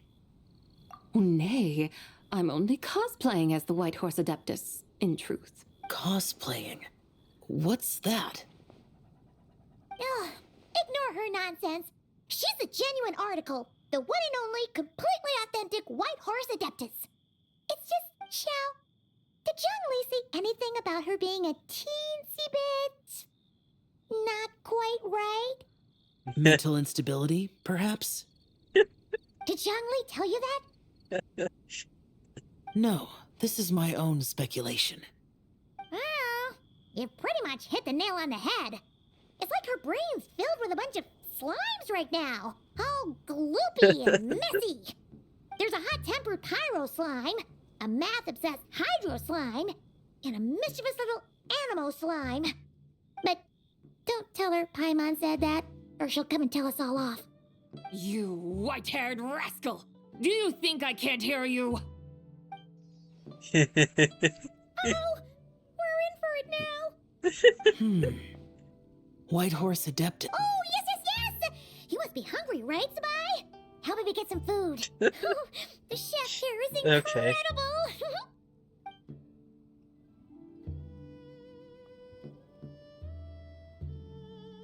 Okay. It's so hot!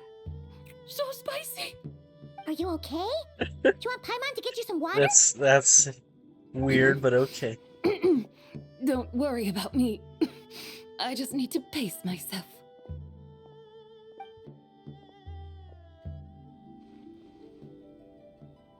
So, regarding your friend and her condition, does even the Lord of Geo have no solution? Zhongli said we should wait and she'll get better on her own. But who knows how long that's gonna take. Is that why her personalities change so easily? Paimon thinks that has something to do with her 3 deadly selves. Zhongli told us that the deadly selves are impure, affecting living things that get too close.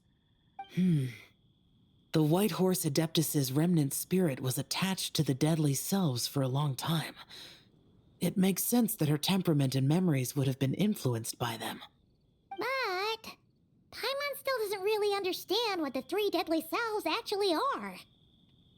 Paimon, As you do not practice self-cultivation, I cannot help you fully understand.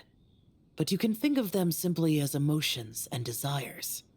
The act of severing the three deadly selves is a means of exercising wicked desires and cultivating one's true self. I believe other nations have similar practices. In Sumeru, it is known as shattering Atmagraha. Oh, so it's about emotions, desires, and attachments, that sort of thing. It includes those. I wonder, does she still remember what happened in the past? Some of it, but right now, it's like she was suddenly awakened, but she's still half dreaming. The half that's still dreaming might remember things, but the half that's awake doesn't quite get it. Conqueror of demons, are you looking to learn about Rex Lapis's past from me? You are an old friend of his, so please, call me by my name. But Conqueror of Demons sounds so much more imposing. I love In that. days of yore, he was the Lord of Geo, Heaven's Star. Huh? You said the same thing the day you came back, but what does it mean? I'm afraid I can't remember. Hey, did you really forget? Or are you just pretending so you don't have to tell? Why not ask Rex Lapis himself? Whether I've forgotten might be up for debate, but I am certain he remembers. He must have his reasons for not raising the past, and you likely have similar concerns. I shouldn't have asked. An answer that suits your style, General Elatis. Now that we're on the subject, though, I suddenly remembered something. Which is? In the distant past, there was a feast, which I attended. I faintly recall the Lord of Geo also being present that day. Oh, and then? What happened? Among the dishes served, there was one that could be found in every household throughout Langan at the start of spring. A dish called Flavor of Spring. I suddenly remembered the recipe for this dish. Is that it? Yes! Since it's lanternrite here in Liyue, why don't I make some for you to try? That sounds good. Okay. Wow! It might not have been the story Paimon was hoping for, but this looks delicious! The spring breeze stirs. Now is the perfect time to savor this dish.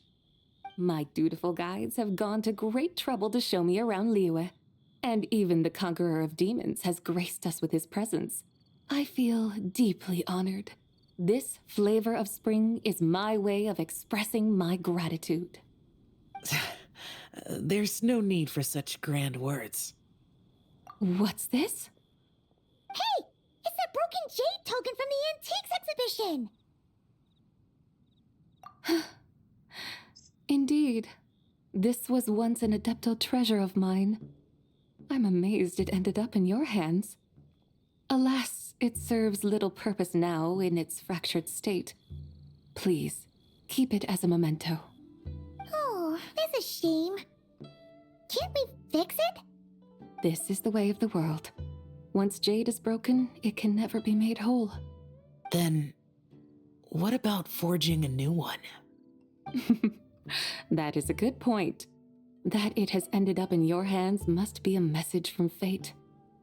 I could try to craft it into a little trinket for you. One that might prove useful on your journey. Ooh, what sort of trinket? It's just a passing thought, one that will require the right opportunity. I'll think about it more when the time comes. Now that we've had our fill, we should get some rest. Tomorrow we return to Liyue Harbor, where I'll have need of your guidance once more.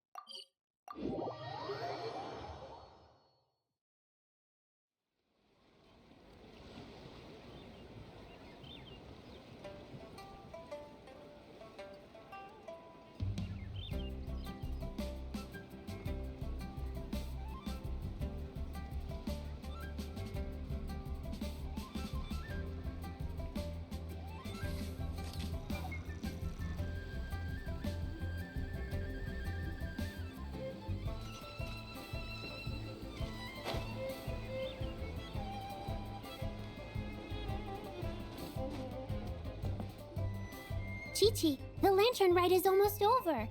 Do you remember how to make a Shao lantern?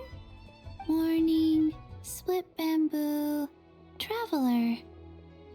And get silk, make Paimon. You've got it all mixed up again. They're here again. Yow! Looking good in that new outfit, huh? Hey, it's Paimon! Dr. Baiju gave this to me as a gift. How does it suit me? Thank you. Wow! What happened for Baiju to suddenly give you a brand new outfit, Yao Yao? Dr. Baiju is thanking Yao Yao for teaching me to make Shao lanterns. Chi-Chi and I were just playing together. Dr. Baiju's too kind. Oh, yeah, take a look at this. Dr. Baiju gave me these clothes, but it was Chi-Chi who wove this little basket. Wow! That's beautiful! When did you become so good with your hands, Chi-Chi? I learned to make Shao lanterns, thanks to Yao Yao. I also made a wish. What do I always say? The White Horse Adeptus answers prayers. Come, help this old man make an offering in thanks. Huh? Mr. Liu? What did you pray for? For my idiot son to finally come to his senses and not change Baiju Guest House's name, which he has. Huh? I still think that's a really, Listen to this. My granddaughter planted a tea seedling in our village just a few days ago. She made a prayer to the White Horse Adeptus to help it grow. Overnight, her seedling flourished into a mature tea tree. Oh, that sure does sound like a miracle. Could the White Horse Adeptus really have helped it grow? Of course she did. Oh, White Horse Adeptus, how blessed is our family over whom you keep watch. Truly, this is an extraordinary miracle. You must record it in your family history without delay. Of course. Huh? Is that you, Miss Zibai? Indeed. I have a long-term booking at your guest house. Yes, I recall. Mr. Zhongli said to charge your expenses to the Wangsheng funeral parlor, if I remember correctly. Of course he did. That's Zhongli. Always making trouble for poor Hu Tao. I noticed when you were here last that you bear a striking resemblance to the pictures of the White Horse Adeptus in my family history. You both have golden eyes. Perhaps fate has had a hand in our meeting. And a glad meeting it is, Miss Zibai. Now, why don't I gift you some tea from my garden to celebrate this encounter? We grow Sunglaw tea there, and it has quite the reputation throughout Yilong Wharf. I hope you will accept it. Oh! Sunglaw, buy 10 boxes, get half off teas, back on the menu. Buy 10 boxes, get half off? Don't be silly. This is a gift. It's free. Hoo-hoo! Nice! Thank you so much, Boss Liu. There's no need to thank me. You're a visitor from out of town, which makes you an honored guest. Make yourself at home. Lanternrite may have ended, but the streets are still bustling with activity. Make sure to take everything in, meet some new friends, and enjoy your time here. And that goes for you kids as well. Happy Lanternrite. Got it, Mr. Liu. Happy Lanternrite. Yeah! Happy Lanternrite, everyone! Happy Lanternrite indeed.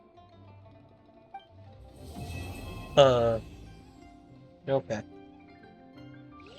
Weird story. Accelerating. Lots of lore. Enough stuff to level Zibai up quite a few times, actually. So...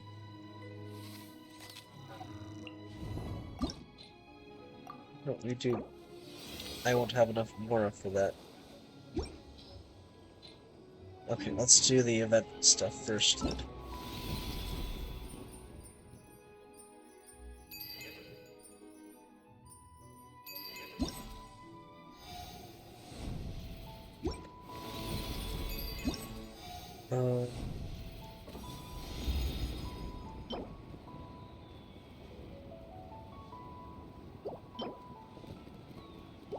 Uh, I guess let's do this one.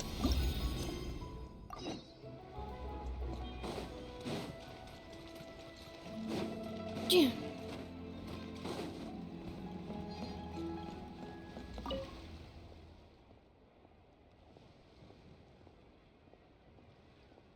Oh, they couldn't have bothered to voice these ones? God of Fortune, really?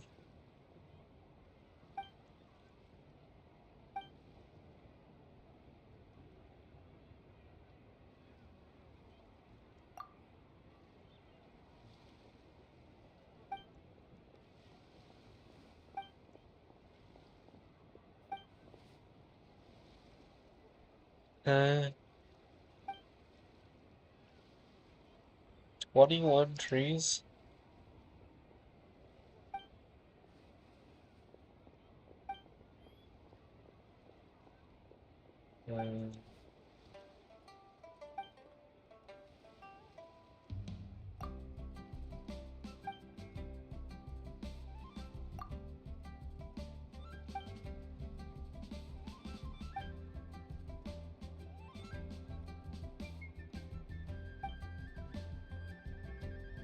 Uh, of course.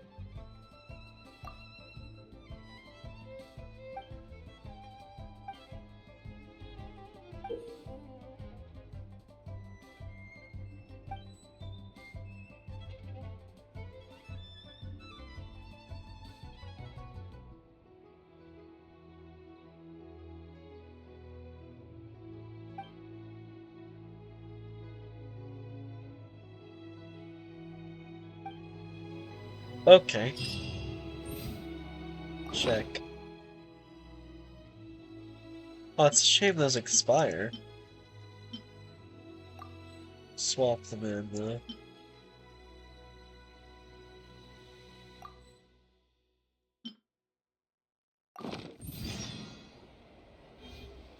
Reviewing outstanding items on today's to-do list. Do you have any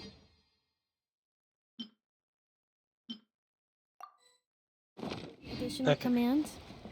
No problem. I can add them shortly. I'm quite...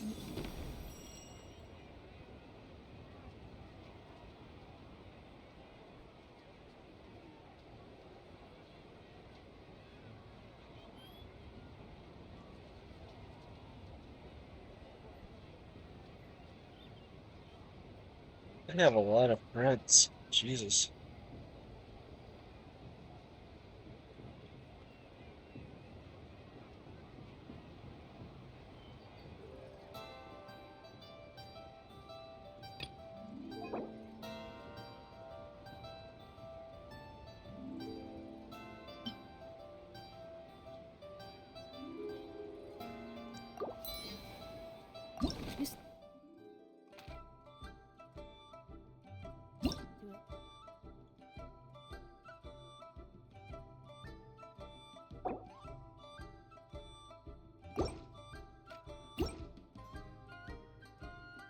Oh, this is a lot of work. God.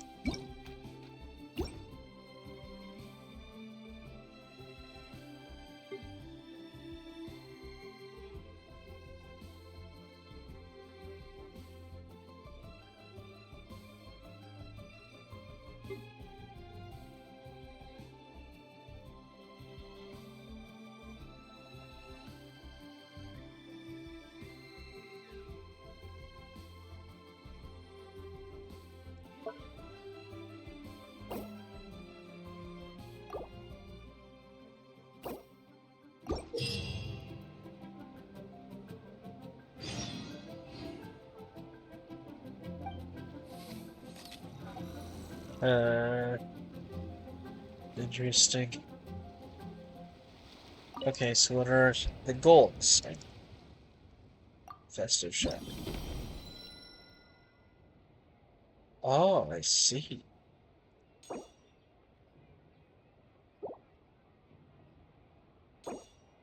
I see.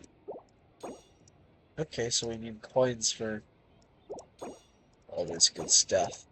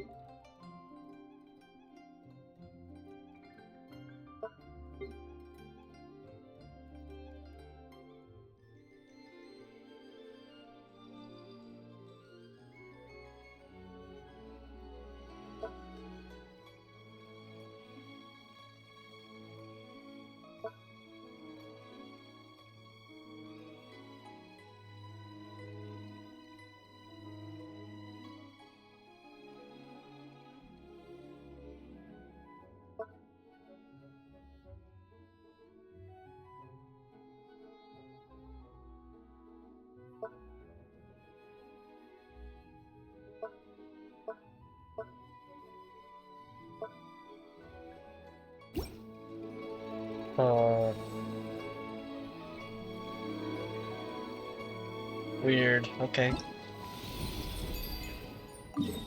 Not you.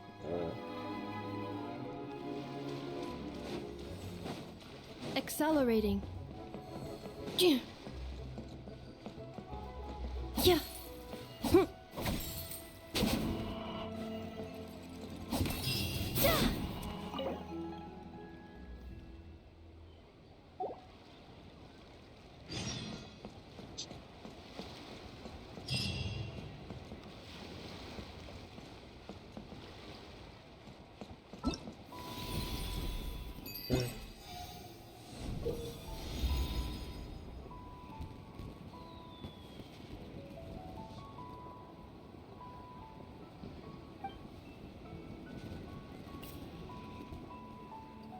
So collect 10 shell engines and release 5 shell engines for some more loot.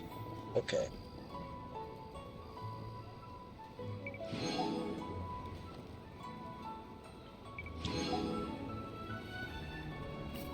Okay.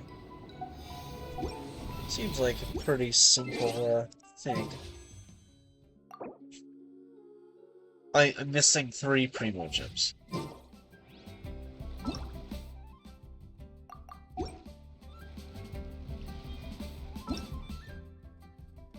You gotta be kidding me. Okay, well.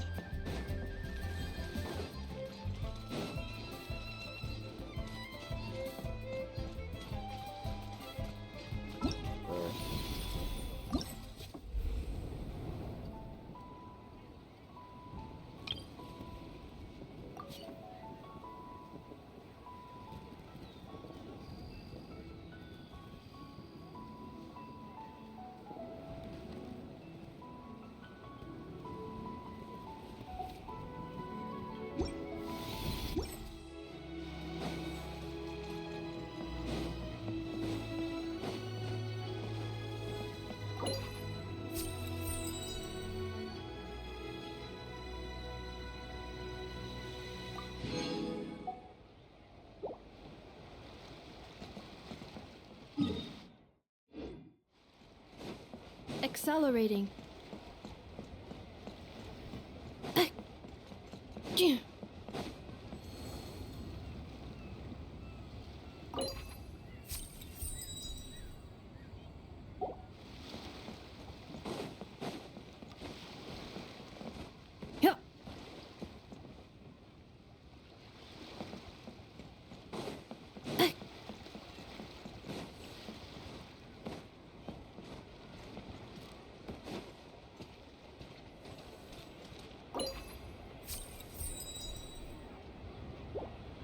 Accelerate.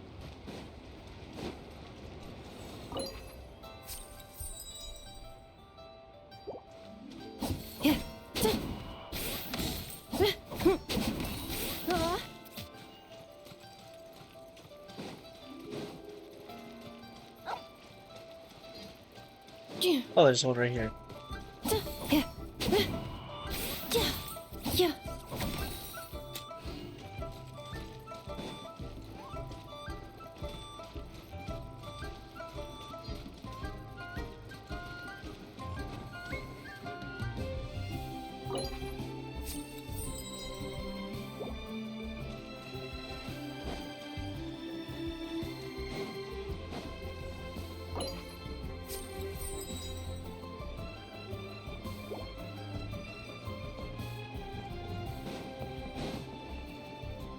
Accelerating.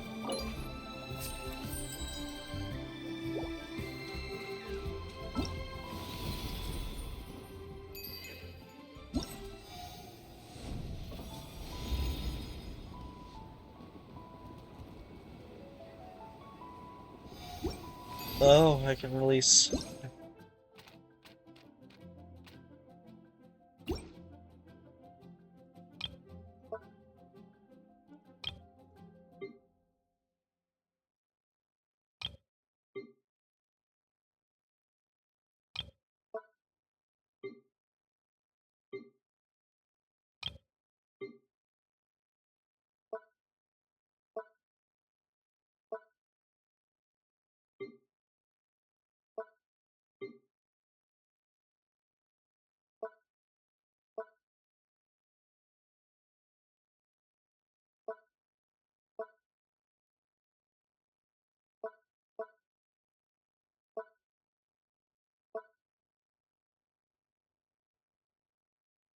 Doesn't make any sense, and it's not supposed to. Accelerating.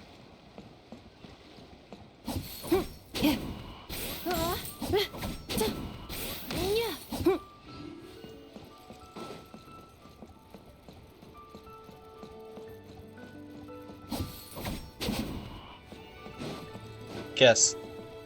Oh. Kind of expected that one to tell me to jump.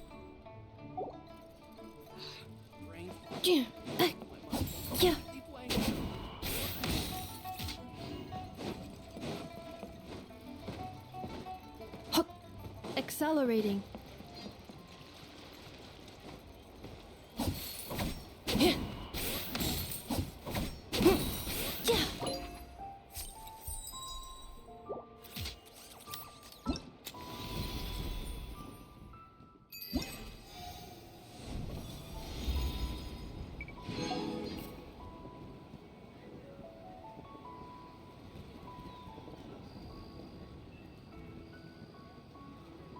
Okay. Well, let's do a tadpole.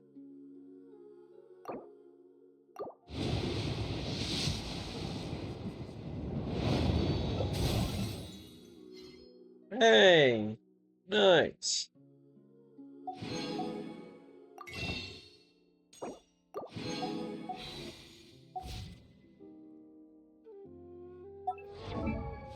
What's his constellation 2 do?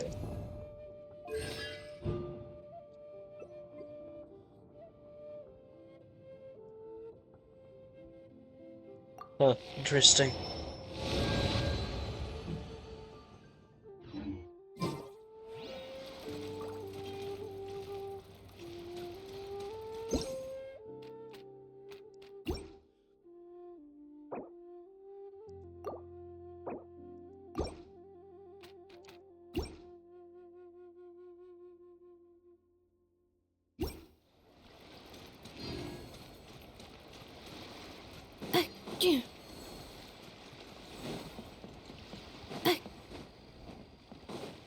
Accelerating.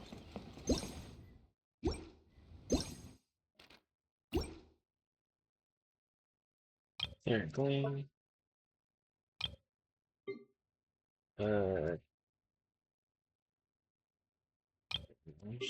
What? Uh,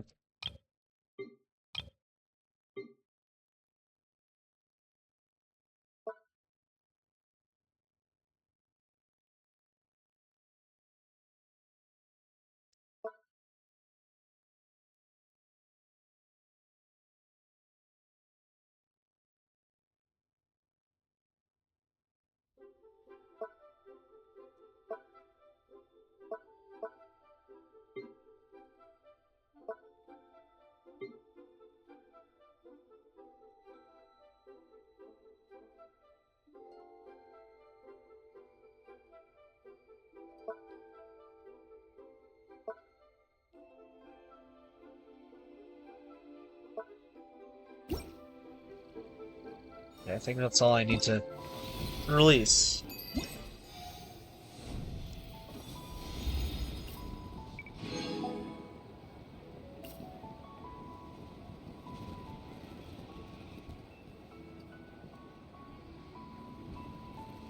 Uh,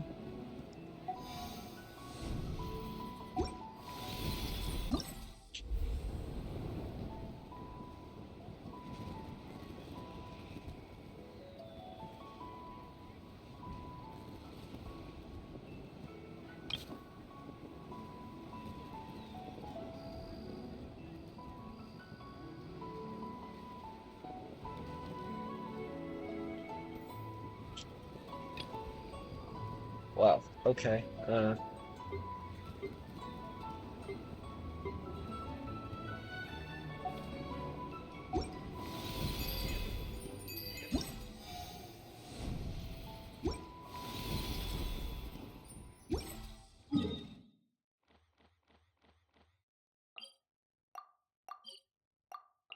I guess start doing these.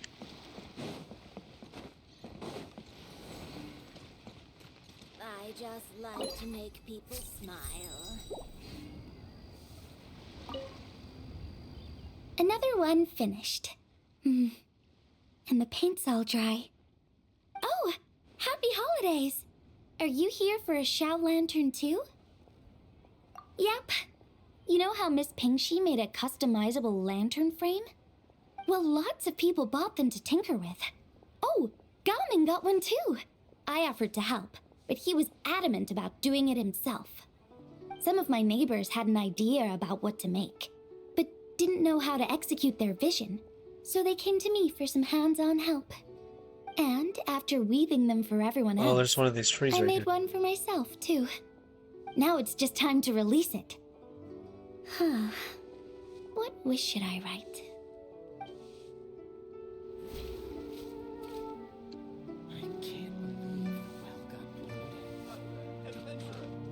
Quan, I want a new toy.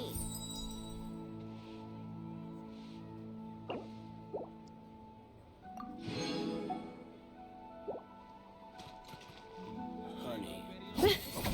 Yeah. Yeah.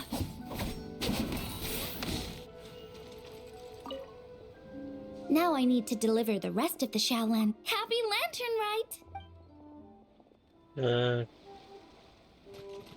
I just like to make people smile.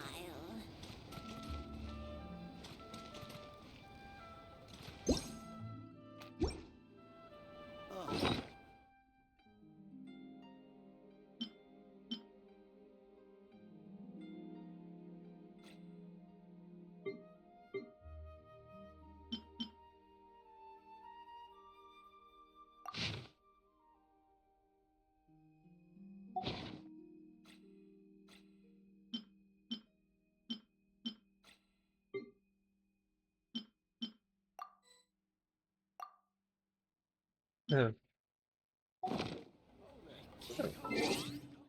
Man, a standard banner wish.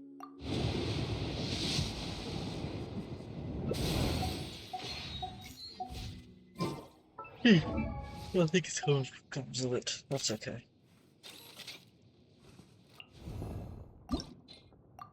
Oh, those extra level up materials.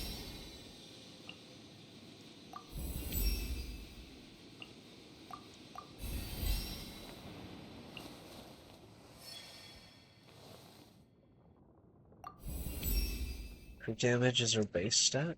Interesting.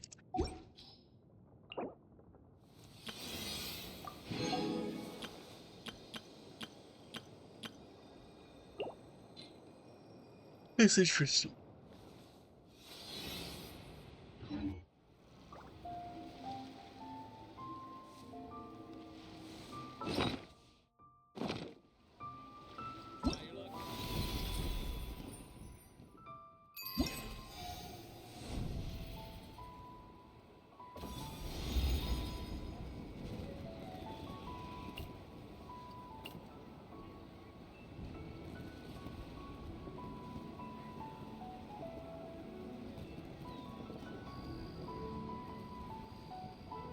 Okay.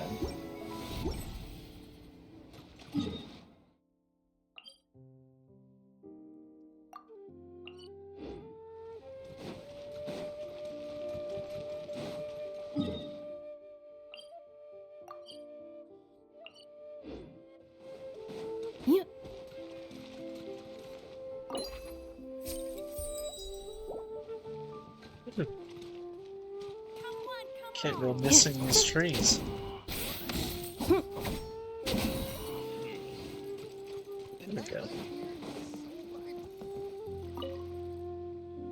Traveler, what a pleasant surprise.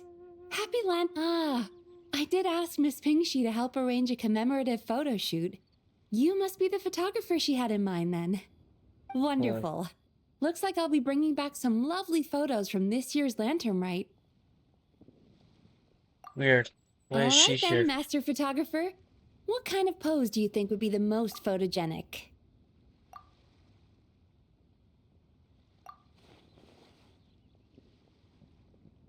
Yeah, there's mice.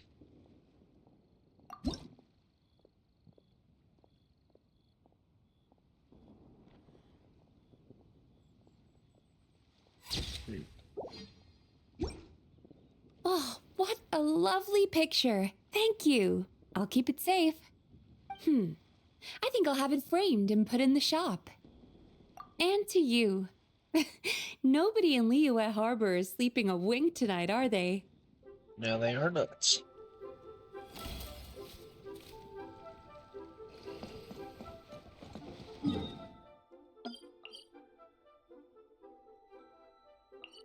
Okay, coming.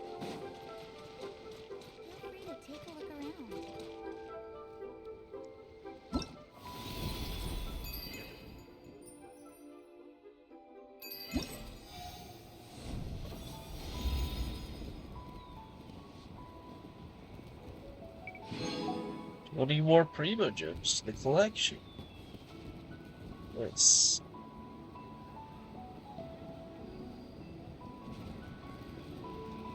Key here is consumer psychology. Whoa. The craftsmanship of these Xiao lanterns is something else. How does Lanyan do it? Oh, hey, traveler. Happy New Year. Yup. Took me ages, but this one's turning out pretty decent. I'm gonna paint Manzai on it too. Oh, and I gotta make one for Pops. Whew, that should do it. All that's left is sending it off to the sky.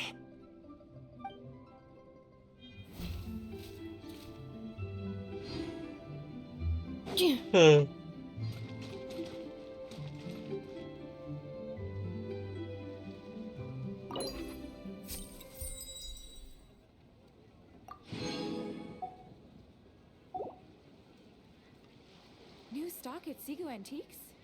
Bad news for my purse. Thank you so very much, lady.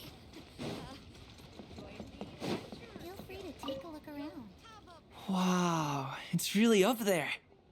Next up, happy lanternrite to you too. Hope you have a prosperous new year. Oh. Consumer psychology. Accelerating.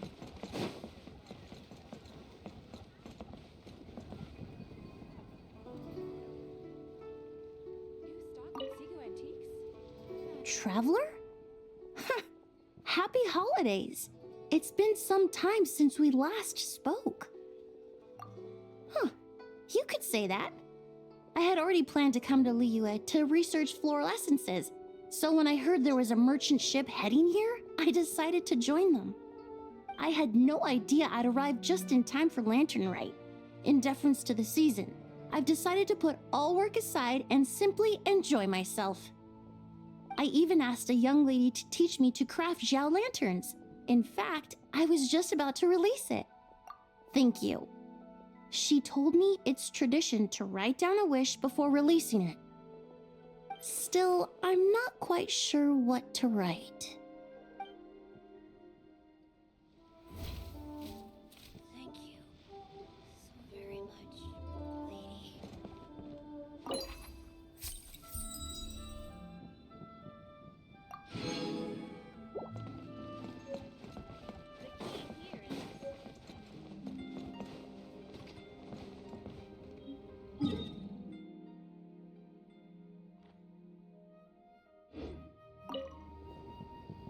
If you make a lantern like this and release it, will the wish really come true?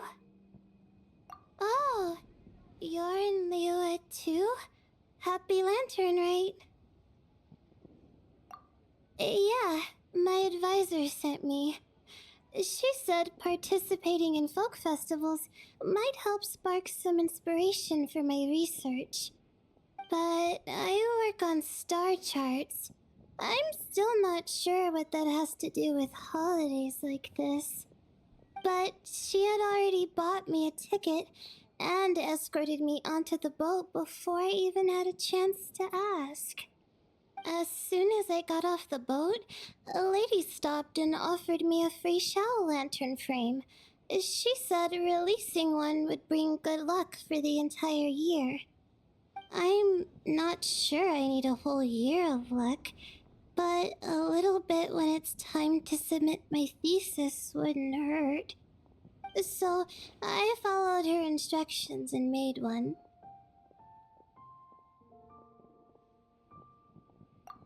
Thanks. I should release the lantern now, right? Yes, you I should. need to write my wish on it first. Finally, a seat with a view. There are new assignments, so it's not quite time to. Please let me. Huh?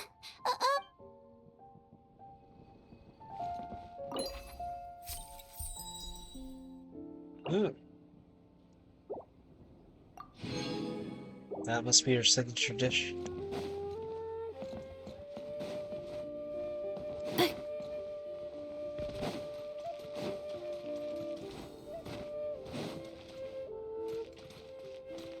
Accelerating. So, are you buying or not?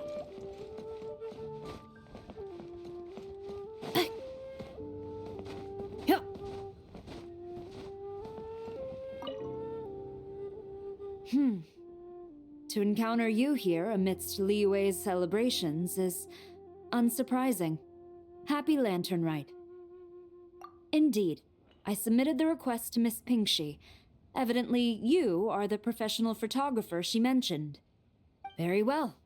I trust you will take excellent photographs. In that case, please advise me on an appropriate pose while we prepare.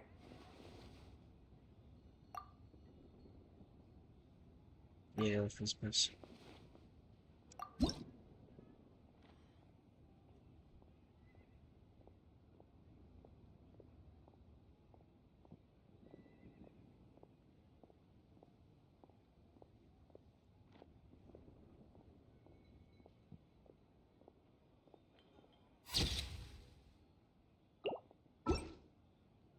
A commendable picture. A perfect memento for the occasion. My thanks. I will treat it as one of my personal effects and take care of it accordingly. Thank you. Happy lanternrite to you as well. But if I may ask, does the Millilith always maintain such strict vigilance during Lantern Rite? To maintain such strict discipline even amidst the festivities, I'm impressed.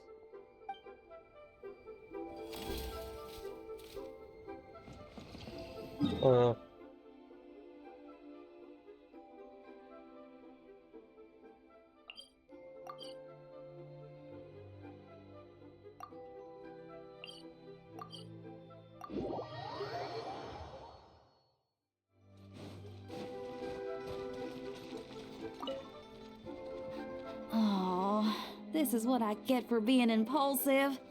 Making a Shao Lantern's no joke. Traveler? Oh, ain't that something? It is you! Happy Lanternrite! Yeah, Miss Pinkshi gave me the frame, but I designed all the details and made all the ornaments myself. Pretty rad, huh? I even gave Hu Tao a few. Oh, shoot! I totally forgot I promised Hu Tao I'd help her make some Shao Lanterns too! I gotta release this one pronto! Okay,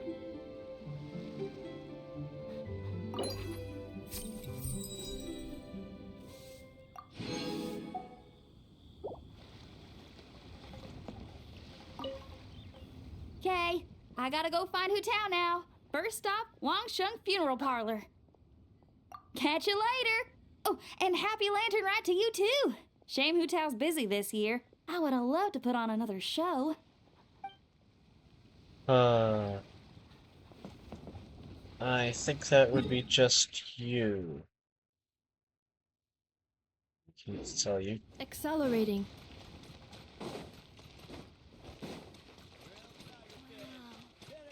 Have I missed any?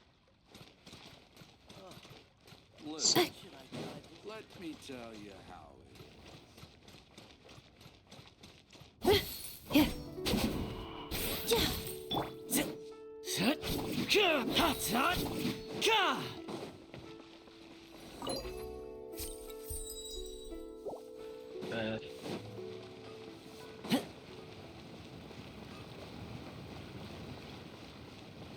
Let's see. Royce Lee is down there. Okay. Why is he down there?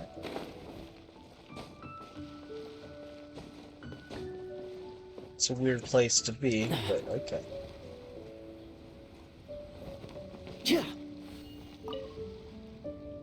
Traveler, had a feeling I might run into you here.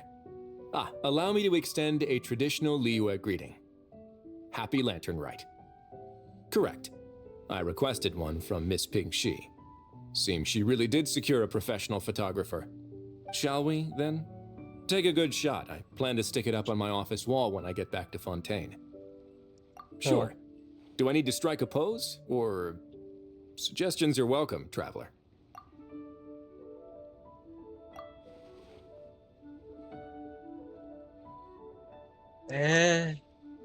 Yeah, no, it's better.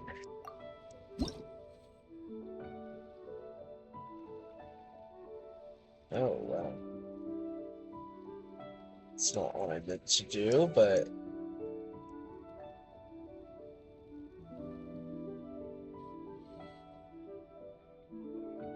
That is most...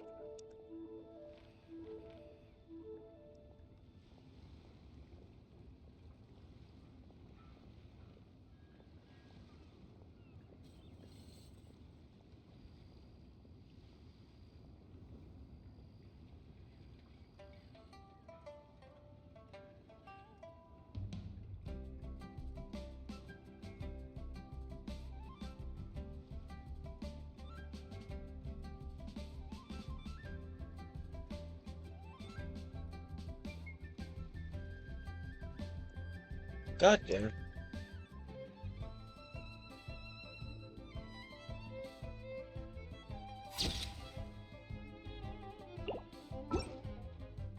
Let's see. Not bad. Pretty standard shot. If you look at it from the neck up, it could even pass for a mugshot. I'll be keeping this. Really appreciate the help. Oh, and to you too. I'll still need to buy some gifts later. Other than tea. Yeah. Oh, Risley.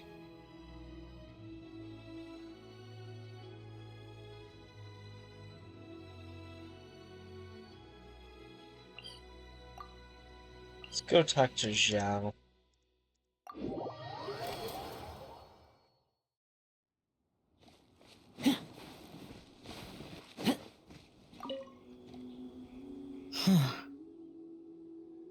Yes. I saved someone from monsters earlier. She was carrying a frame and tools for making Shao lanterns, and gave them. She also said this type of Shao lantern can be modified however you like. So, yes, well, I tried my best. I suppose the next step is releasing the Shao lantern. Yeah, it is.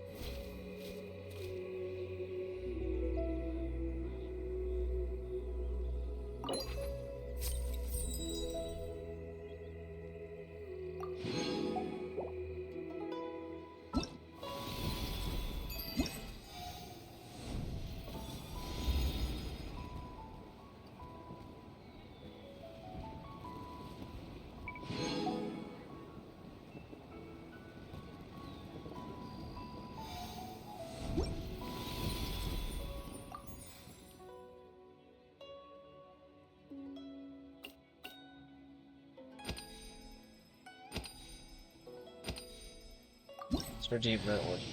I cut some bamboo today to make a special... Alright.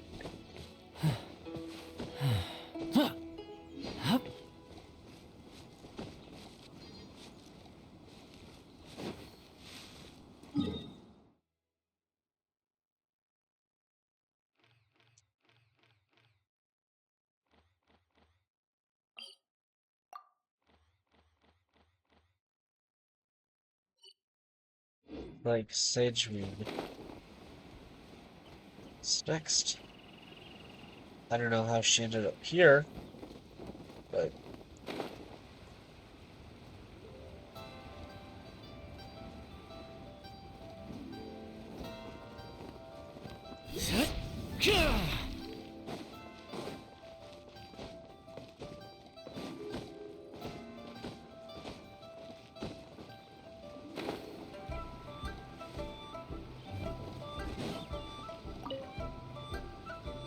Happy holidays, traveler.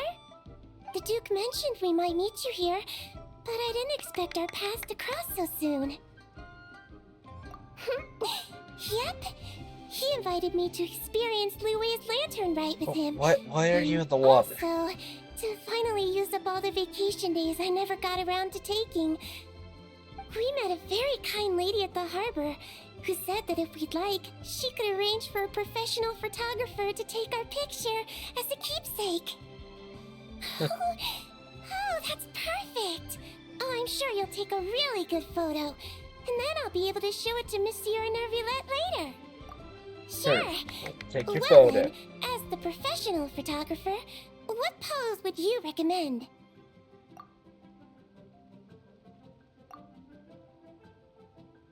First pause, I think. Yeah.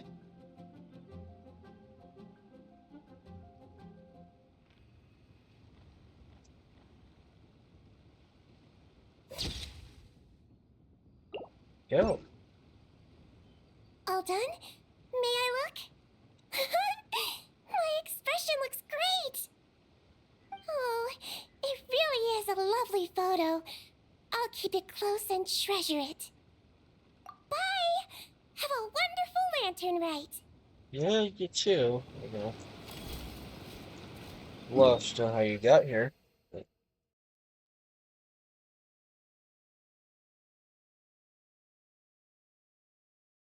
why Varessa's here as well.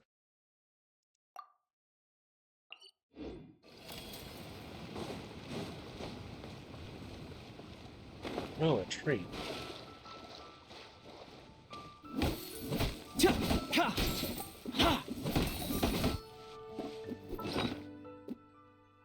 What's this? Oh.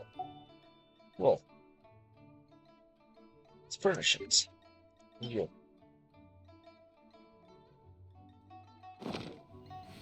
Oh.